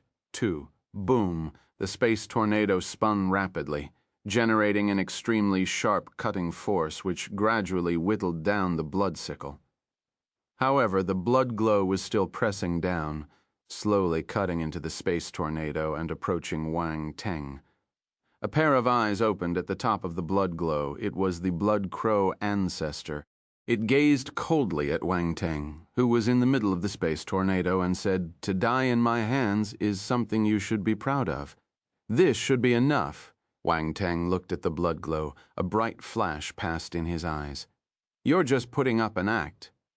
The blood crow ancestor was stunned for a moment. He didn't know what the other meant and scoffed while looking at him with his red eyes.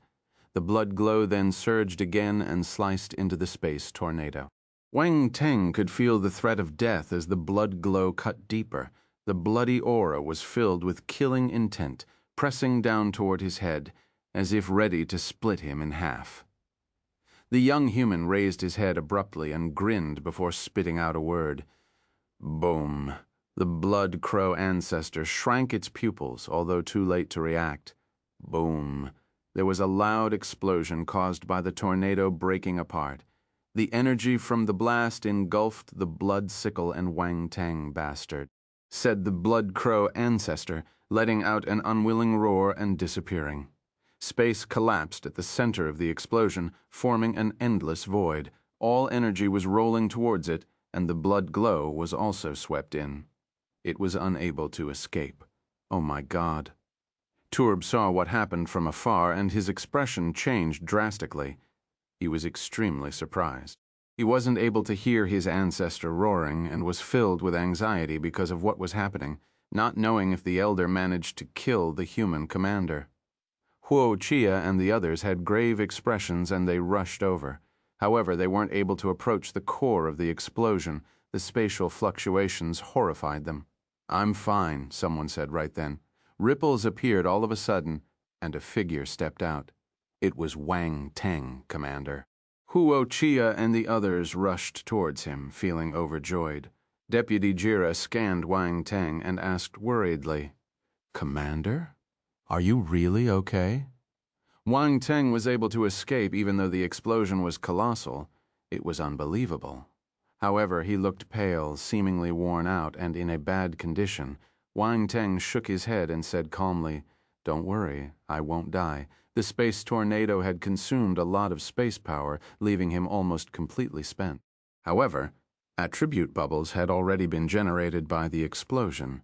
He could just replenish them immediately. There was nothing to worry about. Everyone felt relieved when they saw he was fine. Torb had an ominous premonition when he saw that Wang Teng was still alive, and his ancestor was nowhere to be found. He stared at the human with dread. Wei Tong looked at the explosion and asked curiously, grave-faced, "What was that attack?" "It was made by a clone from a vampire ancestor's blood essence," Wang Teng replied. "What, a blood crow ancestor?" Huo Qiya and the others were shocked and horrified. "Why would someone have a vampire ancestor's blood essence here?" Feng Gang asked in disbelief. "That vampire had it." Wang Teng looked at Torb, who hovered in the distance. "This means that the vampire's status isn't ordinary. He wouldn't have been granted such protection otherwise," Huo Qiya said solemnly. "We can't let him escape." Wang Teng nodded. He had already thought about this. The situation made it seem that the ancestor didn't care much for the lesser vampire noble, but carrying an elder's blood essence explained everything. Wang Teng had previously heard that many powerful warriors would leave their blood essence to their younger generations to prevent untoward events, fearing the death of their kin. Not only did dark apparitions practice this, many powerful families of the human race did the same. Torb's expression changed slightly when he saw them approach. He was caught in a dilemma. Should I escape or not? The life and death of the Blood Crow ancestor's clone was still uncertain, and he felt undecided because of it. He wouldn't be let off if the elder was still alive and saw him escaping. However, he was basically waiting to die if the clone was no more and he remained. He was caught between a rock and a hard place. Wang Teng sneered as he could tell what the vampire was thinking.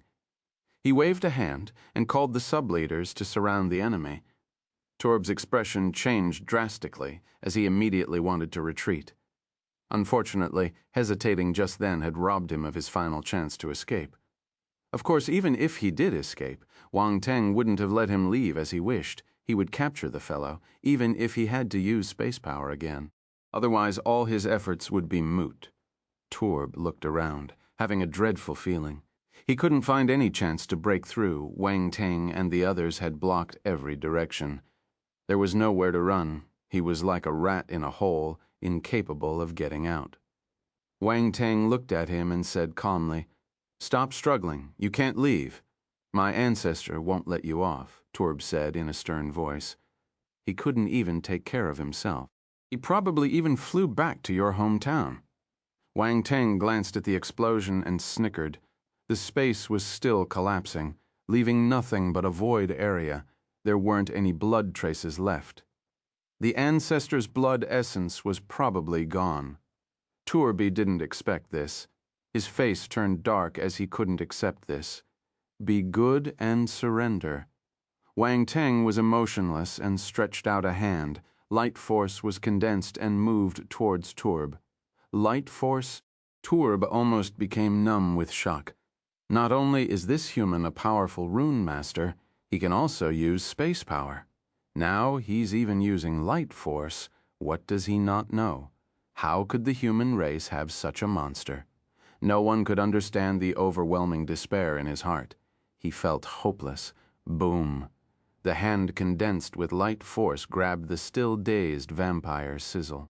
Sounds of burning could be heard coming from his body, like metal coming into contact with acid, producing a cloud of dark red smoke. "Ah!" Torb let out a shrill scream. Whoa, so loud. Wang Teng was spooked by the reaction. He was a low-tiered Devil Emperor, and his light force was only at the planetary level. It shouldn't have such a great effect. Is the guy pretending? Was he trying to make him let down his guard and look for an opportunity to escape? What a cunning apparition.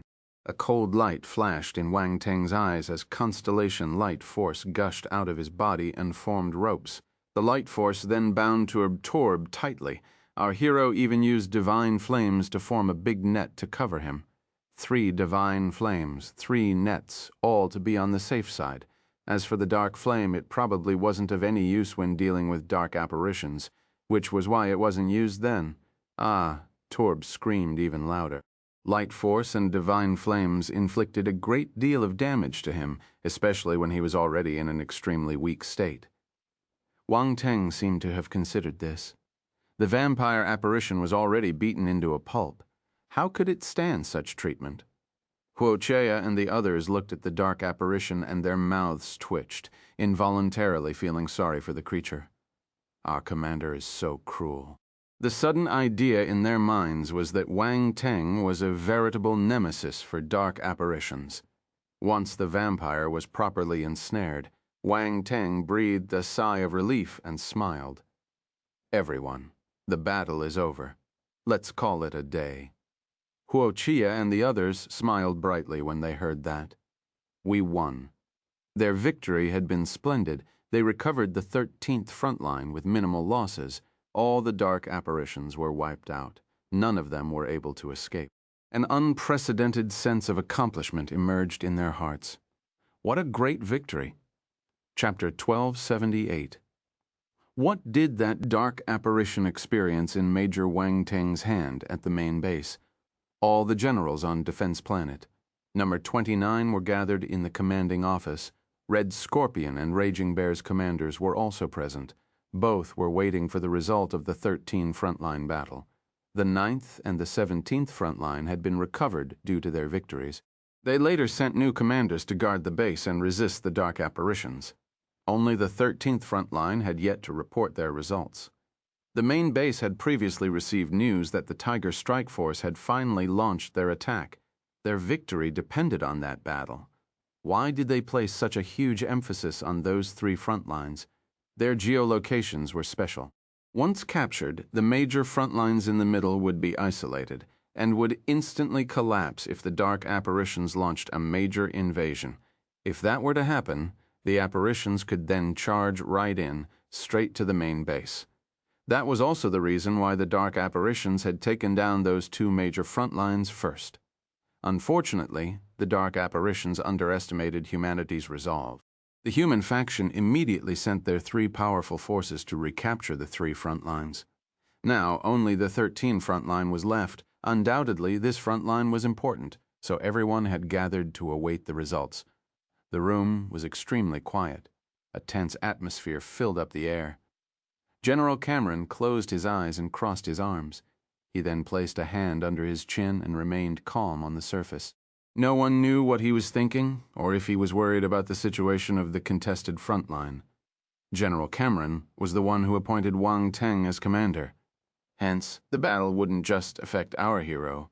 It would also affect this great official. If Wang Teng lost, he would be labeled as someone with bad foresight. General Qi Yuanju couldn't control himself and asked, "General Qi Yuanju, any news?" He wasn't rough-looking, but he was indeed an impatient fellow. They had been waiting for 3 hours, but no news was relayed. He couldn't wait any longer. Furthermore, they had already dragged the battle for a few days. If General Cameron hadn't stopped them, his peer would have personally gone to ask Wang Teng what he was thinking. "General Qi, you should change that impatient personality of yours," said General Kimberly with a smile. "You're the only one who's not anxious." General Qi Yuanju replied angrily.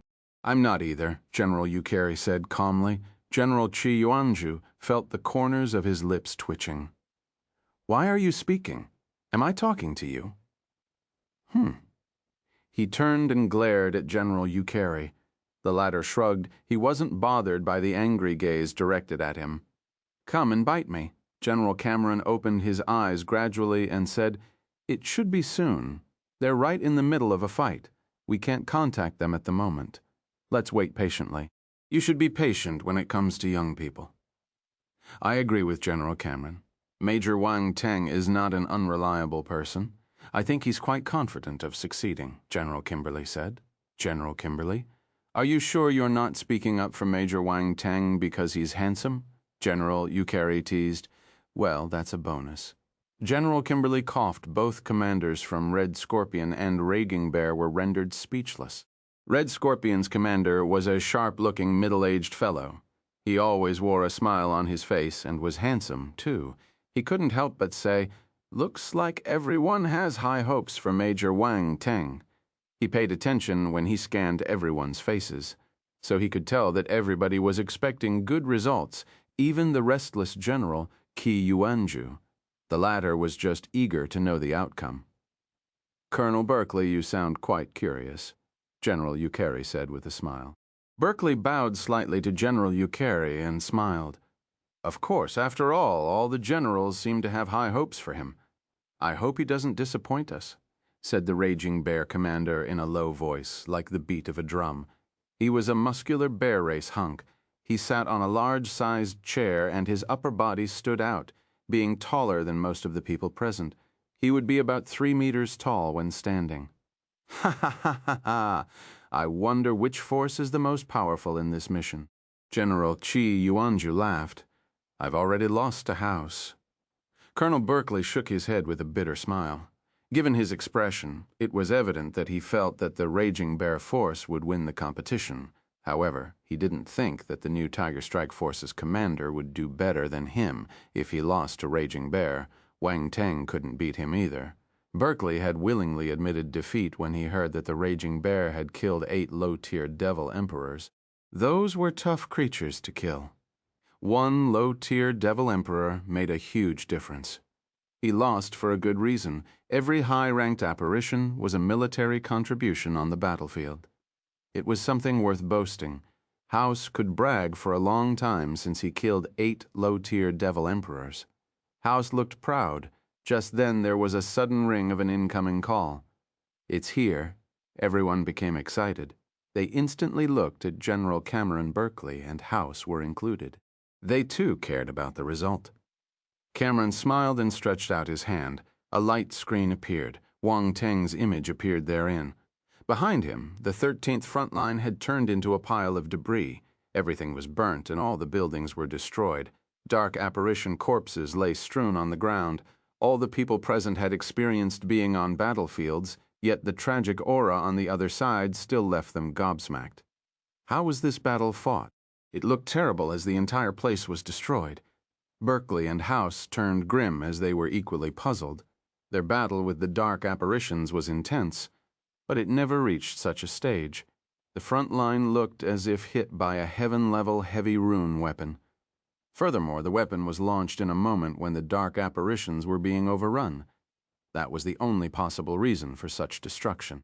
After all, high-level weapons couldn't cause such damage if the apparitions were offering resistance.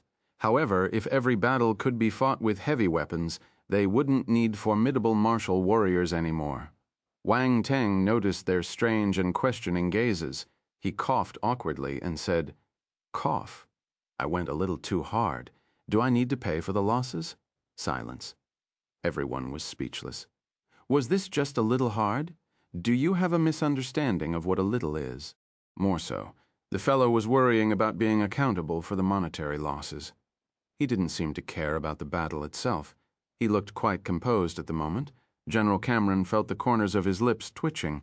Only he knew what the young man had done to the 13th front line.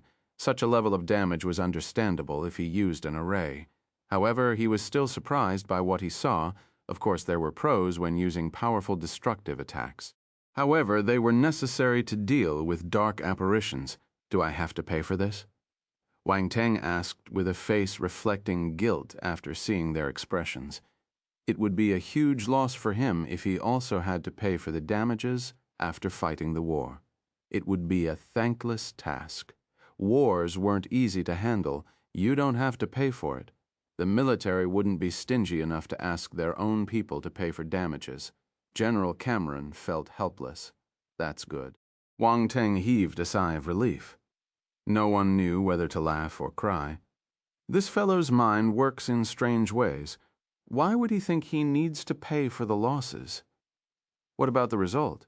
General Cameron went back to the main topic. Everyone turned serious and looked at Wang Teng. We didn't disappoint. Our forces managed to annihilate the dark apparitions. None of them escaped. Wang Teng smiled. We also caught a talented vampire apparition. I think you'll like him. Annihilated. Everyone was stunned. Such a word couldn't be said with ease. It wasn't easy to annihilate an entire army of dark apparitions. Red Scorpion and Raging Bear had only managed to kill a portion. It was almost impossible to stop them from escaping, and they wouldn't give chase either. And yet, Wang Teng said that his troop managed to annihilate all the dark apparitions who took over the 13th front line. No one could believe it. "Are you sure?" General Cameron asked in a low voice. He widened his eyes a bit. "You can send someone to check," Wang Teng replied. The general believed him. He shouted, feeling overjoyed, "Good! Anyone could see how happy he was.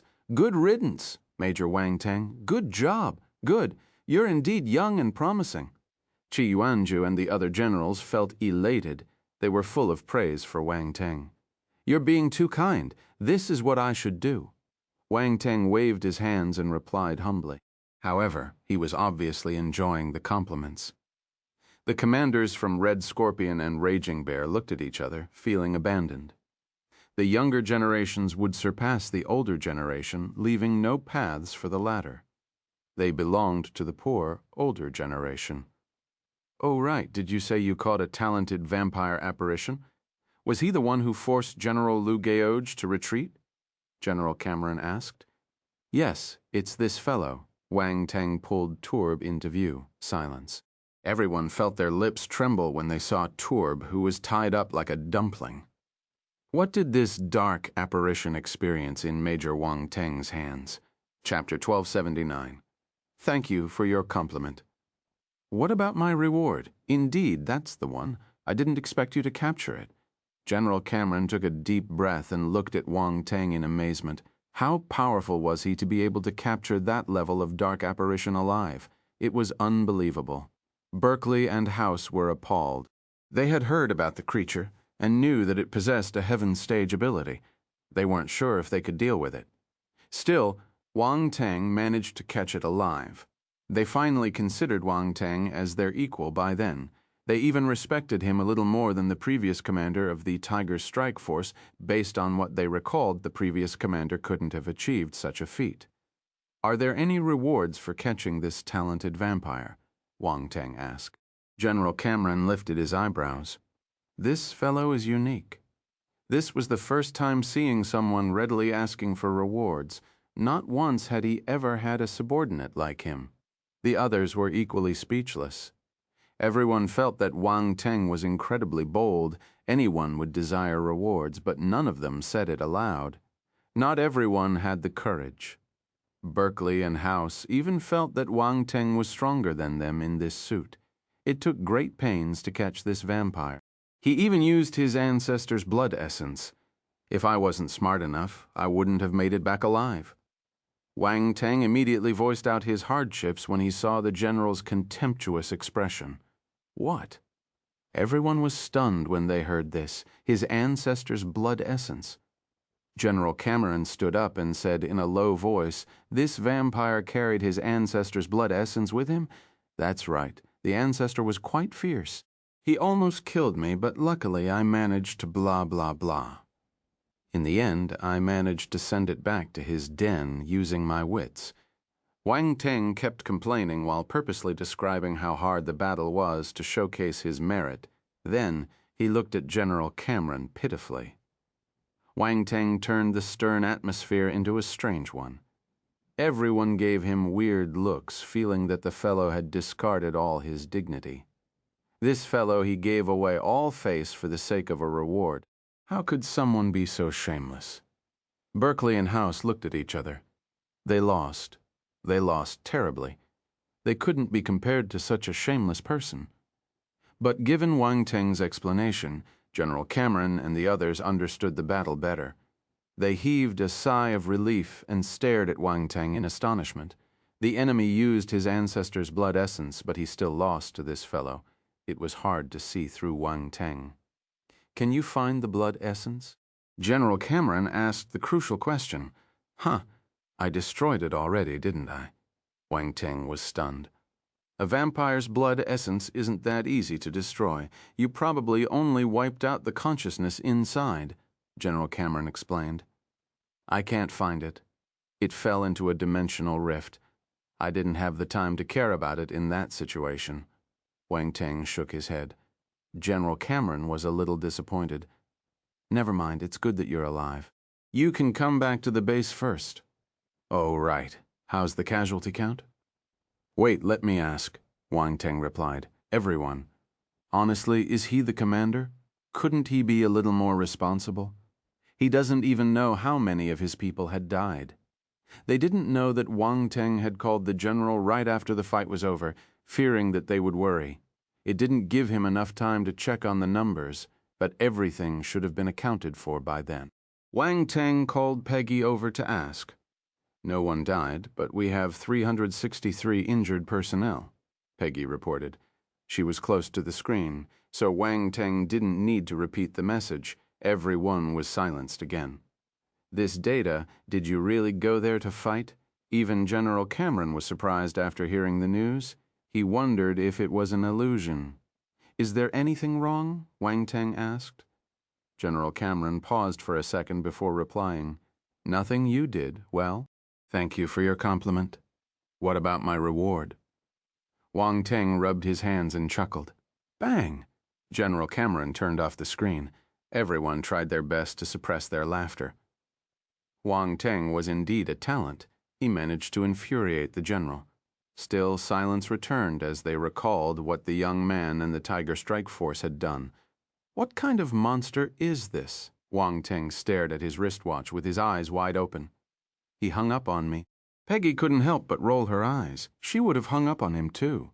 Wang Teng complained, but he wouldn't say it in front of General Cameron. Otherwise, he would be severely reprimanded, and his reward would be annulled. He felt helpless. He wanted to vent his frustration, but he didn't have an avenue. Hence, he kicked Torb furiously. Torb, ooh, what does it have to do with me? Peggy pretended she didn't see anything. He was just a dark apparition. A kick wouldn't hurt him. The troop taking over the 13th front line was quick to arrive. The previous commander, Liu Geozhi, suffered a serious injury during battle, but he immediately chose to return when he heard that their place had been reclaimed. General Liu Geozhi was surely feeling unsettled, since he was climbing up from where he fell. He was feeling troubled when he saw Wang Teng. Liu Geozhi saluted Wang Teng seriously, then said in a low voice, Commander Wang, I sincerely thank you. You're being too polite. This is what I should do. Wang Teng waved his hands. I feel ashamed since I allowed the dark apparitions to snatch the 13th front line. This is embarrassing. Liu Geozhi shook his head. Those apparitions came prepared. They concentrated their forces on these 3 front lines so anyone would have suffered a loss. There's no need to think much about it, Wang Teng consoled him. He was telling the truth. That was the reason why the 3 front lines had fallen so quickly. Liu Geozhi shook his head. He asked, I heard that you caught the dark apparition. Can I see him? Hey, does he want to mock the captive to get his revenge? General Liu appeared decent, but he was quite evil at heart. Wang Teng was happy to see this, so he pointed at the dumpling next to him and replied, He's here. Liu Geozhi, ooh? This is the powerful vampire dark apparition. He thought it was some strange parcel. Such a treatment was interesting. For some reason, the reinstituted general felt a sense of exhilaration when he saw how miserable the vampire was. Liu Geozhi coughed and spent some time thinking how to compliment the hero. Cough. Commander Wang is a young and promising martial warrior. You're very thorough. You're speaking too highly of me. This is nothing, Wang Teng replied in a humble manner. This vampire is sly. He can turn into crows and escape, so I had to tie him good. You're right. Liu Geozhi nodded after a pause. I'll leave this place to you. Now I need to go back and report, Wang Teng said. All right, let me send you off. Once done reporting, Wang Teng went back to the Tiger Strike Force battlecraft and then back to the main base. Liu Geozhi stood on top of the ruins and watched them until they left. Then he gave a silent salute before retracting his gaze. Wang Teng needed some time to head back to headquarters, so he spent that time counting his gains since he had nothing else to do. He picked up all the attribute bubbles on the battlefield. Not one was left behind. His gains were amazing first. There was the Constellation Lightning Force, Thanks to the Mystic Heaven lightning sword array, he managed to get more attribute bubbles than the usual collected from normal lightning. Wang Teng's constellation lightning force was formerly at the 9th level of the planetary stage, but now he had finally achieved a breakthrough. Celestial stage. His constellation lightning force had reached the celestial stage. Furthermore, he jumped directly to the 2nd level.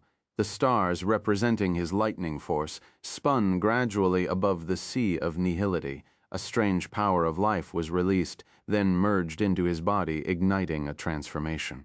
Wang Teng felt his life origin and soul origin become more powerful after the transformation.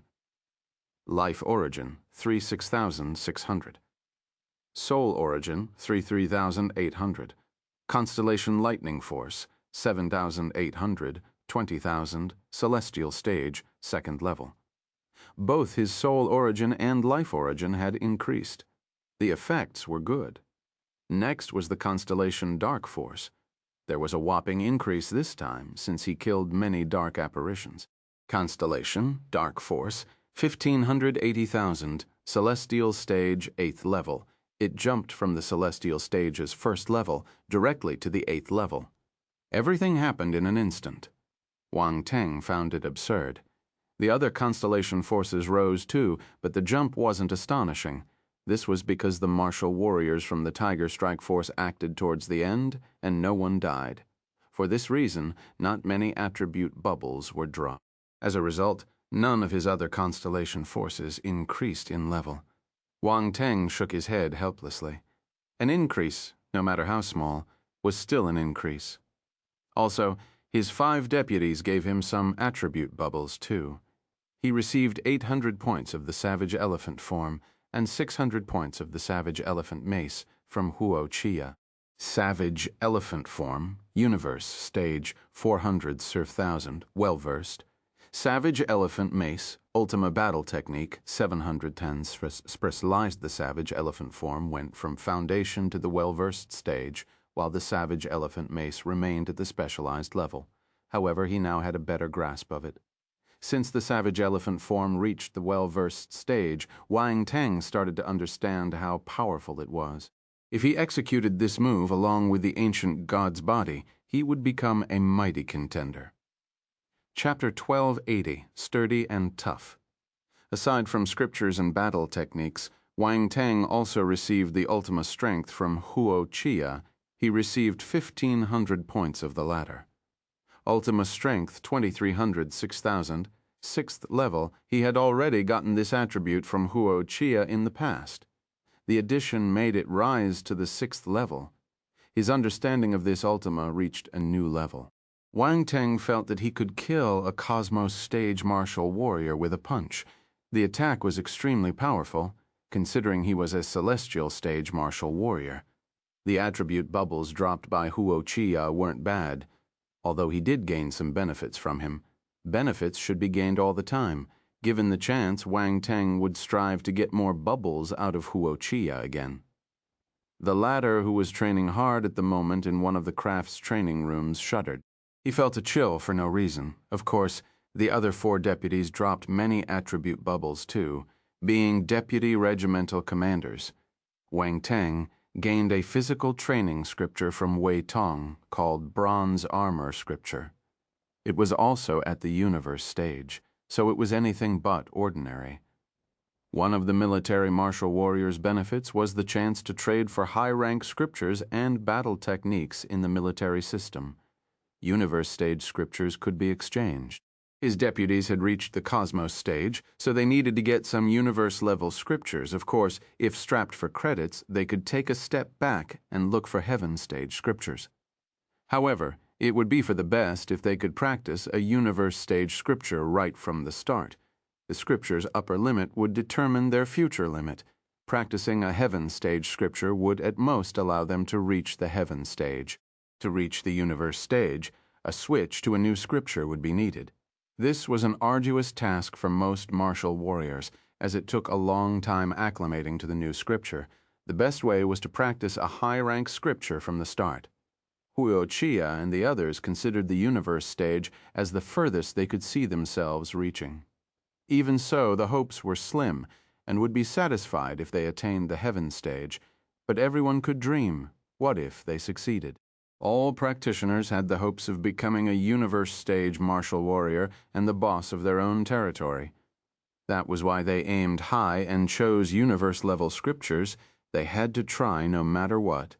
As for the eternal stage, it didn't even cross their minds. They would save that, though, for a time after they reached the universe stage. Most of the warriors of the universe stage would never get to reach that level. There was a chasm separating them from their goal. Wang Teng received 1,300 points of the bronze armor scripture, going right past the foundation stage and reaching the well-versed stage. Bronze armor scripture universe stage 300, Housand well-versed. Wang Teng closed his eyes to sense the new scripture, and the practice method appeared in his mind. He felt somewhat at a loss. All physical training skills entailed self-abuse. Just like the savage elephant form, he needed to use some inhumane method to train his body to strengthen it. Fortunately, he could raise their levels via attribute bubbles, so he didn't need to go through the abuse. Practicing both scriptures at the same time would be unbearable. People could think he wanted to commit suicide. The only major difference was that the bronze armor scripture was based on the metal element scripture, while the savage elephant form was of the earth element. Fortunately, he could use both skills in tandem, but no one would be mad enough to practice two physical scriptures at the same time, right? Well, except for Wang Teng, who was a veritable bug. He wondered what it would be like to execute both scriptures simultaneously, and realized that the result could be a little strange. The image would be an eyesore. He had seen Huo Qiya after executing the savage elephant form. He shot up in height and his muscles bulged out, turning him into a small giant. The bronze armor scripture was similar, making the user taller and bulkier with a body as hard as metal. Would he turn into a giant Iron Man if he used both together, sturdy and tough? Indeed, the ancient god's body was the best. A gold mark would appear on his forehead, and that was it. No changes were made to his body. This body technique was more thoughtful in comparison. Besides, considering the transformation like that of a superhero, the ancient god's body was still quite handsome. He also received Strength Ultima bubbles from Wei Tong, which came as a surprise. He didn't expect the latter to possess this Ultima too. Strength Ultima, 4,100, 6,000, 6th level. He received 1,800 points, causing his Ultima Strength attribute to rise again. This felt comfortable. 2 consecutive increases were better than a slow and gradual increment. Feng Gang's attribute bubbles weren't special. Aside from Constellation Metal Force, he dropped a Metal Ultima. He had a great understanding of this category, so he dropped a sizable amount of attribute bubbles. There were 3,200 points in total. Metal Ultima, 8,500 of 9,000, 9th level. This Ultima had already reached the 9th level. The new influx of attributes took it to the peak of the 9th level. He would soon reach the 10th level. Once that level was at hand, the attack would become amazingly powerful. Wang Teng's understanding of the move would hit the perfect stage too. Even heaven stage martial warriors would have it hard to attain the perfect stage for their ultimas. At most, they would reach the 8th or 9th level. That was high enough to support them in understanding how to cast a domain. However, this would still affect their enlightenment of their soul origin, power of rules, and such in the future. Accumulation from the start was important for that reason. Wang Teng didn't place much importance in this at the start, but Round Ball, the legacy of the Flaming River Universe Lord, and the memories hidden in the Devour Nihility Beast kept emphasizing its importance, so he placed more attention on it. The real value of receiving the legacy of the Flaming River Universe Lord and the Devour Nihility Beast came from that precious knowledge. Many martial warriors would die for it. That was why a master imparting teachings to his disciples was extremely important in the universe. There was a huge difference between someone with a master and someone without. Jira mostly dropped Constellation Wood Force, Wood Ultima, and Imperial level Wood Talent attribute bubbles. There were 6,500 points of Constellation Wood Force in total. Wang Teng's was originally at the 7th level of the Celestial stage. The sizable addition provided by the Tiger Strike Force allowed him to break through to the 8th level. Constellation Wood Force, 3,200, 80,000, Celestial stage, 8th level. Wang Teng smiled as he looked at his attributes board. At least one of his basic elements had a breakthrough. He received 2,100 points of Wood Ultima, which wasn't enough to reach the next level, and remained at the current 8th level. However, his understanding deepened. Wood Ultima 5,300, 8,000, 8th level. Finally, he gained 3,200 points of Imperial level Wood talent. Wang Teng already had some of it. The addition allowed his talent to become a little stronger. Imperial level Wood talent, 6,200, Speth 25,000. Although a small increment, it wasn't bad. He did perceive changes in his Wood talent. This meant that he had improved considerably. As for Marley, he was the one who surprised Wang Teng the most, since the fellow dropped Wind element attributes. Constellation Force, Wind 550, Imperial level Wind talent 4,000. Wing Ultima 450, Wang Teng's Constellation Wind Force was already at the 3rd level of the Celestial stage. The 550 increase made it much stronger. Constellation Wind Force, 730,000, Celestial stage, 3rd level. Imperial level Wind talent wasn't useful to him, since he already had the Divine talent. He had yet to find anyone with a superior gift. On the other hand, the Wind Ultima. Not bad. Wang Teng received the Wind Hell Ultima and the Raging Gale Ultima in the past. The former was a combination of Wind Ultima and Bloodlust Ultima, while the latter was a pure Wind Ultima, from the Wind Ultima category. The 3 Ultimas overlapped. He would need to come up with a method himself if he wanted to merge them. He couldn't rely on picking up attributes for this. Wing Ultima, 2,100, 5,000, 5th level. His Wind Ultima was at the 5th level, slightly weaker than the others.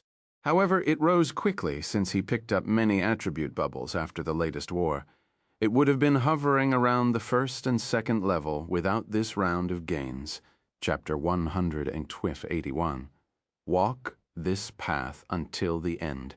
Actually, the attribute bubbles from his 5 deputies were among his greatest gains this time. The biggest windfall came from the space attribute bubbles dropped by the space tornado, as well as the attribute bubbles from the vampire ancestor and Turb. He picked up 7,250 points of space attributes in total. Wang Teng created a massive space tornado to deal with the Blood Crow ancestor, causing more attribute bubbles to be dropped. Space Physique, 2,453,000, 3rd rank. His space physique had reached the 3rd rank back in the Flaming River world. He also executed the space tornado as they reclaimed the 3rd front line and collected many space attributes, causing a considerable rise. However, it was still a drop in the bucket when compared to how far the limit of the space physique was. Wang Teng's depleted space power was quickly replenished, shedding his momentarily weak look. If anyone saw him just then, they would be astounded. Quick. His recovery speed was too quick. Next, he looked at the attribute bubbles dropped by Turbe. Blood Crow Ghastly Scale Shield 2,400, Blood Crow Domain 3,000, Blood Crow Clone 2,200, Blood Crow Divine Scripture 1,500, Imperial Level Dark Talent 8,000. Wang Teng's eyes shimmered, as he had expected those attributes. The Blood Crow Ghastly Scale Shield was the one used by Turb during their fight. Its defensive ability was decent. Wang Teng strongly believed that the best defense was offense, so he rarely practiced any protective skills. Still, it was good to have some just in case. He would be abusing himself if he kept on resisting enemy attacks with his body all the time. 2,400 points of Blood Crow Ghastly Scale Shield allowed him to reach the well-versed stage. Blood Crow Ghastly Scale Shield, 1,400, 4,000 well-versed. That move was a Devil Emperor stage defense skill, and quite powerful at that. Its execution method appeared in his mind. He nodded, feeling satisfied. Next came 3,000 points of Blood Crow Domain, a different one he could use. Now he had 3 to choose from: Blood Crow Domain, 1/3000, 3rd level. Once the attribute was received, Wang Teng attained a deeper understanding of how powerful it was. Numerous blood crows could be created in that domain, which could be directed as an extremely powerful attack. The 3,000 blood crow attack Turb had used was an example of its attacking potential. Once becoming proficient, he could also create more than 3,000 blood crows. Furthermore, there was a spiritual attack merged into the attack and would be lethal for those of weak spirit. However, Wang Teng didn't expect his blood crow domain to reach the 3rd level directly. No wonder Turb was considered a talent among the vampire apparitions. He worked hard to provide a lot of attribute bubbles. Next was the blood crow clone, akin to a cheat move to stay alive. Wang Teng felt exasperated whenever Turb turned into a bunch of blood crows and escaped his deadly attacks. His frustration was indescribable. He didn't know there was such a heaven-defying battle technique. It was unbelievable. He remembered that the Black Incubus Devil Lord possessed a similar technique, as the latter could scatter and run away. Wang Teng had almost allowed him to escape at that time, but he still killed him in the end. Most importantly, Wang Teng had the skills to curb them. Others would be forced to see them break free. Our hero became increasingly surprised and more vigilant due to the dark apparition skills. I need to be careful when meeting high-ranking apparitions in the future. I could fail if the other party had some strange and secret skills up their sleeves. Blood Crow Clone, Devil Titan Stage, 2200, 3000, Foundation. Huh? It's a Devil Titan Stage scripture. Wang Teng was shocked and elated. This was something unexpected. What was the Devil Titan Stage? This is what followed the Devil Emperor stage. High-tier Devil Emperors were the same as Universe Stage Martial Warriors, so Devil Titans were as powerful as Eternal Stage Martial Warriors. The Blood Crow Clone was a Devil Titan Stage technique. It was incredible. No wonder it was so unique and strange. Wang Teng was on cloud 9. The better the Blood Crow Clone, the more beneficial it was to him. And he didn't need to pay for it. The value of such a technique couldn't be appraised in monetary terms. Only the high-rank vampires had the right to learn that skill. Turb would be furious if he knew that his battle technique and Ultima had been pirated by his human nemesis. The Blood Crow Clone's cultivation method appeared in Wang Teng's mind. His eyes shone brightly, reflecting his awestruck mood. What an exquisite skill. He would have to turn into blood mist, then solidify into blood crows and finally reconstitute his own body. This was a change in the state of matter. A single error could have irreversible effects. For instance, if one were to lose control during the body reformation, he could lose an arm or a leg. It would be devastating if he lost some of the vitals. It was still a minor issue, though. Losing his soul would be a worse outcome. That was the reason why dark apparitions would have powerful elders guarding them while practicing the technique. Not everyone could learn even if they had the method. Of course, there were some talents who learned it on their own, but those were rare. Wang Teng touched his chin, realizing that he would have a hard time practicing the skill with his current talent. Good thing he could pick up attributes or use blank attributes to raise his proficiency. He didn't need to worry about any cultivation risks. Good Lord, if I learned this Blood Crow Clone move, not even Universe Stage Martial Warriors would be able to kill me, Wang Teng chuckled. He also received 1,500 points of the Blood Crow Divine Scripture, Blood Crow Divine Scripture Devil Titan level, 1,500, 3,000 Foundation. Wang Teng was astounded. It was another Devil Titan Stage Scripture. Wealthy fellow. This vampire is rich. He had 2 Devil Titan Stage Scriptures, so he wasn't an ordinary fellow. He finally believed that it was part of nobility among dark apparitions.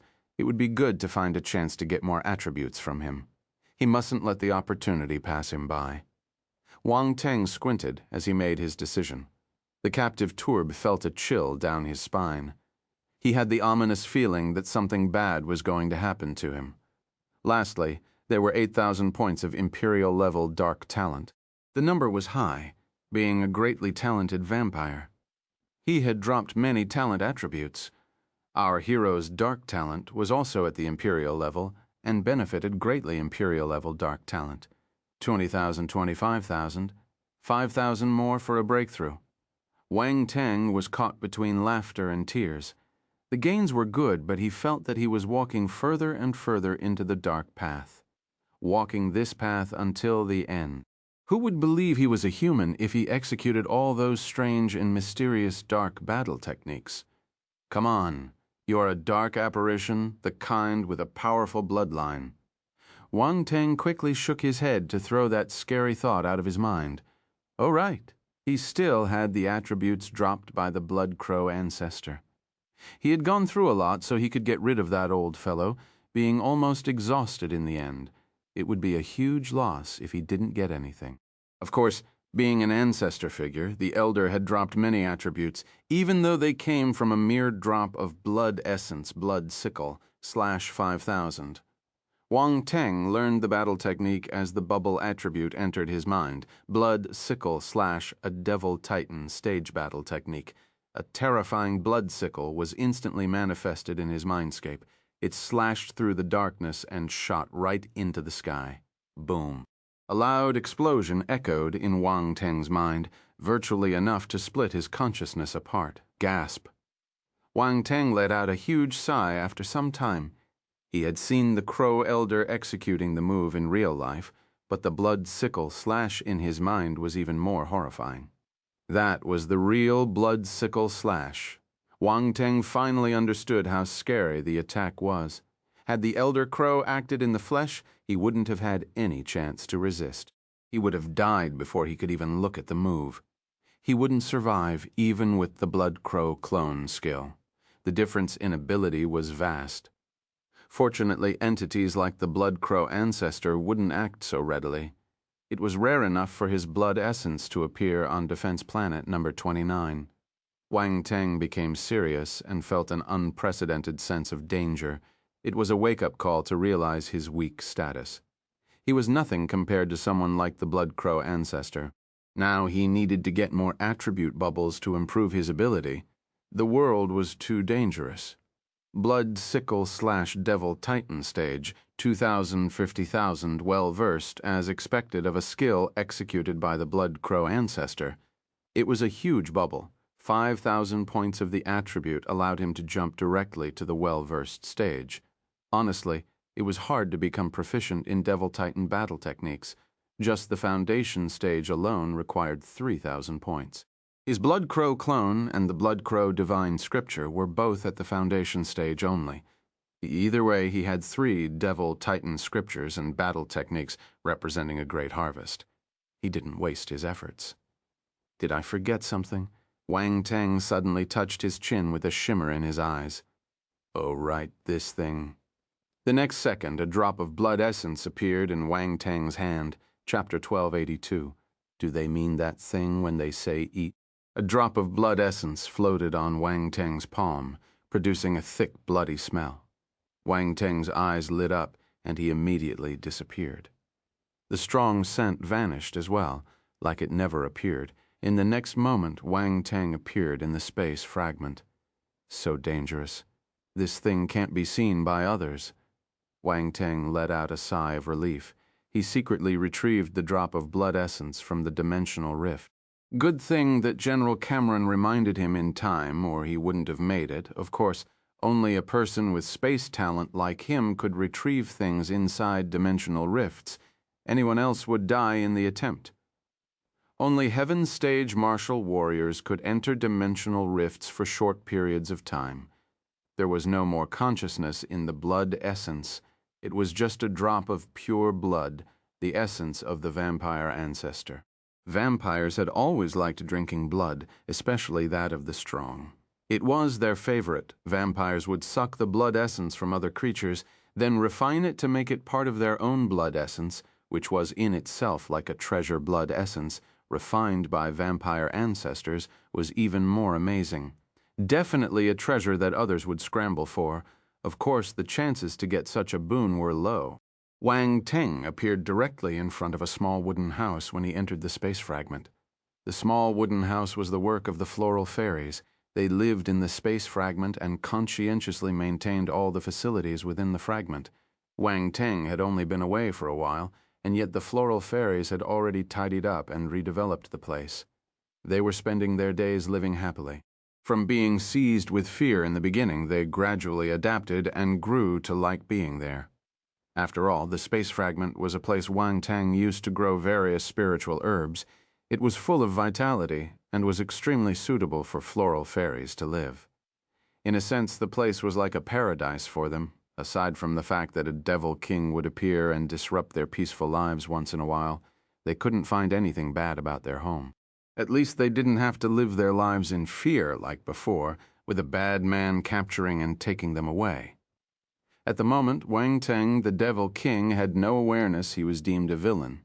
He just occupied a floral fairy's residence without any concerns. Every time he visited the fragment, he randomly chose a small wooden house. After all, any of them would give him the same feeling. They were exquisite, bursting with floral fragrances, very comfortable to live in. Being the master of all the fairies wasn't taking turns a normal thing to do. There was a floral fairy sleeping in the small wooden house chosen by him. She woke up in shock and stared at him with terrified eyes, the look she would give to a pervert. Hoff. Wang Teng felt a little guilty and cleared his throat. He then ruthlessly gave an order without any sense of shame. Little flower angel, get me a glass of nectar spiritual water. Oh. Flower Angel was still in a daze, but terrified no more. They had become familiar with Wang Teng, the Devil King, and knew he wouldn't harm them. She nodded as she climbed out of her warm bed and flew out. They're so easy to bully. Wang Teng shook his head. Won't your conscience ache for bullying such a kind and pure race? Round Ball's voice could be heard in Wang Teng's mind. If not for me, they would have been bought by an unscrupulous and cruel slave trader. I wouldn't know what kind of cruel life they would have to endure if I hadn't saved them from that cruel fate, Wang Teng said firmly. Besides, wasn't it you who came up with the idea of me buying them? Round Ball finally managed to utter a word after holding back for a long time. Shameless. I'm still okay. Wang Teng replied. Is that blood essence from the blood crow ancestor? Asked Round Ball, not bothering to continue with the previous subject. Yes. Wang Teng nodded. You managed to steal it. Round Ball felt helpless, having overheard the previous conversation between Wang Teng and General Cameron. Back then, it believed Wang Teng when he said he had lost it. Turns out it was all a lie. I just don't know when he recovered the thing. That silent method was incredible. What do you mean by steal? This is my loot. I managed to defeat the Blood Crow ancestor after spending lots of effort. I can't just hand it over like this, Wang Teng replied. They would compensate you accordingly if you presented it to the general, Round Ball said. I'm just studying it first. If it's useless, I'll hand it over, Wang Teng said. What a treacherous fellow you are. Round Ball felt at a loss. Wang Teng snickered and took it as a compliment. Just as he was about to say something, he heard a knock and a small head emerged from the open door. Flower Angel looked at Wang Teng timidly and asked, Can I come in? Come in. Wang Teng nodded with a straight face. The fairy walked in like a timid fawn while holding a wooden cup. She then placed the cup on the wooden table and spoke softly. Please drink it, thank you. Wang Teng took a sip. The taste was really good. Flower Angel was flattered. She waved her hands repeatedly and said, Don't mention it. Am I that scary? Wang Teng rolled his eyes. Ah, no. Flower Angel was flustered, feeling she had angered the Devil King again. Her face looked like she was about to cry. Okay. Your sisters will think I'm bullying you again if they see you like this. Wang Teng felt conflicted. That little fairy was too timid, frightened by just a few words. This made the situation seem like he was about to do something weird to her. Flower Angel mustered up her courage and pouted. No, my sisters said that you are a nice person. They didn't say anything bad about you. Oh, Wang Teng was surprised. Don't you all call me the Devil King? Why do you think I'm a good person? Ah, you. Flower Angel was dumbfounded. Her big black eyes widened as she looked at Wang Teng in shock. How did you know that you girls nicknamed me the Devil King? Continued Wang Teng, smiling at her. Flower Angel, but, do, share, I, wa, we didn't mean it, we don't. Don't kill us. She took a step back and fell to the ground, as if just having done something awful. She was so frightened that she burst into tears. Wang Teng, oh, he only wanted to tease her. Never did he think he would scare her like that. This girl is so timid. Bang. The door was abruptly pushed open, and the other floral fairies rushed in, making a protective fence in front of Flower Angel. They looked at Wang Teng with a cautious attitude. Don't hurt Flower Angel. Come to me if you want anything, said Catalpa. Being their leader, she stood up without hesitation in front of everyone, just like a heroic martyr, stretching her hands and blocking the others. That is, if you ignored her trembling legs. Wang Teng's face turned a little somber. Round Ball was laughing inside Wang Teng's mind, thinking that the whole situation was hilarious. Wang Teng also had times he was rendered speechless, karma and retribution. If you say it like this. Wang Teng rubbed his chin and walked over to Catalpa. He then sized her up with unscrupulous eyes. The leading fairy was very tall and had a delicate face paired with a curvy figure. She really was a beauty among beauties. What do you want to do? Catalpa took a few steps back in horror as she looked at Wang Teng anxiously. What do you think? Said the roguish fellow meaningfully. He felt that he really had the potential to be a bad guy. His acting performance was sublime, worthy of an award. I. Catalpa was stuttering. Indeed, the Devil King name was justified. She was too naive, seemingly accepting her fate as she said with a pale face, Okay, I promise you. As long as you don't touch them, I'll do as you please. Really? Wang Teng asked with great interest.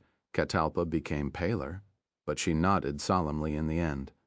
Sister Catalpa, don't, Devil King, don't hurt Sister Catalpa, so. Devil King, eat me instead. Don't eat Sister Catalpa. A bunch of floral fairies were trembling, but were bolstered by righteousness. They yelled and wanted to rush forward, but all of them were stopped by Catalpa, Wang Teng.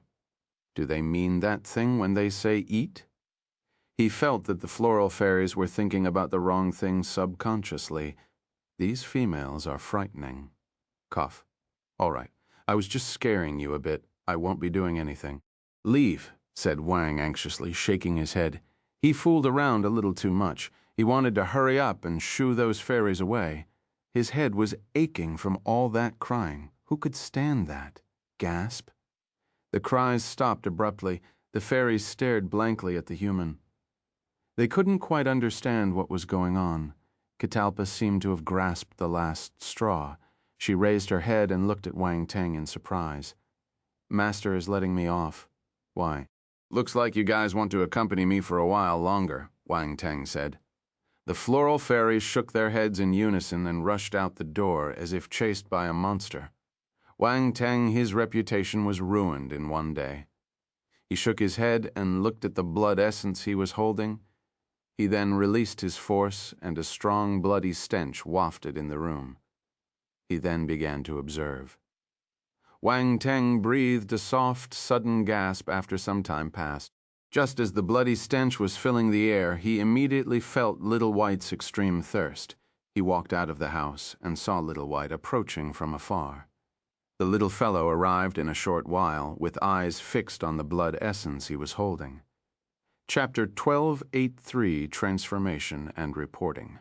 Wang Teng was connected to Little White through the spiritual pet contract and was able to sense its emotions. The pet showed a strong desire for the crow ancestor's blood essence. Wang Teng was surprised. Is it because both Little White and the ancestor are crows? After all, they were the same kind of animal. The blood crow ancestor didn't reply to him directly when he asked if it was a crow. The elder was even angered by it. Wang Teng got confused, but now he felt that he understood. They were both crows, Wang Teng asked Little White. Little White, Do you want to have this blood essence? Caw. Little White couldn't speak, so it only cawed in reply. However, the message Was conveyed. It looked forward to absorbing that blood. This is interesting, Wang Teng. You can let it have a go, said Round Ball, all of a sudden. Are you sure? Wang Teng asked. It was the blood essence of a vampire dark apparition. How could a normal creature absorb it? Do you think Little White can absorb dark force like me? This blood essence comes from the blood crow race. It'll help spiritual crows, Round Ball explained. The blood crow race? But it has dark force if Little White consumes it. Wang Teng touched his chin. He was worried. That's for you to decide, Round Ball said. Wang Teng was caught in a dilemma. There was a high chance the crow would be contaminated and become a dark creature. It wasn't something that could be brushed off. Once this happened, there was no way to turn back. Little White was a spirit flame ghost crow, so it did possess some negative aura, slightly similar to dark force, but it was still a light creature. There was an essential difference between them. No one knew what would happen after absorbing that blood essence. Caw. Little White called again. You still want to have this blood essence? Wang Teng felt troubled. Little White felt it was becoming less useful as time passed and had the urge to raise its ability quickly. This was a great and rare opportunity that couldn't be passed up. After some time, Wang Teng sighed and relented. Little White had its own thoughts. He had no reason to reject seeing such resolve from the bird raising his pet's ability would benefit him too, and he didn't want to abandon Little White if it couldn't catch up with his developing speed. Take it. Wang Teng stretched out his hand and the drop of blood essence floated towards the crow. Caw Little White called and rubbed its head on his palm intimately. Go ahead. Wang Teng patted its head. The bird finally swallowed the blood essence. The next instant, Little White gave a shrill and loud caw and soared into the sky. Caw. Wang Teng quickly looked up. A blood-red glow exuded from the pet's body while spreading its wings and cawing continuously. It seemed to be in agony. Boom! A powerful aura blasted from Little White's body. The blood-red glow became increasingly brighter until it covered the crow completely. It looked like a red sun hanging in the sky. Wang Teng frowned. He was worried, so he hurried and activated his spiritual sight and eyes of essence. Our hero realized that the blood-red glow was a cocoon. Little White was curled up inside while strings of red energy were seeping into his body. The ancestor's blood essence was transforming Little White's body and changing its natural form. However, the process wasn't smooth. Wang Teng could see wisps of dark force seeping into Little White's body. Is this a good or a bad thing? Wang Teng was worried. The crow had been with him for a long time, and they had developed a deep bond. He didn't want anything bad to happen. Round Ball consoled, Don't worry. The blood essence would at most turn it into a dark creature. It wouldn't be life-threatening. It won't be able to appear in front of others if it turns into a dark beast. Wang Teng shook his head. You have many dark skills, right? Can't you hide its aura? Round Ball gave him a meaningful look. Wang Teng was stunned and reacted immediately after. Round Ball is right. Some of the intelligent high-rank star beasts could learn human or dark apparitions' battle techniques. For instance, the Devour Nihility beast had grasped many battle techniques from the human race. Little White would be able to hide its aura if he taught it some dark battle techniques. Furthermore, the bird was always next to him, so others wouldn't notice if he was careful enough. Wang Teng smiled when he thought about this, and his worries faded. Round Ball, thank you. Round Ball smiled. Little White's transformation would take some time, so Wang Teng left the space fragment. A few hours later, everyone was back at the main base. The battlecraft made a slow descent to the Tiger Strike Force's territory. The martial warriors in the main base immediately noticed their arrival. They stopped what they were doing and looked at the craft as it came down with looks denoting respect. They saluted in the distance. It's the Tiger Strike Force. Did you hear that they managed to reclaim the 13th front line? They were victorious. It's not that simple. I heard they annihilated all the dark apparitions lurking there. Gasp. Really? They wiped them out? I heard it from my uncle who works at the General Staff Department. Not only that, Major Wang Teng also caught a mid-tier devil emperor alive. Oh my God, a mid-tier devil emperor. Major Wang Teng is only at the celestial stage, right? How did he manage to catch such a creature? What a monster. Major Wang Teng is the genius of our military. Not many people in the Great Qian Empire can be compared to him. That's right, he's made lots of contributions to the military. How can other talents compete with him? Discussions erupted amongst the crowd as the Tiger Strike Force battlecraft disappeared from their sight. The news had already spread like wildfire before their arrival. Everyone knew they had won by a landslide and caught a high-profile creature. General called Wang Teng to summon him as soon as they reached camp. They were anxious to know how he recaptured the 13th front line and to have his detailed report of the battle. Wang Teng had no choice but to take his 5 deputies for the meeting. He heard the rumors along the way. He was stunned. All I caught was a low-tier devil emperor. How did it become a mid-tier devil emperor? Who spread the news? Rumors are scary. Commander, you're becoming more and more mysterious as people speak about you, Deputy Jira said with a smile. I know I'm outstanding, but I'm honest. I don't lie. Please help me clarify that I caught a low-tier devil emperor of the vampire kind, not a mid-tiered one. It'll be bad if people have the wrong idea, Wang Teng said in a righteous tone. The 5 deputies. For some reason, it sounded weird. It still sounded like he was boasting, but they had no evidence. Remember, to clear this up thoroughly, you can mention the ancestors' blood essence to make it more credible. They might not believe otherwise. I don't lie, Wang Teng added. The 5 deputies, shameless. They didn't know what to say. This made them update their understanding of his shamelessness.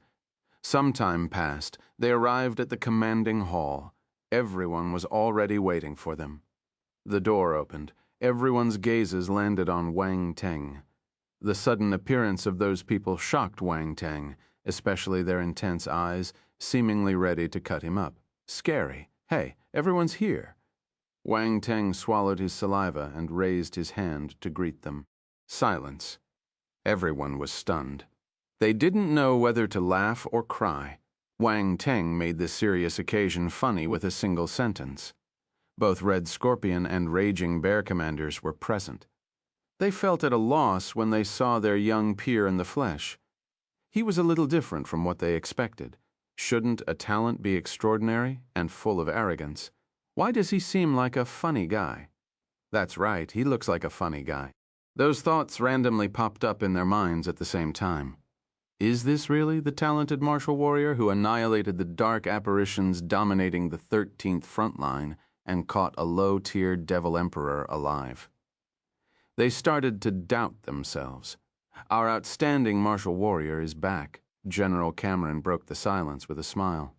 Come in, right. Quick, come in and tell us how you fought that battle. General Cameron kept it a secret. He said, we had to wait for you to return. General Chi Yuanju waved his hands impatiently. The other generals were also waving him over enthusiastically. Wang Teng felt overwhelmed. He walked in and reported his battle process. Everyone knew the results, but they were still astounded by the details. Good riddance. You used a lightning array. No wonder you waited for so many days. General Chi Yuanju was enlightened. His eyes looked bewildered. A 5th-rank Grandmaster-level array minimized your casualties to the lowest. I'm embarrassed to say I thought you weren't taking action due to fear. General Yukari shook his head. Berkeley and House glanced at each other. They willingly accepted their loss. The boldness and foresight of the new Tiger Strike Force commander was better than theirs. They decided to storm in, so there were many casualties in their team, and yet Wang Teng held back for a long time. He didn't care about victory, placing more importance in the lives of his martial warriors. That was enough to prove his level was higher than theirs. Chapter 1284 Colonel and the National Military Medal. Wang Teng finished reporting quickly. Actually, the main base probably had intel about the battle process, but it wouldn't be as detailed as Wang Teng's personal accounts. His briefing was necessary to see if discrepancies occurred. The generals praised him to the skies for that battle, especially for the usage of the lightning array. They won with minimum losses. It was the perfect outcome. Major Wang Teng, "You did well," General Cameron said in the end. "A battle is not child's play. One needs to be smart and not just use brute force. That is the stupidest method. You considered the surroundings, the local weather, and various elements of the battlefield and used them to your advantage. This is the wisdom and quality a leader should have." Qi Yuanju and the other generals nodded, agreeing with the statement. Berkeley and House felt ashamed to a point they wanted to find a place to hide. They used the simplest and stupidest method to fight. They had already lost. They were a bit unconvinced at the start. Wang Teng considered his team's safety, but casualties were common in war. They felt he had used the array because he wanted to rely on an external force. That wasn't the real power of the Tiger Strike force. But, as things stood, they were the ones who didn't do well. Both had learned about the wisdom and quality of a leader the moment they entered the military. Unfortunately, they got immersed in the glory of their forces and forgot about medular things like these. They were too result-driven. That was their mentality when they went to battle. Their young colleague had unwittingly taught them a lesson. Wang Teng was stunned when everyone praised him. Am I that outstanding? The wisdom and quality of a leader? What's that? Do I have that? Why didn't I know of this? General Cameron's voice pulled everyone's attention over. Based on the numerous military contributions Major Wang Teng has made, the top brass have decided he was going to be awarded based on his merits. Berkeley and House sat up straight. They gave Wang Teng envious looks. Wang Teng stared at General Cameron in surprise. This was a little sudden. Major Wang Teng will be promoted to colonel. General Cameron smiled. Colonel? Berkeley and House looked bewildered, unable to hide their jealousy anymore. It was plain to see on their faces. They thought that Wang Teng would at most become a lieutenant colonel, but he was directly promoted to colonel, jumping 2 ranks. Mind you, they had been in the military for many years, having made numerous contributions before they managed to climb the ranks. And yet, Wang Teng was directly promoted from major to colonel. Honestly, they found it unfair. Wang Teng was too young, and he had barely joined the military. He didn't have much experience yet. He already was at the same level as them. Anyone would find it unfair. Wang Teng was astounded. I'm a colonel already. I didn't do anything to achieve this, did I? General Qi Yuanju, General Yukari, and the other generals wore smiling faces, knowing about this decision beforehand. They even approved this personally. It was a fact that the fellow was indeed too young. However, they felt that they needed to keep such a talent in their team, and special people required special treatment. They didn't have to stick to the rules all the time. Letting go of this talent would be a huge loss. They hoped that Wang Teng could keep bringing glory to Defense Planet No. 29. The latter had caught the eyes of the bigwigs through this mission and gained some honor for the whole planetary operation. Before this, they couldn't raise their heads in front of the generals from other defense planets after the loss of 3 front lines. Many people wondered if this result was caused by neglect. Now, all the wagging mouths stopped because of Wang Teng's exceptional performance. Major Wang Teng, wait, I should call you Colonel Wang Teng now. General Cameron smiled. Thank you. Wang Teng snapped back and hurried to formally salute the generals. He wasn't stupid. He guessed that these officials were the ones backing his promotion. Otherwise, such a rise in ranks would have never happened, based on age and experience. No matter what their motive was, he accepted the favor. General Qi Yuanju and the others nodded in silence. Wang Teng's ability and temperament were both praiseworthy, not becoming haughty because of his merits, nor did he look down on others because he gained power. He was able to remain calm and humble after the good news. Not many people could do this. Arrogance wouldn't allow one to go far. General Cameron said with a smile, Colonel Wang Teng, continue to work hard. I can apply so you can receive the National Military Medal if you make a few more achievements like this. Your noble status might rise too. Wang Teng was surprised and elated. He didn't know what the National Military Medal was, but he knew how hard it was to rise in nobility. Cao Hongtu spent half of his life trying to inherit the baron's position, but he snatched it from him. Now General Cameron was telling him that he could climb higher if he made more military contributions. Wasn't that a great bonus? Achieving military merits was as easy as eating and drinking for him. General Cameron is a good man. The National Military Medal. Roundball suddenly exclaimed in Wang Teng's mind. What's the National Military Medal? Wang Teng couldn't help but ask. Roundball took a deep breath and explained. It is the highest military condecoration of honor. Only those who have achieved outstanding military exploits are worthy of it. The latter couldn't imagine why General Cameron felt that Wang Teng had the chance to get this award.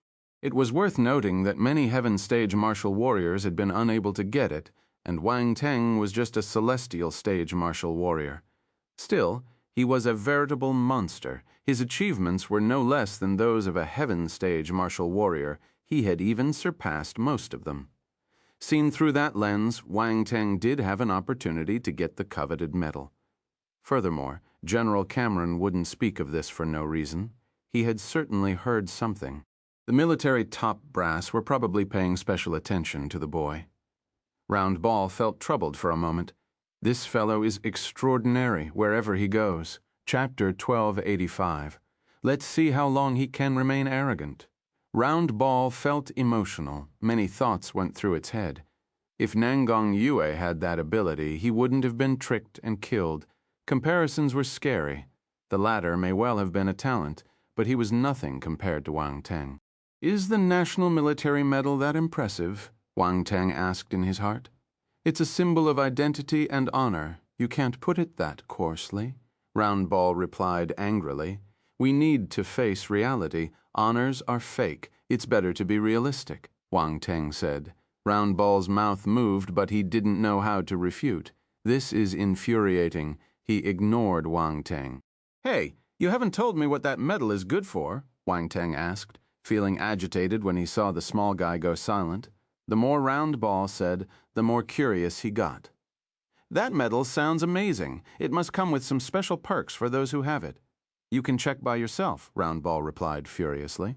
Wang Teng, General Cameron didn't offer any further explanation.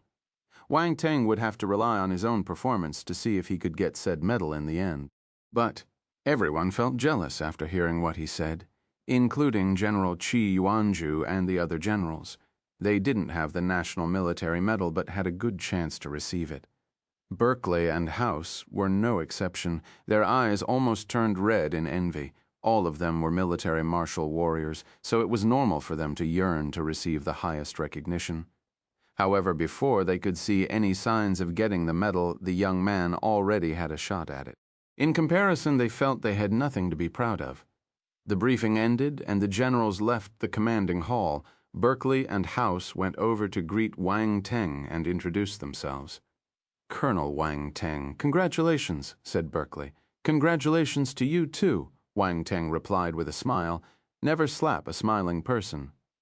Berkeley felt the corners of his eyelids twitching. Why did you congratulate me? What's there to congratulate?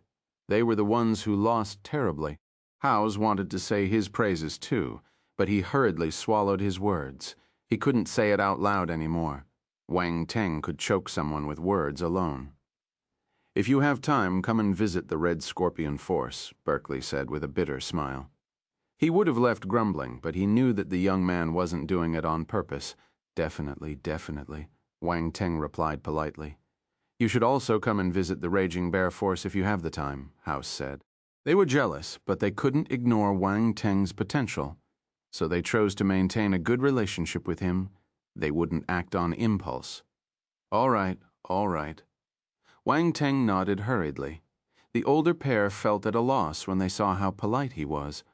They thought that Colonel Wang Teng was strange for some reason.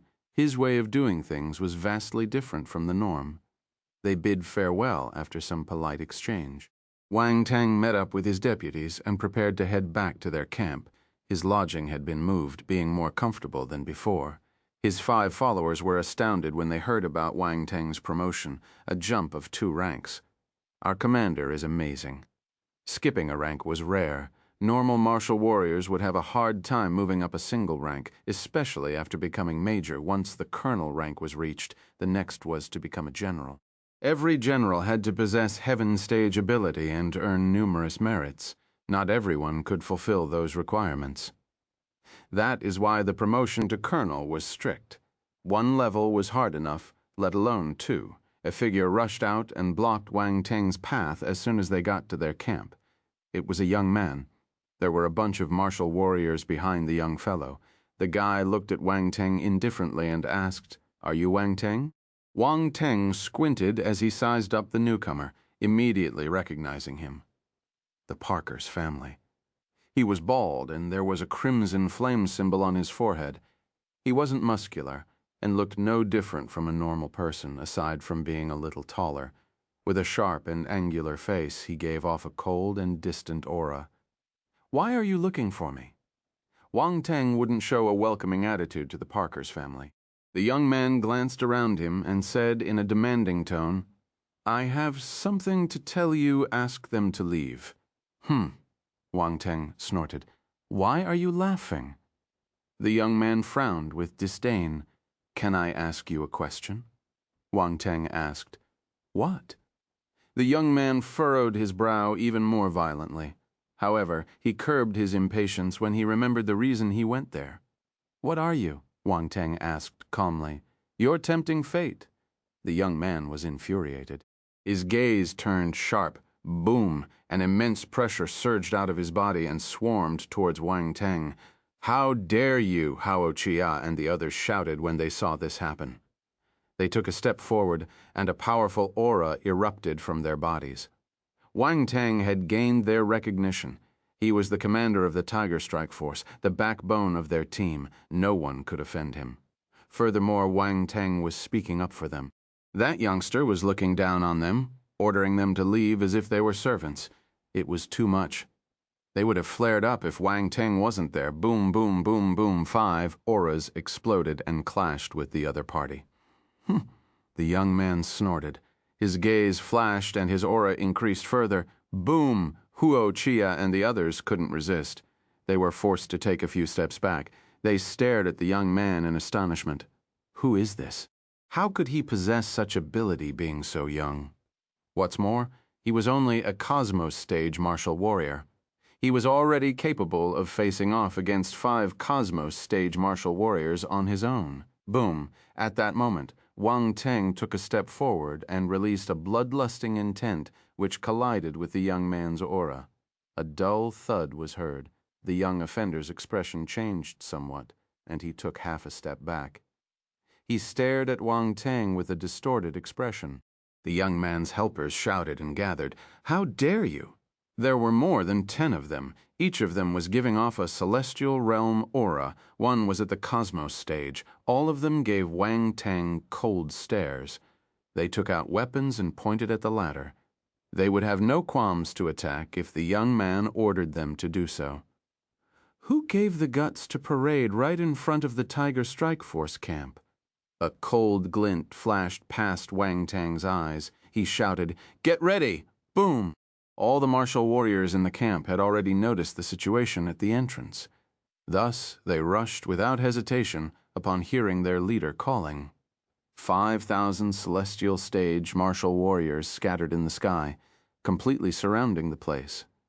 The other party didn't expect such development. Their expressions changed as they stared at the deployed figures in the air. Cold sweat dripped down their foreheads. Wang Teng tilted his head and asked, "Are you planning to gang up on me?" Silence. "Fuck, who's the one doing the ganging up? This person is a little shameless. I'm a fair person. Since you want to gang up on me, I'll gang up on you." "Come, don't be a coward," said Wang Teng. "Everyone fair your head. There are 5,000 people against less than 100. Is this what you call fair? Do you have a misunderstanding of what fair means?" "Wang Teng, don't go overboard," the young man said in a cold voice. His expression had turned hideous by then. "Me?" Wang Teng scoffed and said, "You came to my place looking for trouble, and now you're saying that I'm going overboard." He waved a hand and shouted, "Take them down." Yes, the 5,000 martial warriors replied in unison and soared into the sky. They were about to make their move. What's happening? Who angered the Tiger Strike Force? Oh my, they are looking for death. Who gave them the courage to make trouble at their doorstep? Many martial warriors close by were attracted by the commotion.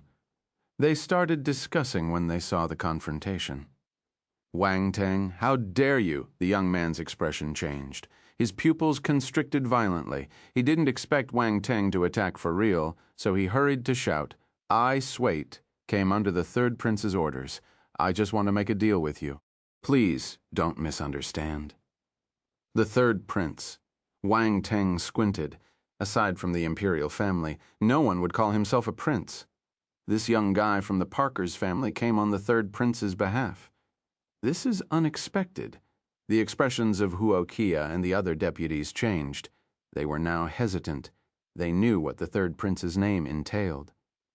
The imperial family, the Tiger Strike Force, couldn't afford to provoke them. Huo Qiya and the others looked at Wang Teng. Wang Teng, don't be reckless. The imperial family is not like dealing with the Grand Dukes. We can't touch them easily, Roundball said in Wang Teng's mind, sounding agitated. I know what I'm doing. Wang Teng stopped and pondered for some time. Then he asked, You came on the third prince's orders? What proof do you have? Swait heaved a sigh of relief when he saw them stopping. The arrogant and indifferent expression returned when he replied, This is the third prince's token. He took out an emblem and waved it in front of Wang Teng. The object had the carving of a black divine beast. That was the Great Qian Empire's divine beast, the Kunwu beast. The creature had 8 horns. Every time the creature's power increased by a level, it would grow an extra horn on its head. There was only 1 horn on Wang Teng's Baron token. 8 horns represented the imperial family. Only the highest nobility had the right to use the 8-horn Kunwu beast. If someone dared to make a counterfeit, that person would be looking for death. This could only mean that the item genuinely belonged to the prince. What does the third prince want me to do? Wang Teng asked with a sharp glint in his eyes. I can only tell you in private, Swait said coldly. I'm leaving if you don't say it, Wang Teng replied nonchalantly. You, Swait was furious. He was under the third prince's wing, so he was often treated with respect, even by Heaven's Stage martial warriors. However, Wang Teng kept on insulting him. It was infuriating. He snorted and made a decision after making the deal. He would go back and complain about Wang Teng's haughtiness to the third prince. Let's see how long he can act arrogantly. He took a deep breath and said using voice transmission, Wang Teng, my father is one of the third prince's men. The prince wants me to tell you that he doesn't mind owing you a favor if you withdraw your charges against my father in the military court. Crofts, Wang Teng asked. Yes, Swait replied. Wang Teng snorted. No wonder he didn't dare to say it in the open. It would be a direct provocation to the military court. If he said it aloud, even the third prince wouldn't be able to bear with the consequences. You are privileged to receive a favor from the third prince. Don't be insensible, Swait continued when he didn't receive a reply. 1 favor and he wants me to drop the charges. He thinks too highly of himself. Wang Teng remained expressionless, but anger was already boiling in his heart. This is too much. Roundball was also furious, but felt helpless at the same time. Their opponent was the third prince, a true member of the imperial family. It was a contender with an extremely noble status and great power, not someone whom Wang Teng could oppose. Chapter 1286. You are insulting my character and trampling on my dignity. Wang Teng, my time is limited and I can't squander it talking with you. Have you thought it through? Swait said coldly. He was arrogant and was obviously looking down on our hero. If it wasn't for Crofts, he would have never gone there. As for the ongoing feud between Wang Teng and the Parkers, he didn't take it seriously. A mere celestial stage martial warrior couldn't possibly shake them. The real reason why they had suffered multiple defeats by the young one was because the real, powerful martial warriors had not made a move. If they did, not even 100 Wang Tengs would be a match. Our hero looked impassive. his face devoid of expression as he heard Swait's words. Round Ball had a bad feeling and said hastily, "Wang Teng," before it could finish the sentence. Wang Teng had already responded. "I'm sorry, I refuse." He spoke out loud without using voice transmission. Since the other party was shameless, he had no need to worry too much. He didn't even fear the dark apparitions, let alone a third prince. "It's over." Swait was feeling confident at first, but his face stiffened by the response. He was livid. "How dare you refuse? Who gave you the guts? Why wouldn't I dare?" Wang Teng sneered and then said righteously, "Third prince wanting to use favors to make me drop Croft's charges. He's showing disrespect to the military court and the military as a whole. I, Wang Teng, soldier of the military and loved by the generals, am the commander of the Tiger Strike Force. How could I give all of that away for the sake of a mere favor from the third prince? You look down on me too much. You are insulting my character and trampling on my dignity. I, Wang Teng, will not do such a thing. Even if I were to offend the third prince and die in the process, I will defend the dignity of the military. Don't even think about bribing me." Wang Teng's voice became louder and louder, becoming thunderous in the end. "You shut up." Swait was shocked and furious. This Wang Teng is mad, to dare reveal this matter. If people were to learn that the third prince was trying to cut a private deal, it would definitely make them think that he held the military court in contempt, damaging his own image. Others would definitely use this as an excuse to attack the noble. He was offending the third prince. Even if others were to refuse, they wouldn't dare to do it like that. This Wang Teng is too shameless. Dignity of the military, loved by the generals. All of it was to intimidate. Huo Qiya and the others started fuming upon hearing this. This person actually threatened our commander using the third prince's name. This is outrageous. Round Ball was stunned. How is this possible? This tactic was completely unexpected. His ability to intimidate others is too good. Why you dare to do it, but you don't dare to admit it? Is that all the dignified third prince can do to hide? Wang Teng said disdainfully. Bastard, the third prince is an incomparable talent and a prominent figure. How dare you insult him? Swait was enraged. The moment he finished speaking, he suddenly realized what he said. His expression changed drastically. Him speaking of the third prince's involvement was completely different than when mentioned by Wang Teng, uttering his name was tantamount to confirming the latter's claim. He was basically confessing that the prince himself asked him to find Wang Teng and negotiate to drop all charges against Crofts. Things look bad. What? The third prince wants Commander Wang Teng to withdraw his charges against Crofts? How could the third prince make such a decision? Commander Wang Teng is a true role model for our generation. He even dared to speak up and defend the prince, all for the sake of the military's dignity. That's right. Commander Wang Teng is a true role model for us. Commander Wang Teng has offended the third prince. We must testify for him so he doesn't suffer. There were a bunch of martial warriors surrounding them during Wang Teng's loud statements. Everyone heard the conversation clearly. Given that Swait had confirmed the fact, the truth was exposed and they were convinced. Swait's expression was extremely ugly. He looked pale and was on the verge of vomiting a mouthful of blood. No, this has nothing to do with the third prince. I don't know anything about any favors. There's no such thing. Wang Teng, you're slandering me. Swait pointed at Wang Teng furiously as he tried to defend himself. The matter couldn't be disclosed to others. Otherwise, the third prince would definitely go after him. I slander you? Then tell me, why were you looking for me? Wang Teng shouted. I, Swait, was at a loss. Wang Teng didn't give him a chance to think, shouting, You can't say it out loud, can you? You didn't think of any other reason. Your sole purpose for coming here was to bail Crofts. You, Swait said, you've been exposed. Everyone judge for yourselves, decide who is credible. Do I have nothing else to do that I would dumbly look for trouble and provoke the third prince for no reason? Wang Teng said innocently. Commander, Wang Teng is right. No one would provoke the third prince for no good reason. Commander Wang Teng must have been forced into a corner to reveal this. It's too pitiful. This is too much. They've gone overboard. Not even the third prince should bully people like this. Everyone was filled with righteousness as they defended the rising hero.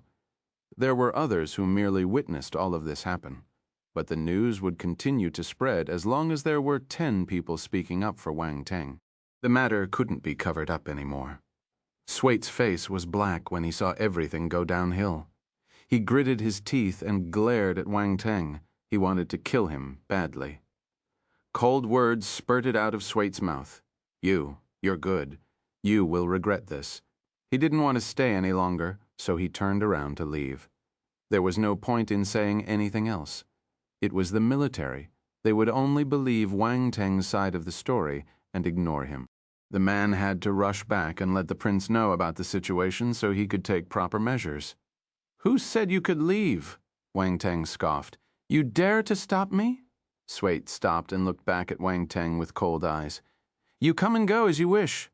What do you think my Tiger Strike Force is?" After saying this, Wang Teng shouted, "Take them down! How dare you?" Swait couldn't take it anymore. He was strong and talented and was recruited by the third prince. Anyone who saw him would treat him with respect. However, Wang Teng went and humiliated him time and time again. Since he was being trampled upon, he no longer needed to hold back.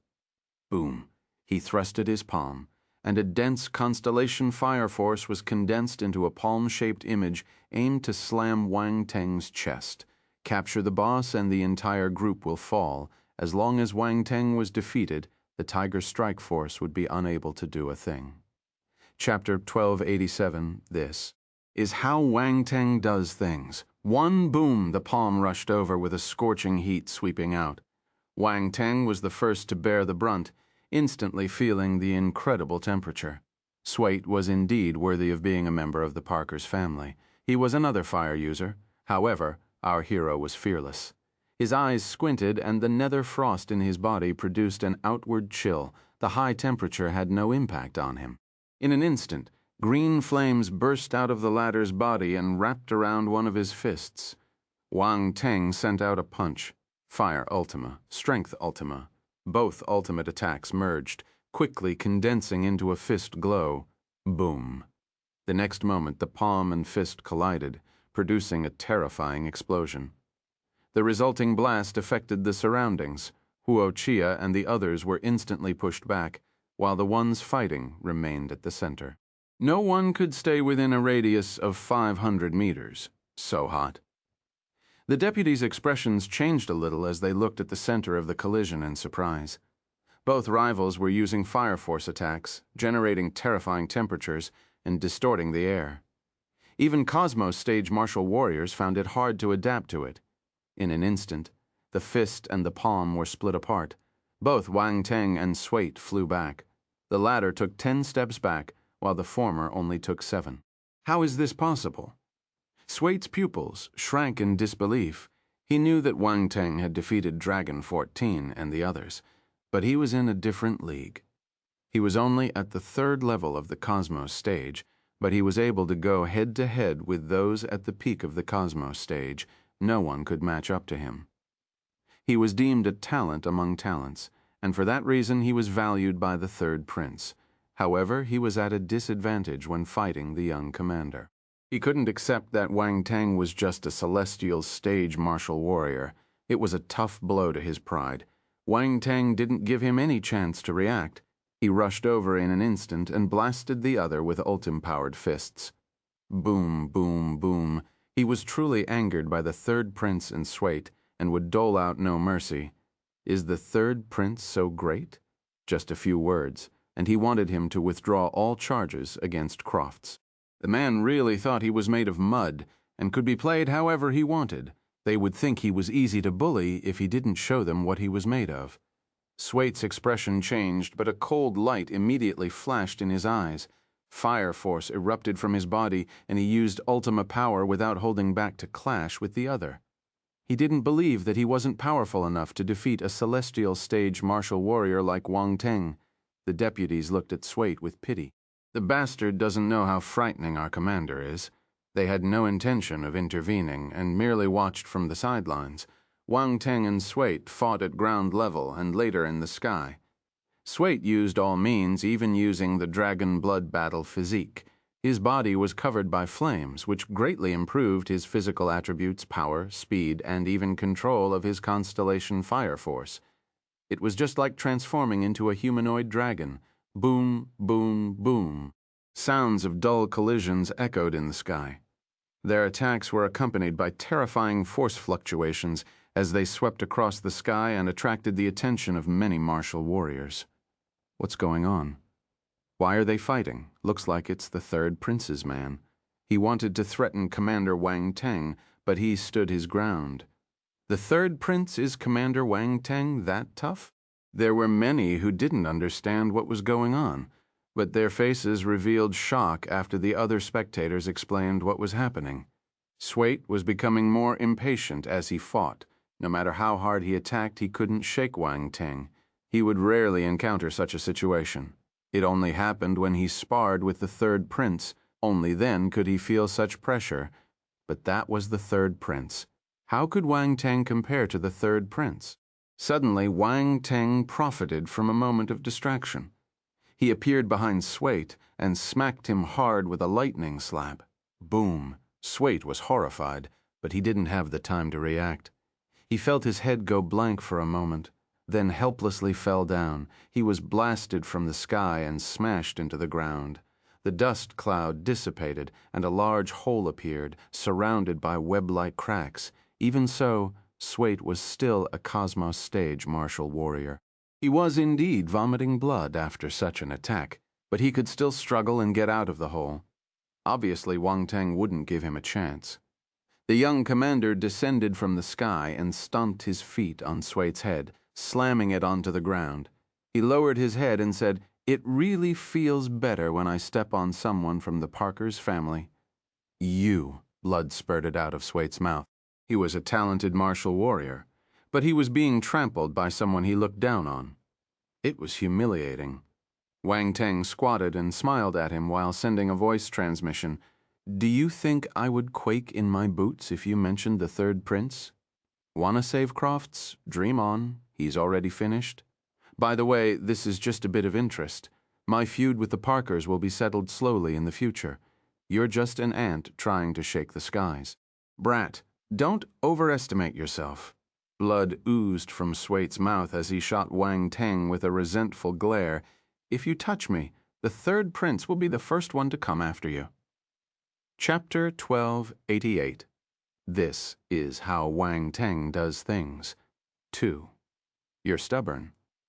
Wang Teng weighed the lightning slap forming in his hand and moved it over Swait's head as if he was trying to find the most suitable spot to strike. "What are you doing?" Swait's expression changed. He felt the pain in the back of his head, which was clearly caused by something, then realized what it was when he got a clear view of it. Huo Qiya's mouth twitched when he saw this. There was an inexplicable sense of familiarity welling up in his heart. "Don't worry, you won't die." The lightning slap glowed with lightning and continued to magnify in Swait's eyes. Bang, bang, bang, swoop, boom. The dull sounds were accompanied with slight roars of thunder as the attack landed on Swait's head. Big bumps appeared on the shiny bald head, which started swelling up at a visible speed. His body was still twitching. "Bastard." "Wang Teng, you will die a terrible death." "Stop." Sob Swait was yelling in the beginning, but it gradually transitioned to whimpering. He couldn't even speak clearly in the end. He was deeply humiliated and was wallowing in despair. He was even doubting his life in the end. Wang Teng is not human. Swait's men had ugly expressions as they shouted, "Wang Teng, you have a death wish. Aren't you afraid of the third prince for treating Sir Swait like this?" Alas, they were surrounded by 5,000 martial warriors and didn't dare to move. Wang Teng ignored them and continued hitting for a while longer. He reckoned it was enough when he noticed that Swait was exhaling more than inhaling and felt that the anger in his heart had dissipated considerably. "Very good, my mind is clear." Round Ball was speechless, with its mouth wide open. This was a direct offense. He didn't even leave any room to maneuver. This is how Wang Teng does things. Wang Teng looked at Huo Qiya and the others, then issued an order, lock him up and wait for someone to retrieve him. His deputies were still reeling in shock. They snapped out of it after hearing Wang Teng's voice and replied in haste. Yes, their eyelids were twitching when looking at Sui's appearance. Jira and the others looked at Huo Qiya with a hint of sympathy in their eyes. The latter was the only one who had enjoyed a similar treatment. They remembered how Huo Qiya looked just as miserable when he was sent back. Now they finally knew how he got those wounds. It had to be really painful. Fuck! What's with their expressions? Huo Qiya felt aggrieved and wanted to curse. However, he chose to keep it in, considering that Wang Teng was present. Sui and his men were quickly detained. The dozen or so martial warriors saw their boss state and gulped their saliva. None of them dared to raise their voices anymore. They didn't even dare to look at Wang Teng. Wang Teng then collected the attribute bubbles dropped by Sui. Dragon Blood Battle Physique 500, Constellation Force, Fire 450, Celestial Realm Spirit 1200, Cosmos Realm Enlightenment 1500. Fire Ultima 2400. Sui's attribute bubbles weren't bad. They increased Wang Teng's stats by a good margin. This was especially so for the Dragon Blood Battle Physique. The 500 attribute points increased his numbers considerably. Dragon Blood Battle Physique, 1810,000, first rank. This stat was only at the first rank. Once he combined it with his divine flames, its power became much stronger than that of many of the Parker's talents. Thank you, everyone, for speaking up for the sake of our Tiger Strike Force today. I am very grateful. Wang Teng went around cupping his fists after collecting the bubbles. Commander Wang Teng, you're too polite. It was but a small gesture. That group was going too far. We couldn't stand it. Yes, yes. We are all martial warriors of the military. We can't let them bully us. No one expected that Wang Teng would personally offer thanks. They were a little flattered by this. The young commander exchanged some polite remarks and said a few more words before the onlookers gradually dispersed. The whole event would be inevitably retold. More people would know about it. It would be impossible to cover things up, even if the third prince wanted to. Wang Teng returned to the Tiger Strike Force's camp and didn't go out again. The whole Tiger Strike Force needed to rest and recuperate after that battle. Wang Teng also had to process his gains. He had also kept in mind that he would be helping the devouring nihility beast to construct a 9 treasures pagoda. He had already experienced the pagoda's strength when fighting with vampire apparition. The apparition's spiritual attack was easily suppressed by the artifact, not moving even one bit. Being a talented vampire, would Turb have a weak spirit? Definitely not. It could only mean that the 9 treasures pagoda was too powerful. That was why it was paramount to make another. If one pagoda wasn't enough during battle, the second one would enter the stage. Just thinking about it made him feel a little excited about his cheats. Forming the 9 treasures pagoda a second time was much easier.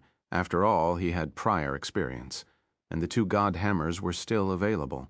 He didn't have to visualize from scratch. Another point is that the devouring nihility beast's consciousness was extremely vast and strong. Wang Teng could create it without being as cautious. The thought made the beast's clone feel deeply resentful. A day later, a huge 9 treasures pagoda was quietly floating in the creature's consciousness. Wang Teng and the beast clone appeared at the same time and gazed at the new pagoda. They were amazed. "I'm a little jealous," Wang Teng said. The second pagoda was even larger than the one he had. No wonder the devouring nihility beast was a universe behemoth. Even if he was cheating, it would still be incomparable.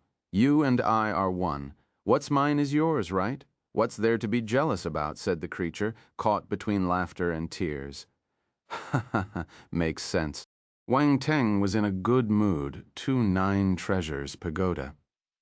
The creator of the Buddha's Sutra probably would have never imagined that someone could create 2 pagodas. Wang Teng returned to reality and walked into the bathroom, preparing to wash up. Making the second pagoda wasn't painful at all, since the one suffering was the beast, not him. However, it still entailed hard work as it consumed a lot of spirit. He decided to take a bath and relax. Bathing alone was too lonely, which didn't fit his current status. Wang Teng released Cao Jiao Jiao, handed her a towel, and ordered, "Wash my back." Cao Jiao Jiao was finally released, but the man had actually ordered her to serve him. Veins were popping on her forehead. Her pretty face was flushed with anger. "Hurry up. You're a bit daft for a maid," Wang Teng urged as he lay on the side of the huge bathtub. In the end, he didn't use an enchantment on Cao Jiao Jiao. That move would be too lowly for someone of his rank and status. It was interesting to educate people. Either way, Cao Jiao Jiao had a spiritual mark and couldn't resist. He wasn't worried about her doing anything wrong. She took a deep breath and glared at the young man's back as she stepped forward to wash him. 1,000 characters were omitted here. Half an hour passed. Wang Teng walked out of the bathroom with a blushing and resentful Cao Jiao Jiao in tow. The hero was in a good mood. He suddenly remembered about the National Military Medal, so he logged into the virtual universe to check. A pile of information appeared soon after. He browsed carefully, and his eyes became increasingly brighter. The benefits of the National Military Medal could be summed up in 2 words: special privileges. That's right, special privileges. The National Military Medal represented privileges in various fields of the Great Qian Empire, such as education for his children, purchases of important supplies, and official appointments. One would have certain preferential treatment from a certain point of view. The National Military Medal had more privileges than his barren title. For instance, his descendants could enter the highest institutions of the empire to study without any assessment. Even a baron's descendants would have to pass assessments to be enrolled. Some important supplies couldn't be purchased, even using his nobility status. That would change with the medal. He would be able to buy things directly from the empire. Being a baron might not grant you opportunities to become an official, but you could definitely get a good position after being awarded the medal. Of course, this was only applicable to the medal owners and not their descendants. That was the difference. In addition to this, there were various other privileges. Such treatment was simply too good. He couldn't help but feel happy after going over the information. The National Military Medal was the true symbol of status. Chapter 1289. Fuck, it's a bunch of hooligans. Wang Teng waited. 3 days passed until someone went to retrieve Swate and the others. The person arrived along with General Cameron. Once notified of their visit, he received them in the Tiger Strike Force's reception hall. The place was neither huge nor luxurious. It was simple, in line with the military style. Everyone took a seat, and Wang Teng asked someone to serve them water. The third prince's representative this time was also a man who seemed to be barely 27 years old. However, it wasn't difficult for those present to see that his real age was far more than that. In any case, 100 years old was considered as very young when considering martial warriors above the planetary stage. Considering some special races, even their 500 or 1,000-year-old members were still in their infancy. Just then, the man looked at the glass of water and frowned. He didn't move, and there was a trace of disdain in his eyes. No one had ever served him plain water. "This Wang Teng is really uncultured. I'm sorry. I'm too poor to serve you anything good," Wang Teng said. General Cameron's mouth twitched. He would have believed that if someone else said it, but not Wang Teng. He knew that the latter would share a lot of his master-level and grandmaster-level force dishes with his team members. If that was poor, wouldn't others be beggars? Peggy stood next to Wang Teng. She was expressionless, but her heart was calm. "This is normal. I just need to get used to it." "You don't have to be polite, Commander Wang Teng," the man said. "Colonel Wang Teng, allow me to introduce. This is Baron Lu Qing, who is under the command of the third prince," said the general. Colonel Lu Qing was a little surprised as he looked at the host, not knowing he had already been promoted. Baron? Wang Teng was equally surprised, not expecting the visitor to be the same as him, a baron of the empire. Commander Wang Teng is really young and promising.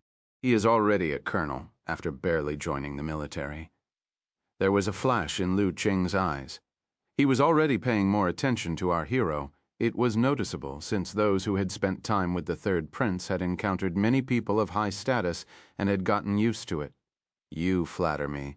The general's love made it possible. Wang Teng smiled. General Cameron was speechless. This fellow is talking nonsense again. He already knew what had transpired in the past few days. This Wang Teng talked too much, even involving all the generals in the mix. Still, no one thought that his actions were over the top. The third prince was the one who was pushing too far, going to the military and causing trouble, which was akin to slapping them in the face. If they didn't protect Wang Teng, it would be even more embarrassing. Baron Lu, why don't you drink the water? Does it not suit your taste? Wang Teng said, Lu Qing. What do you mean by that? How could a glass of water suit one's appetite? You don't have to be so polite. I'm not thirsty, Lu Qing said. Is Baron Lu looking down on me? Wang Teng's face turned cold. I'm entertaining you kindly, but you're not giving me face.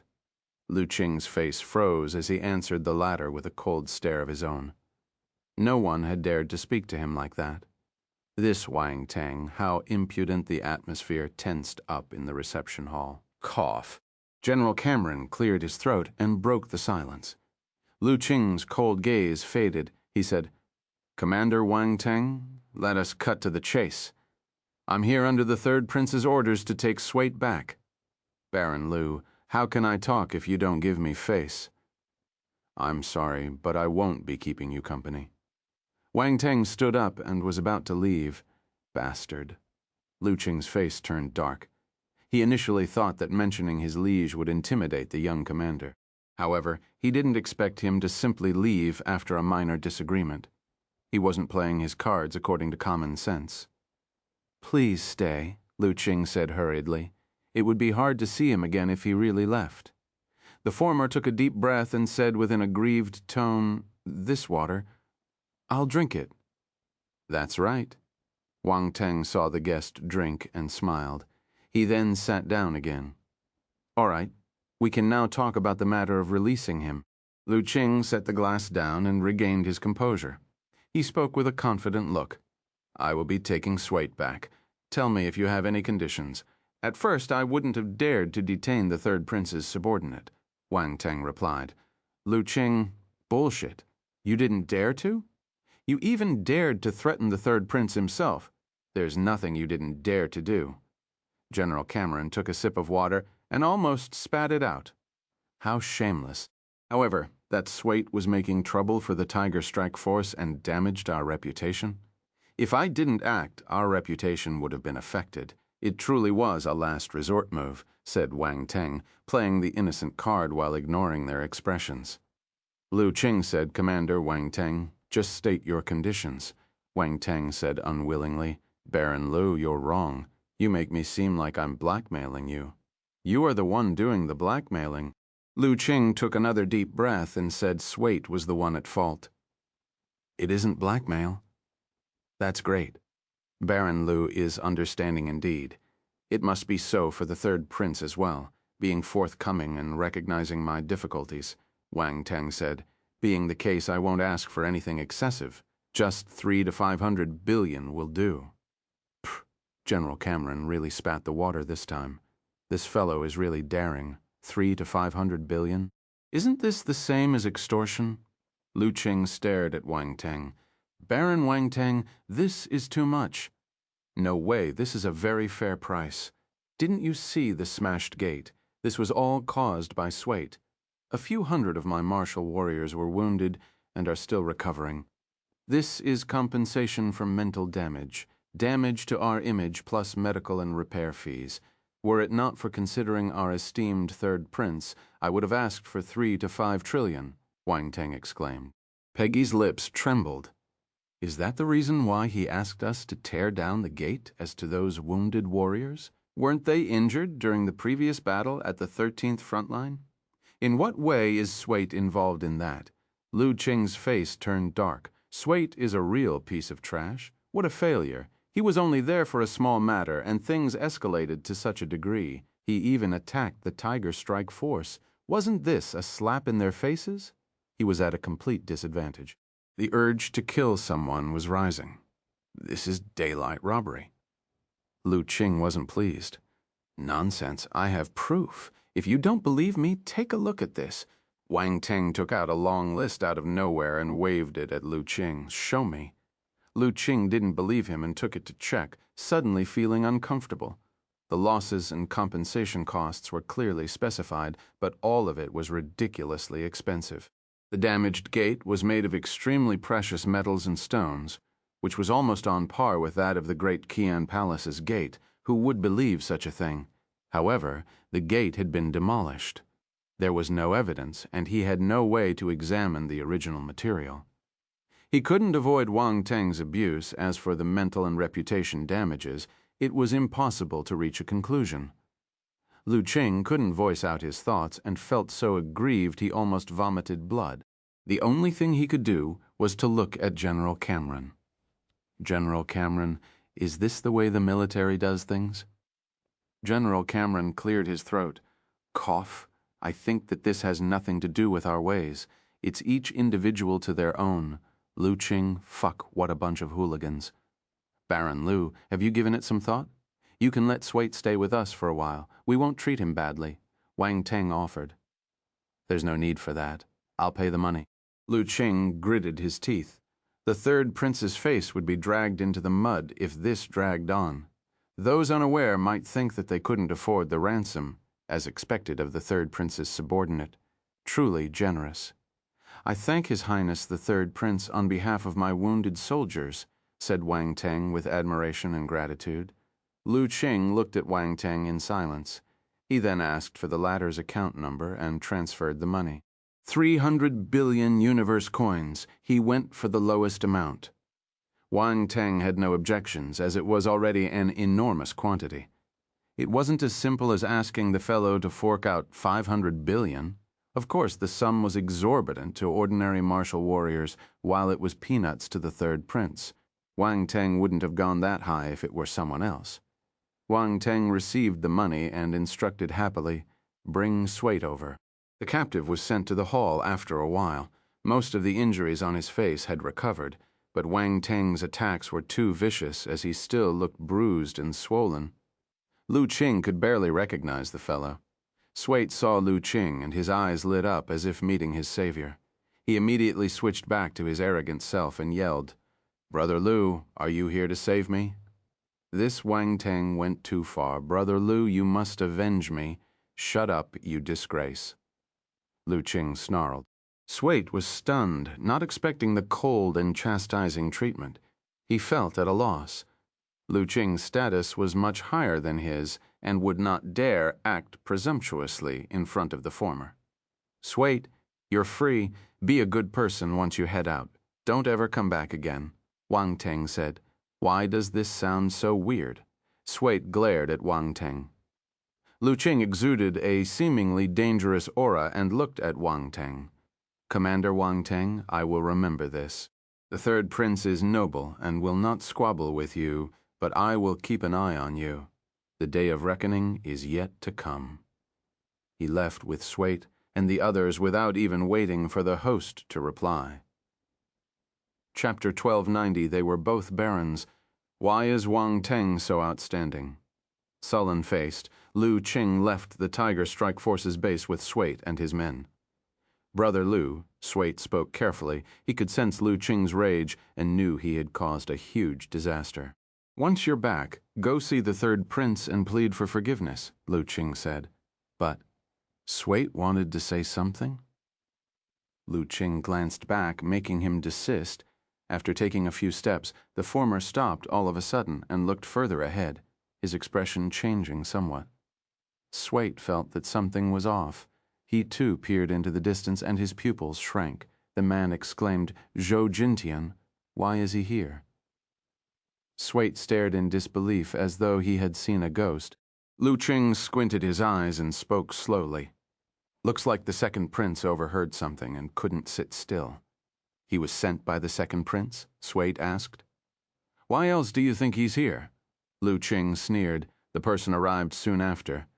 He was a tall young man with thick black hair draped over his shoulders, eyes sharp as knives as he grinned at Lu Qing. "So, the third prince sent you here?" Lu Qing scoffed. "The second prince really is everywhere. Don't misunderstand. The second prince only sent me to give his regards to Baron Wang Teng. After all, Baron Wang Teng had just made a contribution, and the third prince's behavior is really disappointing. The second prince is worried that the imperial family would be disgraced by his actions. This is just to clean up the third prince's mess." Zhou Jintian chuckled. "You," Lu Qing felt irritated. "All right, I'll stop here. I'm going to meet Baron Wang Teng." Zhou Jintian waved a hand and walked into the Tiger Strike Force's premises. Lu Qing stared at Zhou Jintian's back, feeling an extreme gloom. His mind was in a roller coaster as he quickly left with Swate and his men. Looks like the situation was worse than he had imagined. Back in the Tiger Strike Force's reception hall, Wang Teng sat on his chair with a blank expression. Lu Qing's aura just then was quite daunting.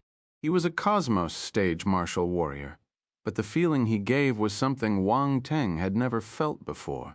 This was the first time. Lu Qing wasn't easy to deal with.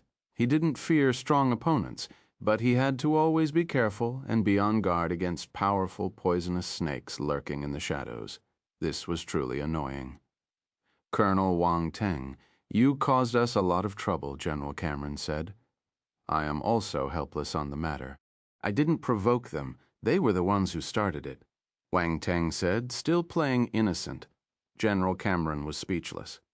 "You don't look like the one being provoked at all. You were the one who bullied the third prince's subordinates." Wang Teng suddenly said, winking, "To show my appreciation for the generals, I have decided to donate 200 billion to our headquarters. This can be considered as a contribution to Defense Planet number 29. Cuff! General Cameron cleared his throat and straightened his face. "Don't worry, no one can hurt you while on this planet." Wang Teng. At this time, Huo Qiya entered and whispered something to the young commander. "Oh?" Wang Teng was surprised. He nodded and said, "Bring him in." "What's wrong?" General Cameron asked. "The second prince sent someone over," Wang Teng replied. "The second prince," General Cameron looked at Wang Teng and smiled meaningfully. "You are really popular. I don't want to be involved in their squabbles." Wang Teng felt helpless. "I won't meddle in this. There are lots of matters that require my attention. I'll be taking my leave." General Cameron shook his head and left. Wang Teng was at a loss for words. General Cameron was really fast when it came to escaping. It was obvious he didn't want to involve himself with either the second or the third prince. In fact, if it wasn't for Wang Teng, he wouldn't have gone there. Huo Qiya entered the reception hall with Zhou Jintian shortly after. Wang Teng sized up the visitor and was surprised. The fellow provoked a feeling similar to how he felt with Lu Qing, while radiating an overwhelming presence. "He's not easy to deal with, Baron Wang Teng. I have admired you for a long time." Zhou Jintian cupped his fists in greeting. "Baron Zhou Jintian, please be seated," the young commander said politely. Zhou Jintian was also a baron. Once he heard about his arrival, Wang Teng had Round Ball investigate and discovered that the fellow also had noble status. Looks like the prince's subordinates are true hidden dragons. Anyone who makes an appearance is a baron. All their subordinates were powerful figures, not the run-of-the-mill. Zhou Jintian sat down. Before his trip over, he had learned that Wang Teng was so proud that even the third prince's subordinates were taught a lesson, not taking the prince seriously. He felt that Wang Teng wasn't that easy to get along with. Still, he felt a bit perplexed, seeing how Wang Teng behaved in his presence. Wang Teng was being modest and polite, completely unlike the rumors. "Please have some tea." Wang Teng waved a hand, and a teapot with a faint fragrance appeared on the table. He then moved to serve him personally. "This is—" Zhou Jintian was shocked when the scent reached him. His eyes were then fixated on the tea. He impatiently took a sip, and his eyes gleamed. Sparkling spirit tea. Wealthy fellow. He was doubtful at first. Once he had a taste, he finally confirmed that it was indeed sparkling spirit tea. It wasn't an ordinary infusion. It was a precious spirit tea that could nourish the soul. It was expensive. Such an item was in low supply, and ordinary folk couldn't buy it. Even Zhou Jintian could only drink it on occasion when he visited the second prince's residence. He didn't expect to be able to drink it at Wang Teng's place. Unbelievable. "I hope you don't mind the poor hospitality," Wang Teng said. Zhou Jintian's mouth switched. Poor hospitality? Isn't he thinking too little of himself? We are both barons. Why is Wang Teng so outstanding?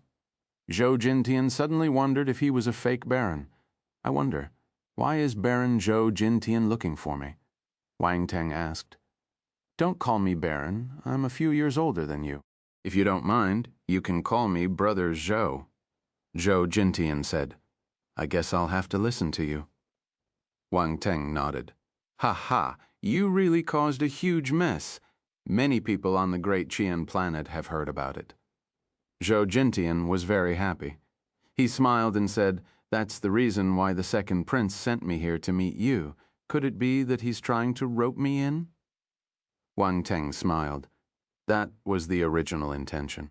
But judging by your appearance, I guess you wouldn't agree. There was a flash of light in his eyes. The second prince couldn't afford someone who entertained guests with sparkling spirit tea.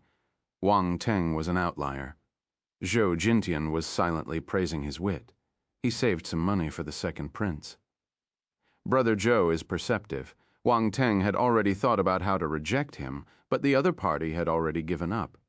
This saved him some trouble. As for why he gave up on the idea of roping him in, no one knew.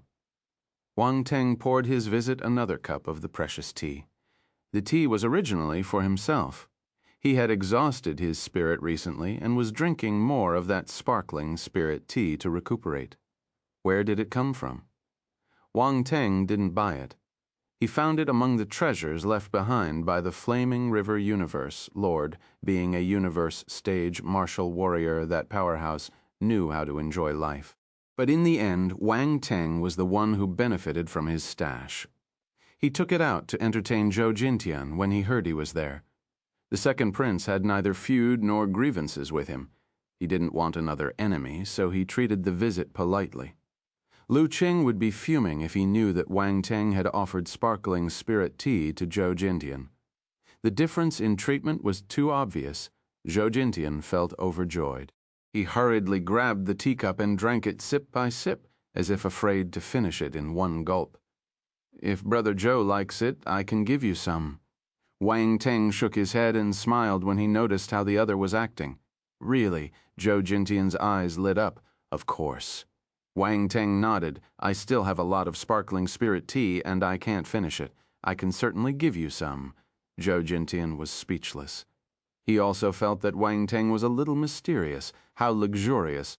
A stock of sparkling spirit tea that can't be finished.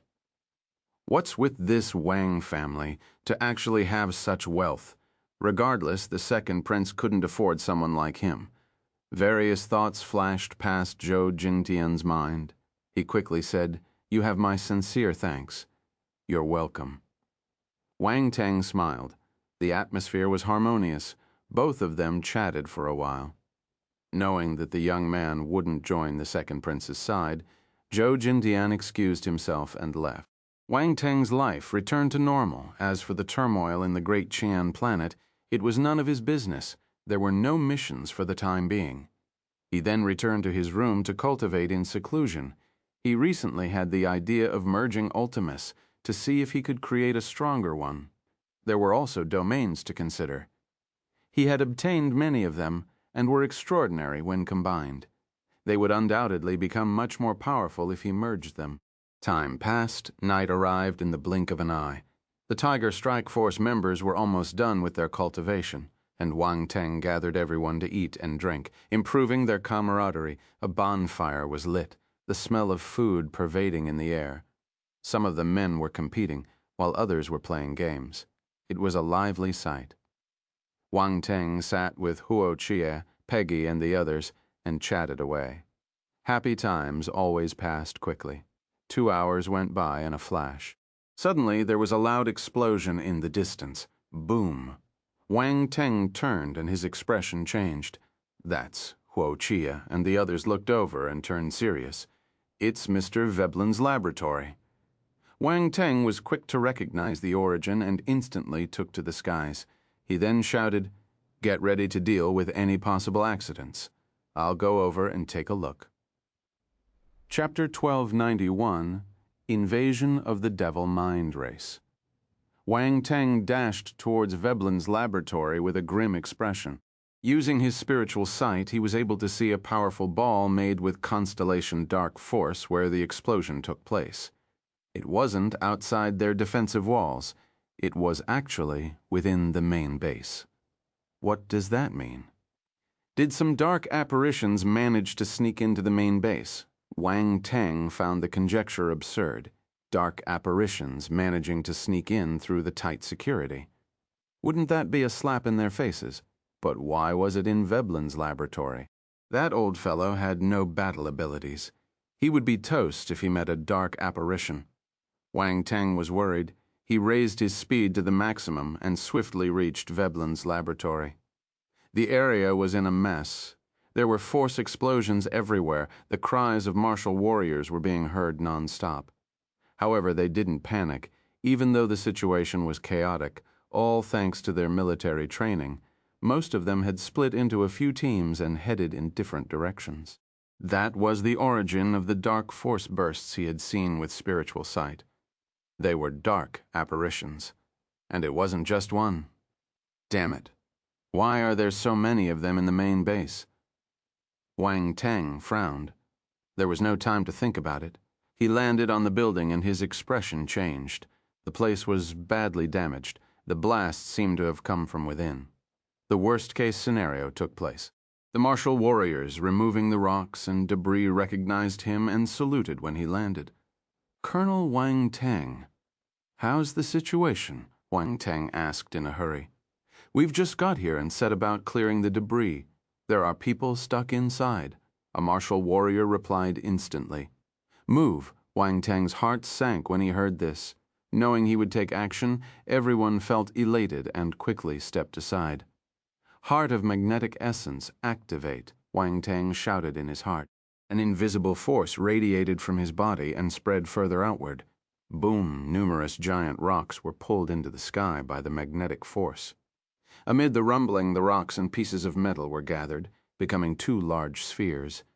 Wang Teng waved a hand, and the gargantuan pair landed on the empty ground nearby. The people around him were bewildered. Martial warriors were strong, but they would have had a much harder time if they wanted to clear the rocks and metals on their own. A lot of time and effort would be wasted. They couldn't have done it as easily as Wang Teng. "Why are you standing there? Go rescue the people inside." Wang Teng shouted. "Yes," replied the men out of reflex and rushed into the building. Wang Teng darted in and activated his eyes of essence. He searched for Veblen and Moira through all the obstacles. Soon he found Veblen in his laboratory. Fortunately, the lab walls were sturdy, so it didn't suffer damage. Veblen merely stuck there, unable to get out. Wang Teng blasted the lab door open and saw Veblen lying at one side. His expression changed a bit. "Veblen is injured. No wonder he couldn't come out." The fellow didn't have a strong battle ability, but it wasn't low. He should have escaped under normal conditions. Wang Teng finally knew the reason.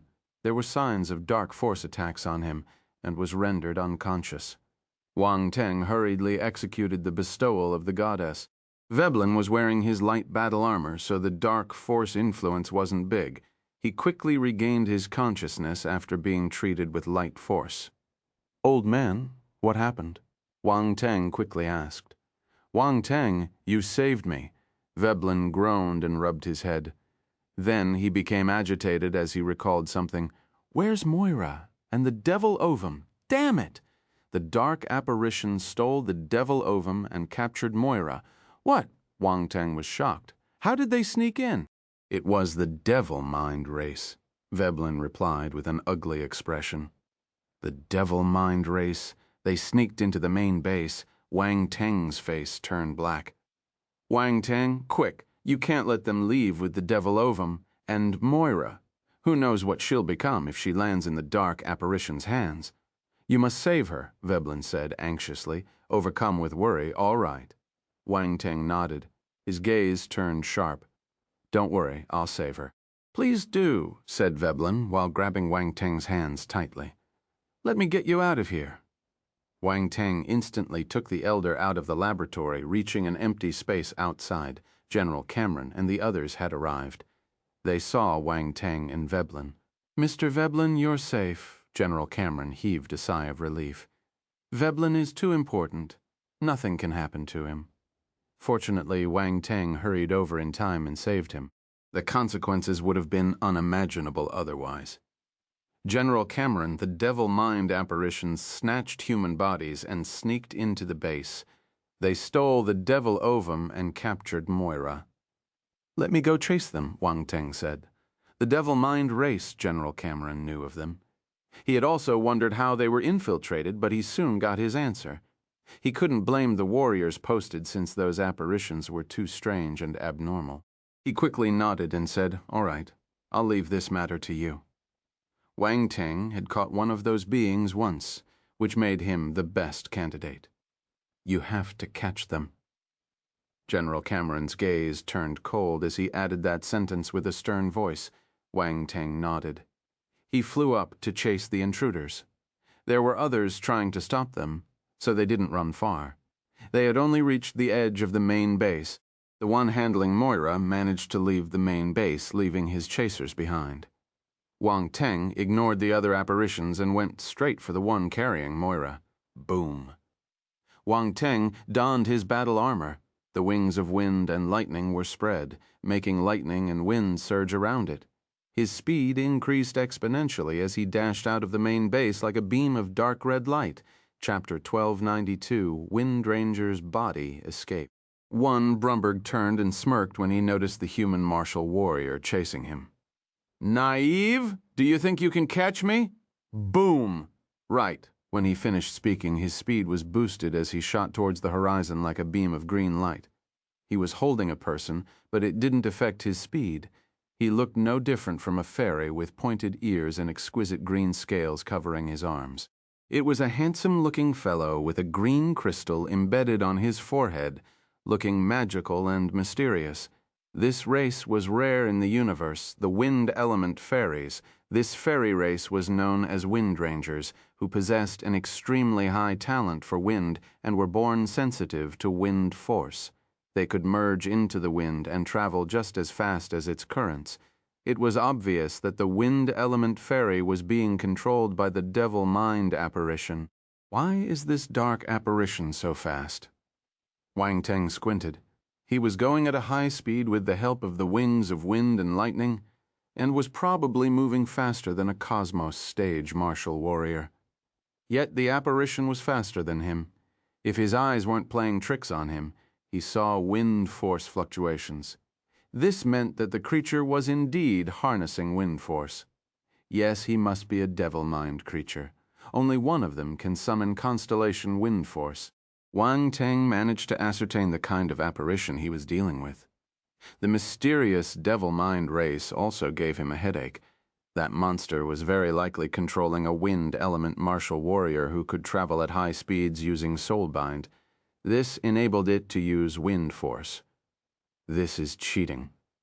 Wang Teng stared at the elongating distance between them with a blank expression.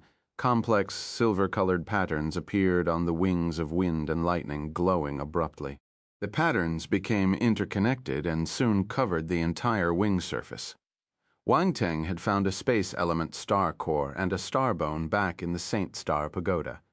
He decided to immediately put them to use. He wouldn't be stupidly saving the goods like Sheng Luo.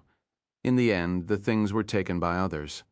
Roundball merged both the star core and the star bone into the wings, making them attain the power of space. It was just right for Wang Teng's space talent. His original plan was to use those materials to forge a divine spirit master weapon, but ended up using them to improve the wings. After all, he didn't have any special skills related to speed. The silver patterns expanded further as the wings flapped. Wang Teng disappeared on the spot. The next second, he reappeared a few thousand meters away. Space fluctuation. Brumberg's expression changed and his pupils shrank. This is a space skill. This human warrior is able to use hyperspace travel in short distances. Unbelievable. Wind Rangers were fast, but that depended on who their opponent was. Speed was nothing when faced with hyperspace travel. Fuck, this human is cheating.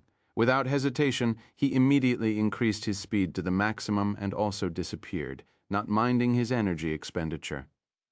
That human chasing him could travel a few thousand meters in one go. He would be able to catch up with him after a few more jumps. Brumberg was merely at the Cosmos stage. He couldn't use space skills like a Heaven stage martial warrior. However, he did manage to reach an unbelievable speed with the help of the Wind Element Fairy's talent.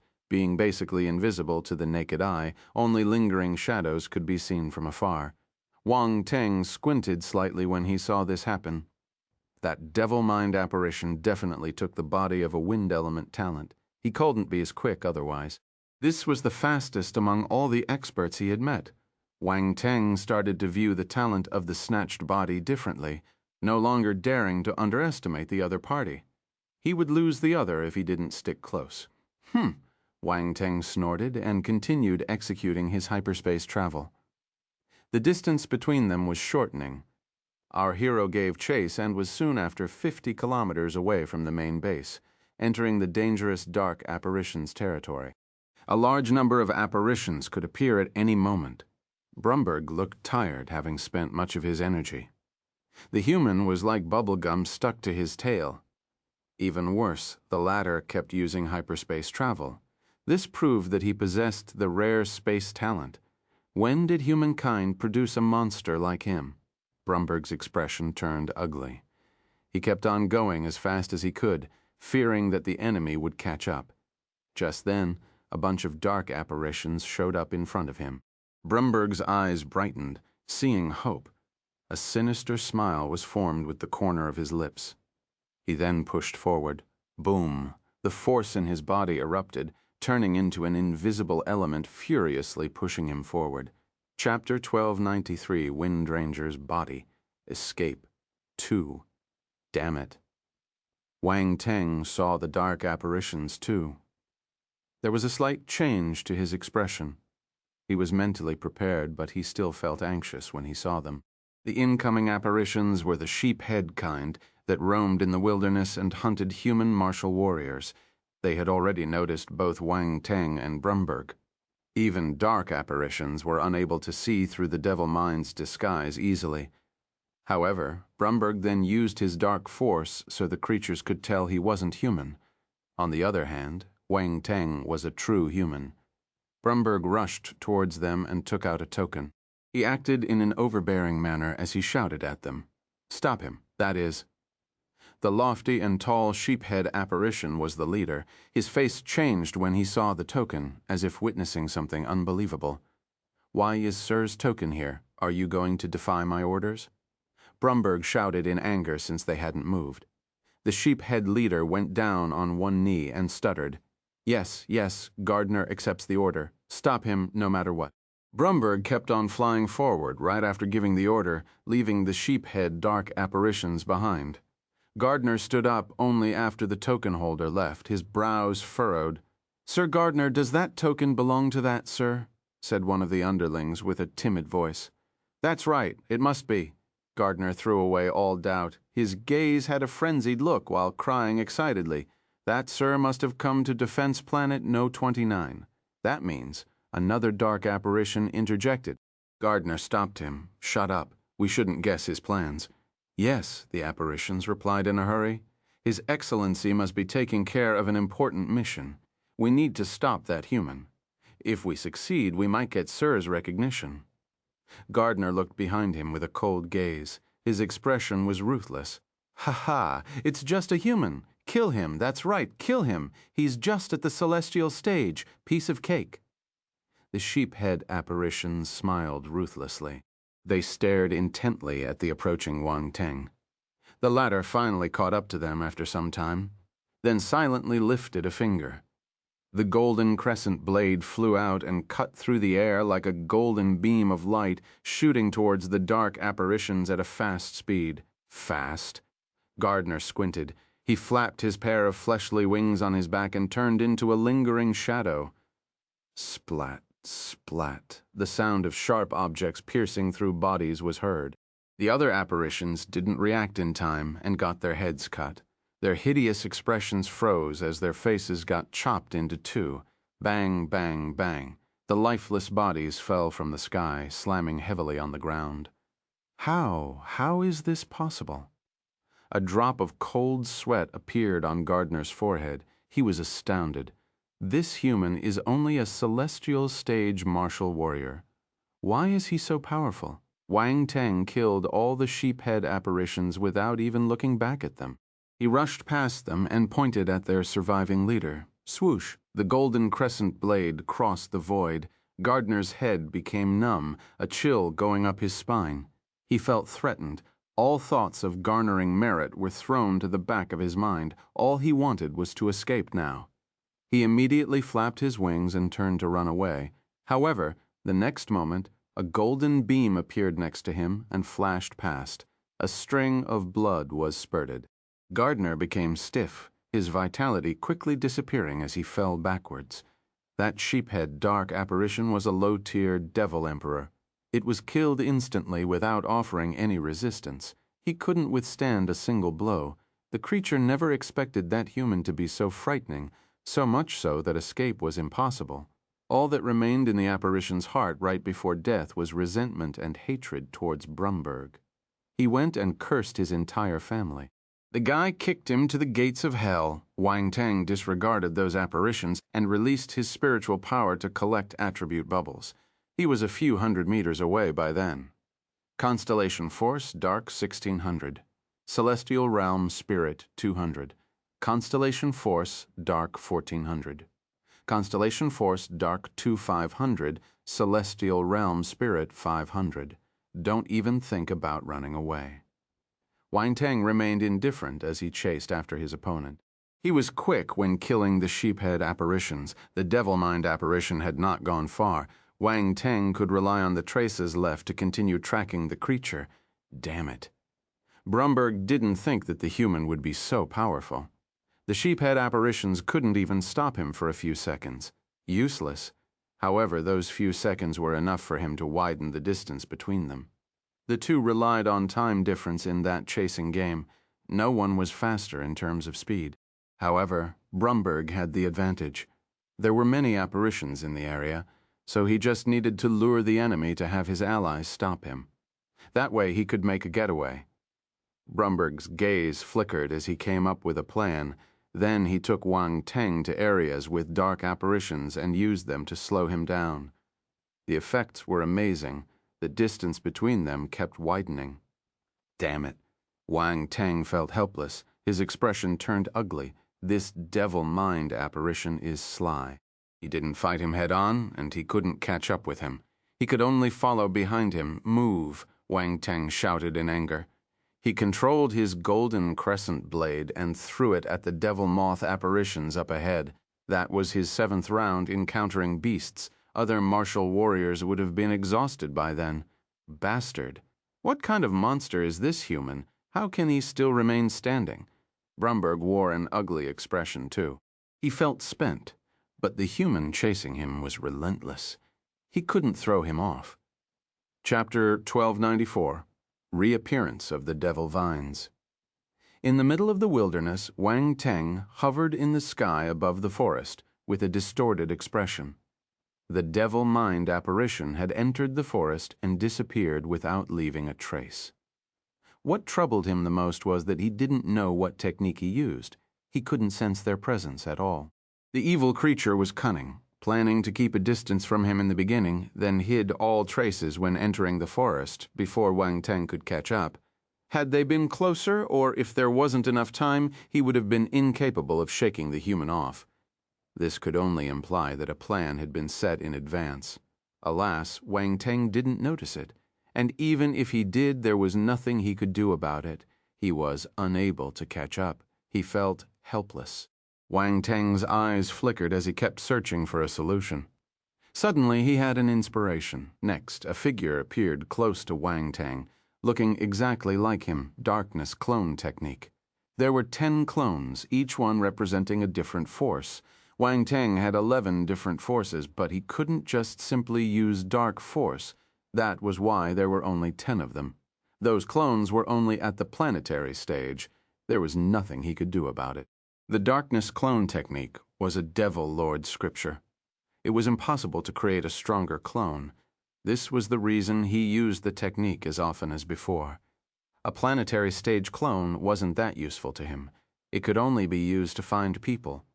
Wang Teng could share some of his talents with the clones, like spiritual sight and eyes of essence. That way he would have more pairs of eyes and expand his search range. He gave the order and the 10 clones darted away in different directions. No matter what, he had to find the escaping apparition. He thought for a moment and summoned the devouring beasts clone as well. The latter looked at Wang Teng and said, "I didn't expect that my first appearance would be used to find someone. I wouldn't have brought you out to find that fellow if I had an alternative." Wang Teng felt helpless. "Go, let me know if you find anything." Okay. The devouring nihility beast clone didn't hesitate, nodded before galloping away in a certain direction. Wang Teng and the devouring beast's clone went to the most likely directions taken by the devil mind apparition. He didn't believe that he couldn't find that creature with all the clones deployed lending a hand in the search. Wang Teng and the clones shuttled through the forest and looked in every direction while sharing information from time to time. However, no one discovered anything. The apparition seemed to have vanished from the surface of the world. He couldn't be found, no matter how hard they looked. Time passed slowly. They searched deeper, but were still unable to find any trace. Wang Teng frowned and looked frustrated. Did I really lose him? Just then, Wang Teng received a message from the devouring nihility beast clone, Devil Vines. His companion discovered Devil Vines. Wang Teng's eyes flashed.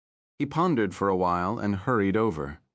Devil Vines had appeared in this location, meaning that the Devil Mind apparition had probably entered the depths of the forest. After all, the Devil Mind dark apparition he caught previously was found when he passed through the Devil Vines blockade. Is there a connection between the two? Our hero had previously reported this information to the higher-ups, but he didn't know if they had sent people to investigate. He always felt that the place wasn't as simple as it seemed. Wait, that mountain range seemed to be connected to the previous ones. All mountain ranges crisscrossed and stretched across the land. It was considered a great site of defense planet. No, 29. Could it be? Wang Teng was deep in thought as he rushed over. The surrounding fog became denser as he went deeper, exuding a thick power of darkness. However, it wasn't a big hindrance to Wang Teng. In fact, he felt that his guess was right on the money as he progressed. There was some secret about dark apparitions there.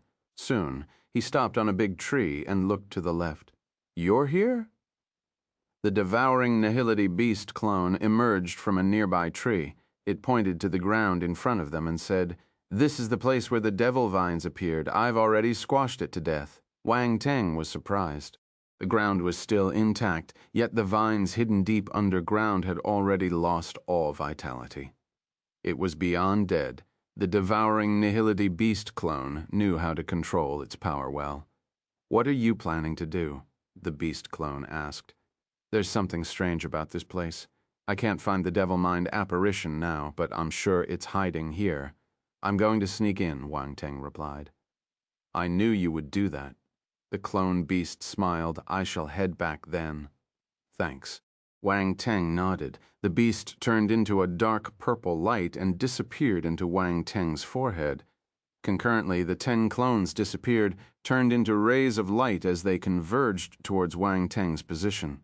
All 10 rays returned to him in an instant. "Now, let me see what you're hiding here." Wang Teng muttered to himself, and his body slowly dissipated, blending into the shadows of the surrounding trees.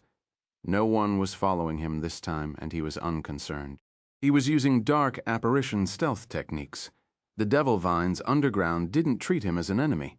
He easily slipped through. What a pity. Wang Teng turned and glanced around.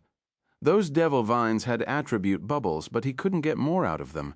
This would have startled the apparitions otherwise. He would definitely farm some attributes on the way back if he had the chance. The entire area was more than 10 kilometers long. He probably wouldn't have guessed that there were so many vines underground if he didn't have the eyes of essence. Ordinary martial warriors would definitely die if they walked in. Not even a heaven stage martial warrior would be able to escape unscathed once the vines burst out of the ground. Even if General Cameron sent people over to investigate, it would be impossible to traverse the Devil Vine area, and they wouldn't be able to find out anything. Wang Teng was hiding in a tree's shadow at the moment, looking ahead. There were many advanced rank apparitions after passing the vines. Somewhere nearby, around a kilometer away, was a low-tier Devil Emperor patrolling along with 10 Devil Kings. Devil-armored dark apparitions. Wang Teng's eyes glinted, then flashed an odd smile. His figure changed slowly, and dark force surged, then turned into a black, hideous armor covering his entire body. Chapter 1295, Dark Behemoth, the Obelisk-Scale Dragon Beast. Devil Armor. Wang Teng was wearing the devil armor and became 3 meters tall. His armor looked savage, and there was dark force surrounding him. The devilish aura made him look like a real devil king. No one would think he was a human. 2 red glows of light could be seen where his eyes should be, exactly like a devil armor dark apparition. He then stepped forward from his hiding spot. The leader of the devil armor apparitions on patrol noticed him and instantly shouted, "Who's that? Stop, right there!" Wang Teng moved calmly, passing through the mist to stand before them. "I went out on Sir's order." It was a hoarse and cold voice coming from within the armor. Wang Teng was speaking in the dark apparition's language. He merely replied with a simple sentence, not giving much information. This was normal among dark apparitions. The low-tier devil emperor sized him up. Not suspecting a thing, he only asked the normal questions. "What's your name?" "Justin," Wang Teng replied instantly. "This will be my new identity." "Justin, this name sounds strange," said Jeroff, the low-tier devil emperor. "My name is not strange," Wang Teng replied indifferently. All right, you can go in." Jeroff only felt that the fellow was odd, but he couldn't pinpoint the reason why. Thus, he coughed and allowed Wang Teng to go in. There was no suspicion whatsoever. After all, Wang Teng looked exactly like a dark apparition, and he spoke in their native language. He looked more like a dark apparition than dark apparition themselves. Wang Teng remained calm as he walked past those creatures. He remained as composed as he could. So many people went out following orders today. One of them just came back, Jeroff muttered. Wang Teng perked up his ears. He felt that he had just heard something critical. Just came back? Was it the devil mind apparition? Wang Teng turned his head and asked, "Was it one of the devil mind race?" "Oh, do you know him?" Jeroff was surprised. "Of course," Wang Teng chuckled. Then he brushed the fellow off and walked into the mist with the wave of a hand. "Strange," Jeroff shook his head, then dismissed all thoughts about Wang Teng altogether. The latter entered the dark apparition's territory with ease and even obtained important information. The devil mind apparition did run off to this place. He was certain it was the very same creature who shook him off earlier. It would be too coincidental if another of his kind would have just returned too. Wang Teng delved deeper into the mist as he pondered about his next step. The most important thing was to find the sneaky apparition and save Moira. As for the devil ovum, he would destroy it if he could. He had absorbed its origin of darkness, but he wasn't sure if there were any revival methods. Lastly, he could use that chance to investigate what the dark apparitions were up to. He had a bad feeling that those creatures were up to no good. Tap, tap, tap. Another group of patrolling apparitions walked over from a distance. That was the third encounter. The deeper he went, the more patrols he would meet. The tight security was making his curiosity grow. However, the guard's ignorance robbed him of any sense of achievement for sneaking in. There hadn't been any difficulties at all. Round Ball was alerted. Its voice echoed in Wang Teng's mind. "You're really bold." "Look at me." "What do you have to worry about?" Wang Teng asked back. "I have a question deep in my heart. I wonder if I should say it," Round Ball said. "Since you're asking so sincerely, I will be kind and tell you the answer," Wang Teng replied calmly. Round Ball became silent. In the end, curiosity won, so it asked, "Are you a human or a dark apparition?" "Isn't it obvious?" "I'm a Wang Teng," paused for a moment. "What is it?" Round Ball probed. "Of course I'm a human." Wang Teng laughed in his heart. "What a stupid question. How could I be a dark apparition? It's impossible." "Who knows? Who'd believe you weren't an apparition if they laid eyes on you now?" Round Ball felt at a loss for words. "You can consider me as a special person," said Wang Teng with a smile. He stopped and squinted the moment he finished talking. A huge valley shrouded in black mist appeared before him. There were numerous dark apparitions patrolling, and a strange large building was practically lying prone within the black mist. It was a majestic sight. Round Ball was also silent. It had obviously seen that scenery and was flabbergasted. "There's indeed something strange here." Wang Teng muttered to himself. Who would have thought that the dark apparitions silently build a base right there? They must have some plans up their sleeves. So many attribute bubbles. Wang Teng regained his composure and noticed countless bubbles floating around the large and strange building. His eyes lit up. The bubbles were floating amid the black mist and wouldn't have noticed them if the mist hadn't scattered a little. They were a little far, so he didn't use his spiritual power to avoid the risk of being discovered. A human's spiritual power was different from that of dark apparitions. Theirs were a little chaotic, possessing certain dark attributes. On the other hand, the human's was pure. To use his spiritual power, he would need to process it. Wang Teng went closer before he could see the attribute bubbles clearly. There were indeed countless of them. Those objects filled up the space around the giant building. He wondered where they came from. He didn't know that buildings could produce attribute bubbles. Wang Teng didn't dwell on it. Collecting the attribute bubbles was more essential. He instilled some dark force in his spiritual power.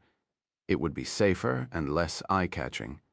Then he released his spiritual power and collected the attribute bubbles. Constellation Force, Dark, 300. Constellation Force, Dark, 500. Constellation Force, Dark, 200. Constellation Force, Earth, 300. Constellation Force, Fire, 650. Divine Level, Dark Talent, 100. Constellation Force, Earth, 600. Huh? Constellation Earth Force, Wang Teng was stunned. He thought that there would only be dark element bubbles, yet lo and behold there was Constellation Earth Force. This isn't right. Why would there be Constellation Earth Force in a place filled with dark force? It was unexpected. Wang Teng was confused. All of a sudden he felt his head become numb, as if someone was staring at him. Swoosh! He instantly peered upwards, clearly feeling that the gaze came from somewhere above him. Indeed, once he looked up, there was a pair of giant crimson eyes passing through the black mist and staring into his eyes. Wang Teng's pupils shrank. Cold sweat started to drip down his forehead inside the devil armor. Scary, terrifying. He felt as if he was being eyed by a frightening presence. Goosebumps appeared on his head and a chill ran down his spine. It was the same feeling he had when he met the devouring nihility beast in the past. Out of reflex, he wanted to use his bonded beast's power.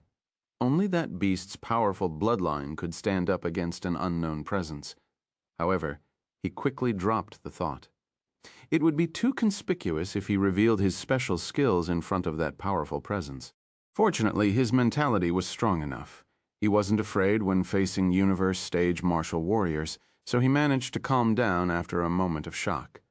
The powerful presence didn't care about him either.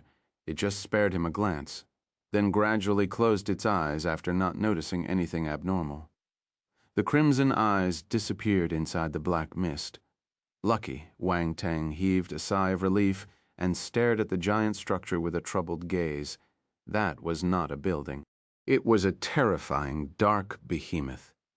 No, it was also a building. It was a building that grew on its body. What is that? Round Ball swallowed saliva. Its voice was filled with disbelief and shock. I don't know, Wang Teng said grimly. He paused before adding, Let me take a look. He searched through the devouring nihility beast's memories for some time. Then his gaze lit up. He looked at the behemoth again and exclaimed in surprise, "If I'm not mistaken, this is the legendary dark behemoth, the obelisk-scale dragon beast." The obelisk-scale dragon beast. Round Ball was stunned. It continued awkwardly, "I've never heard of it." Wang Teng felt at a loss. "Being among the intelligent life forms, don't you feel ashamed?" Round Ball went silent and said dejectedly, "Should I retire?" Cough, all right, just joking. Wang Teng coughed awkwardly and explained, "The obelisk-scale dragon beast is an extremely powerful dark behemoth. It lives in areas with dense and thick dark force and possesses both earth force and dark force. Plus, it has many amazing battle techniques on par with universe behemoths." On par with universe behemoths? Round Ball was dumbstruck, the little guy asked. Can it get bigger?" "That's right. This giant behemoth can grow bigger," said Wang Teng, nodding sternly. Gasp. "It means that defense planet number 29. Round Ball gasped, not daring to continue the sentence. "No matter what the dark apparition's goals are, we need to go back and send that piece of news," Wang Teng said in his heart. No longer hesitating, he walked around the obelisk-scale dragon beast to collect attribute bubbles. Wang Teng had massive gains from that walk. His constellation Dark Force rose from the 8th level celestial stage to the 9th. Constellation Dark Force 800, 90,000, celestial stage 9th level. It was incredible. His constellation Dark Force was at the start of the 8th stage, but now it jumped straight to the 9th level. This meant that the obelisk-scale dragon beast had dropped more than 80,000 points of the constellation Dark Force. His Earth Force had also leaped to the 9th level of the celestial stage, constellation Earth Force, 1200, 90,000 celestial stage 9th level. Simultaneously, he felt the changes done to his dark and earth talents after a few special attribute bubbles merged into his body. Divine level, it was a stage above the imperial level. Wang Teng was both shocked and elated, being able to feel the obvious change in his dark and earth talents. His sensitivity towards those two forces increased. It seemed that he could merge those two forces. He had the same feeling when his wind talent reached the divine level. However, now he was experiencing twice the effect. Wang Teng was truly overjoyed. However, his happiness only lasted a few seconds. His face quickly became grave. This was obviously the obelisk-scale dragon beast's talent. How scary was that creature to actually possess those talents? Wang Teng didn't even dare to imagine. Chapter 1296. "I'm sorry. I think all of you are scumbags." Once the attribute collecting was done, Wang Teng took a deep breath and prepared to find the devil mind apparition. However, the building on the back of the behemoth was massive. There were many entrances, so he didn't know where to start. He frowned as he scanned the building. "Forget it. I can just search the entire place." He gritted his teeth and randomly chose an entrance. The top of the building couldn't be seen due to its incredible size. Fortunately, the entrance wasn't too high up and was linked to a stone staircase connected to the ground. It wasn't a natural formation. The steps had been built by someone or something. Wang Teng remembered the obelisk-scale dragon beast's earth talent. Making those stairs would have been as easy as opening its eyes. He walked up the stairs and soon entered one of the lowest entrances. The space beyond the entrance was dark, giving off a cold and eerie feeling. It was dead silent. The only thing he could hear was the armor on his feet clanging against the ground when he walked. It was extremely conspicuous in such an environment. Our hero frowned as he scanned his surroundings, then walked for a few more meters before he saw a few holes, which led to different directions. He didn't know where he should go, so he used his eyes of essence. However, he couldn't see through the walls. There was nothing. His eye technique had reached the limit. He couldn't see through everything like he did in the past. Wang Teng sighed in his heart, feeling like a fly that didn't know where to go.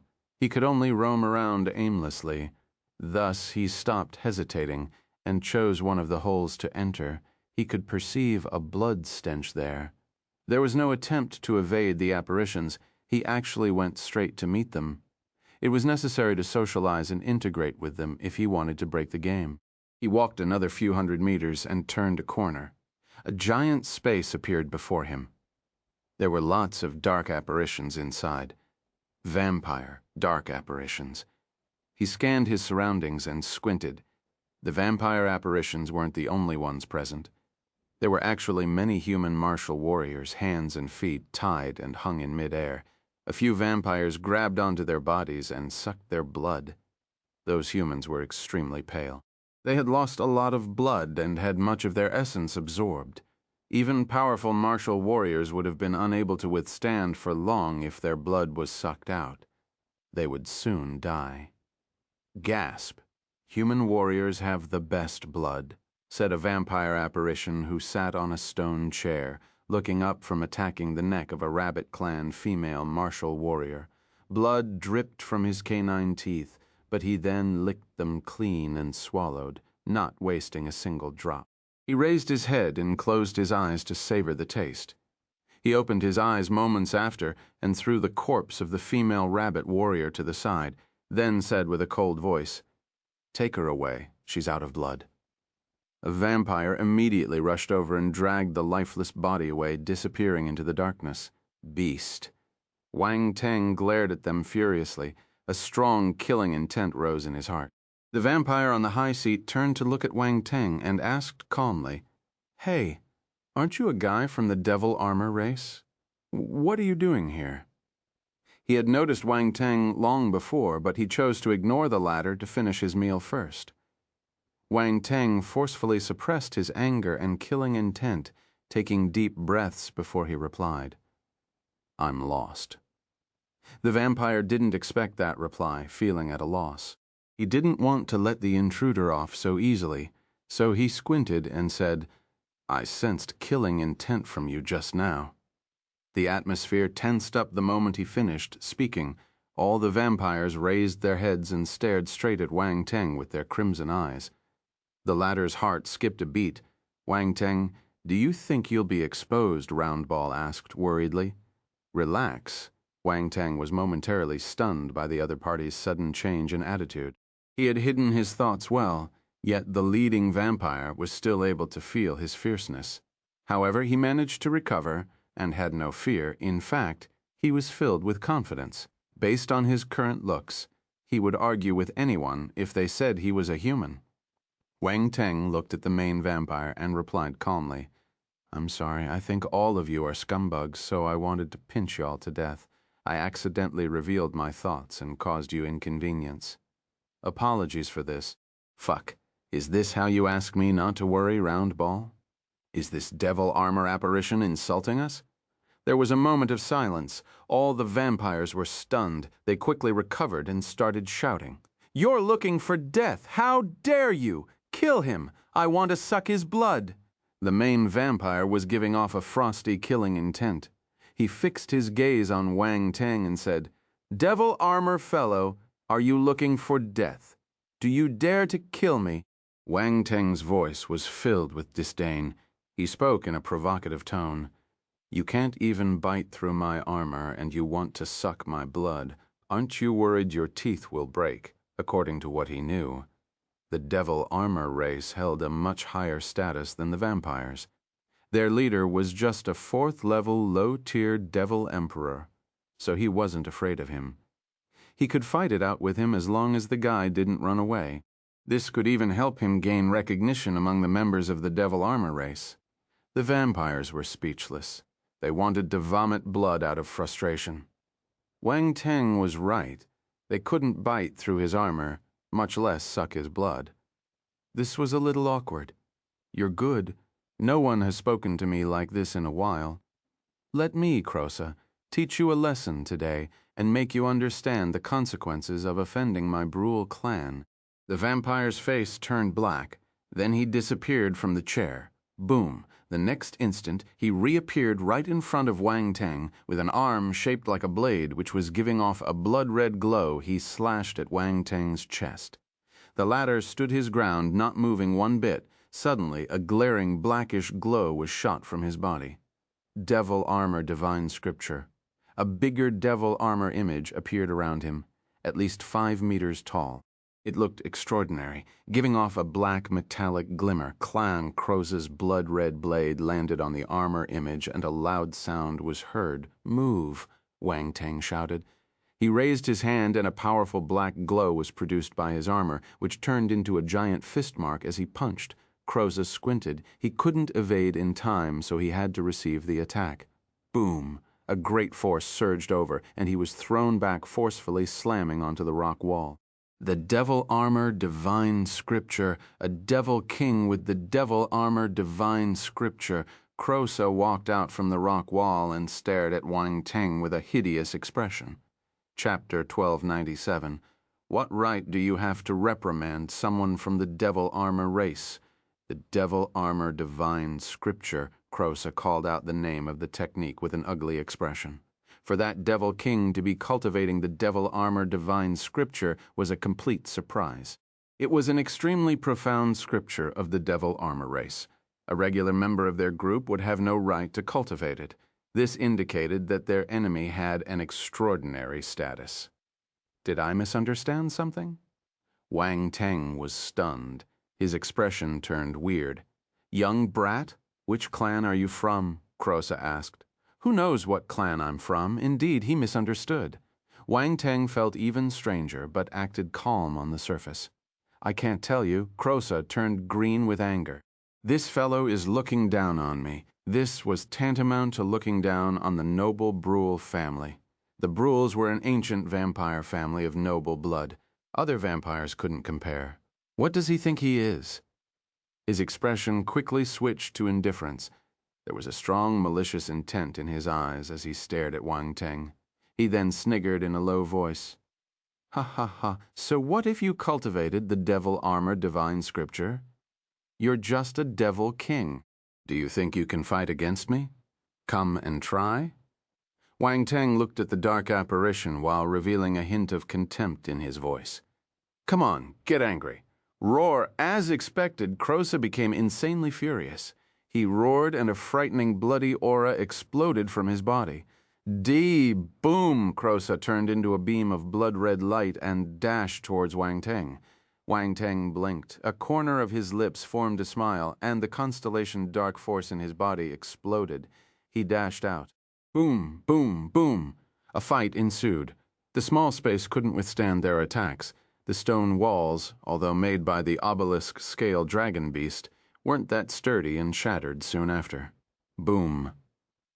Wang Teng and Croza crashed into each other after coming out of the debris. They flew above the mist and soared into the sky.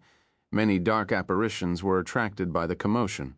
They stopped what they were doing and looked up at the sky. What is happening? They're fighting. They must be mad. How dare they fight here? Are they looking for death? The Sirs won't forgive them. A huge explosion erupted amongst the crowd below. Some were snorting, mocking, and some were frightened. All of them felt that the pair of creatures were crazy. The obelisk-scale dragon beast didn't move, seemingly uncaring about the two little things, scuffling close by. In its perspective, they were like two ants fighting. Boom, boom, boom. Explosions kept on resounding in the air. More and more apparitions were attracted. Even the high-tiered ones in the building were alerted and flew out to sea. A few powerful apparitions floated about.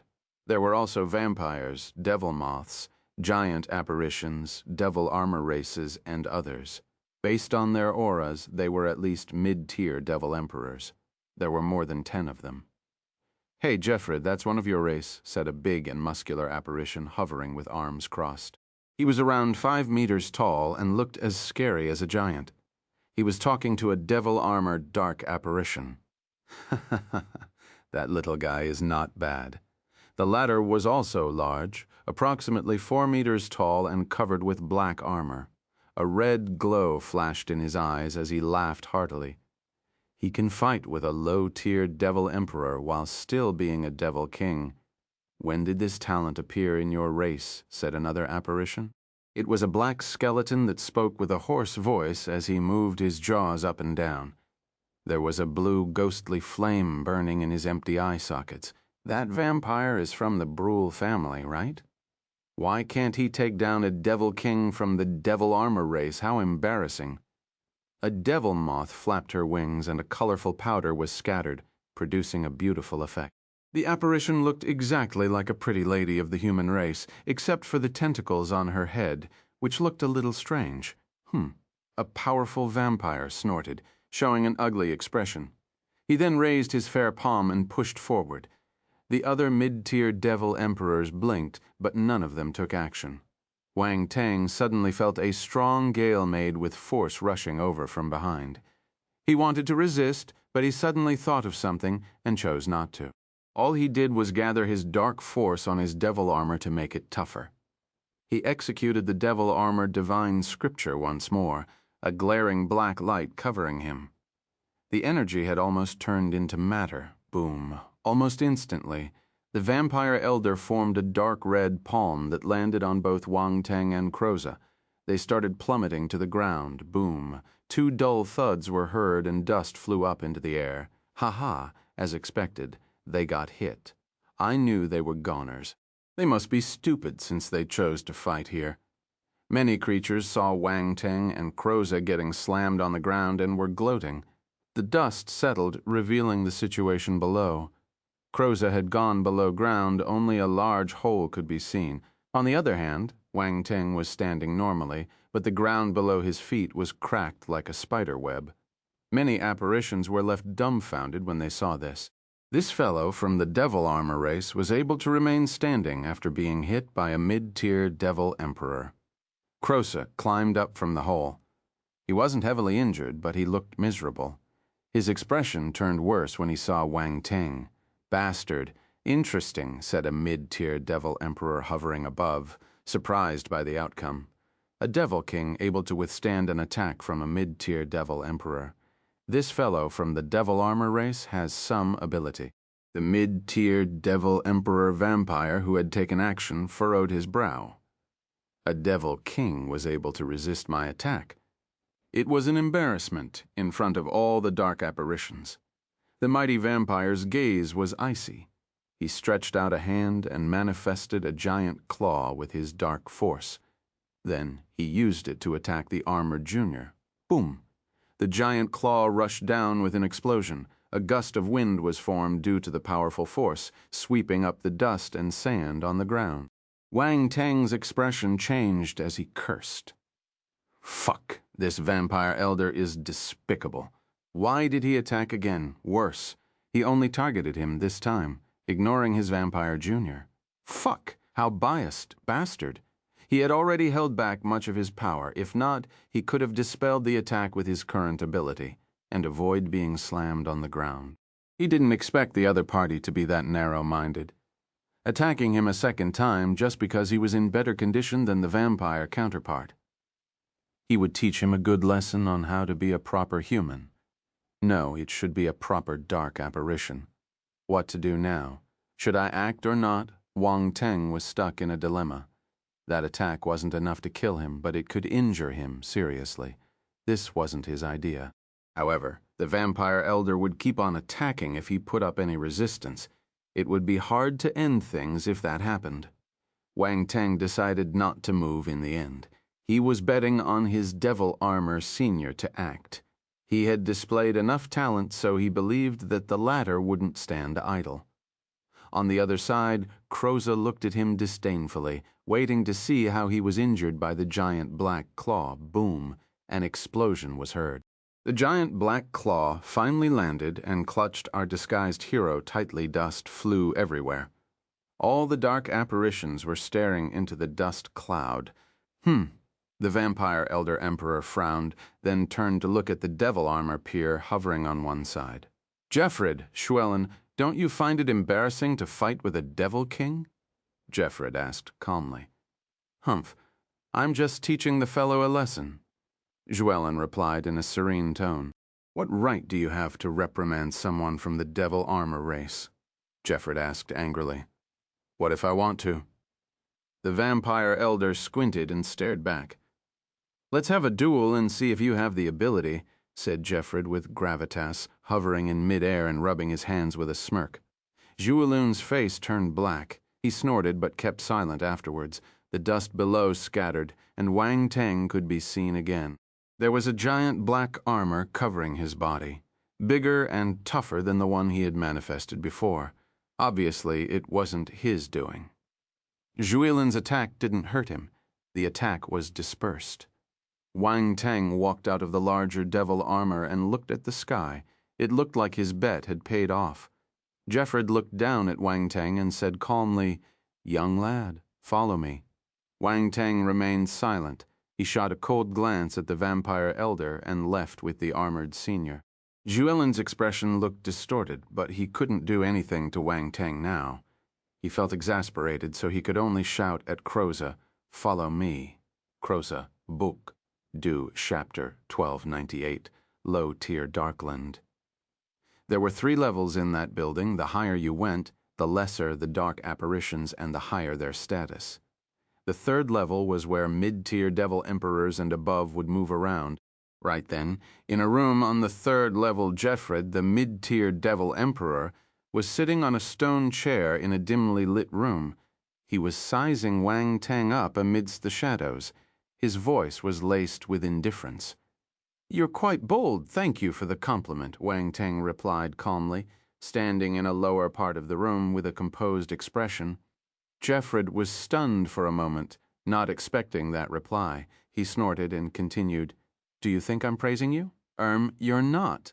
Wang Teng pretended he didn't understand, scratching his head. "This fellow looks like an idiot." Jeffred felt at a loss. He stared at his junior and wondered if the latter was pretending or if it was true stupidity. "Do you know that the ruckus you created is enough to kill you many times over?" he said coldly. "Sir, you can't blame me. I only acted because that vampire wanted to kill me," Wang Teng complained while playing innocent. "Why did he want to kill you?" Jeffred asked. "I called him a scumbag," Wang Teng replied truthfully. "This fellow is quite honest." Jeffred felt the corners of his lips twitch as he stared at the young fellow.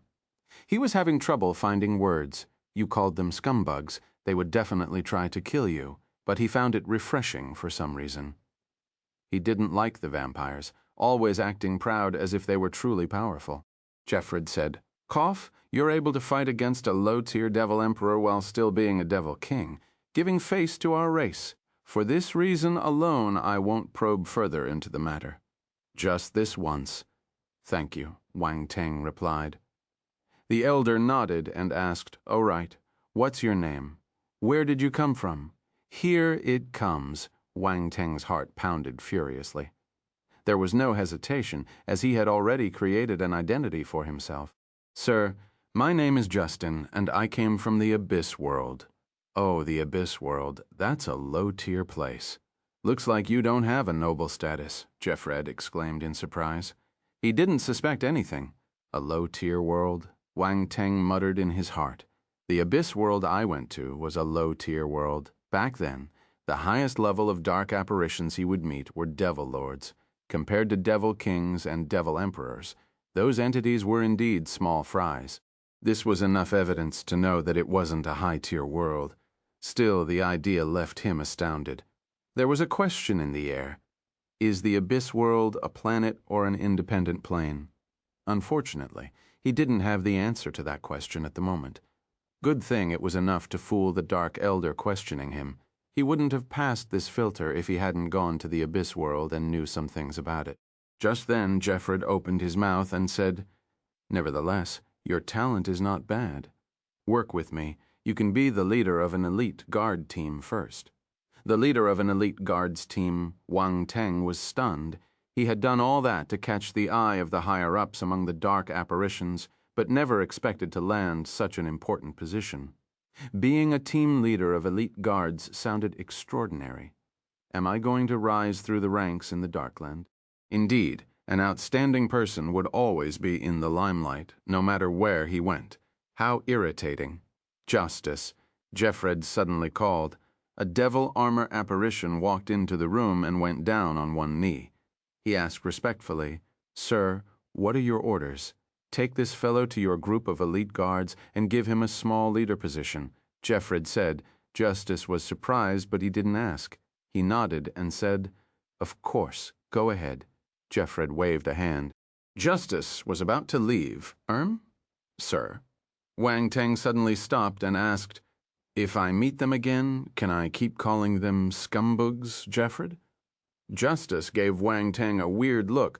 He knew of Wang Teng's antics, almost getting beaten to death, but standing fearlessly.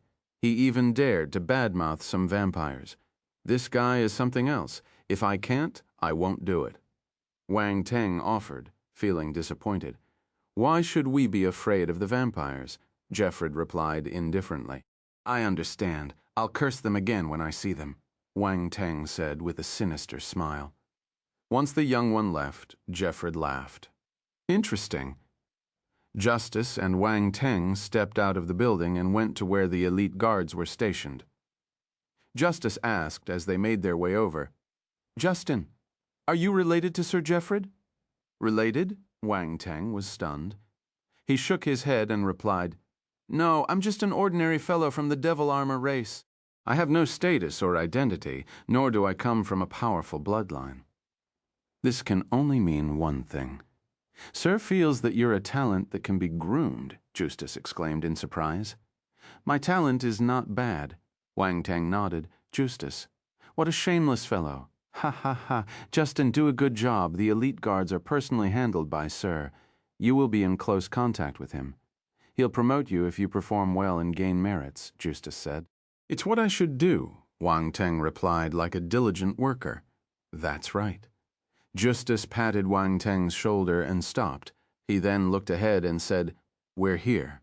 Their base was within the forest, shrouded in black mist. A large number of devil armor apparitions were gathered there. Wang Teng and Justice's arrival caught their attention. One of the armored creatures approached them and greeted Justice politely. "Sir Justice." "Jared, this is a leader personally appointed by Sir. Prepare a team for him," said Justice, going straight to the point, directly appointed. Jared was dumbfounded. He glanced at Wang Teng and nodded in a hurry. "Okay, I'll make the necessary arrangements. I'll be taking my leave now," Justice patted Wang Teng's shoulder. "You can find me if you have any questions." "Thank you," Wang Teng nodded. Justice turned around and left. Thank you so much for listening. That's the end of this episode. I'll see you all in the next one. Until then, take care and happy listening.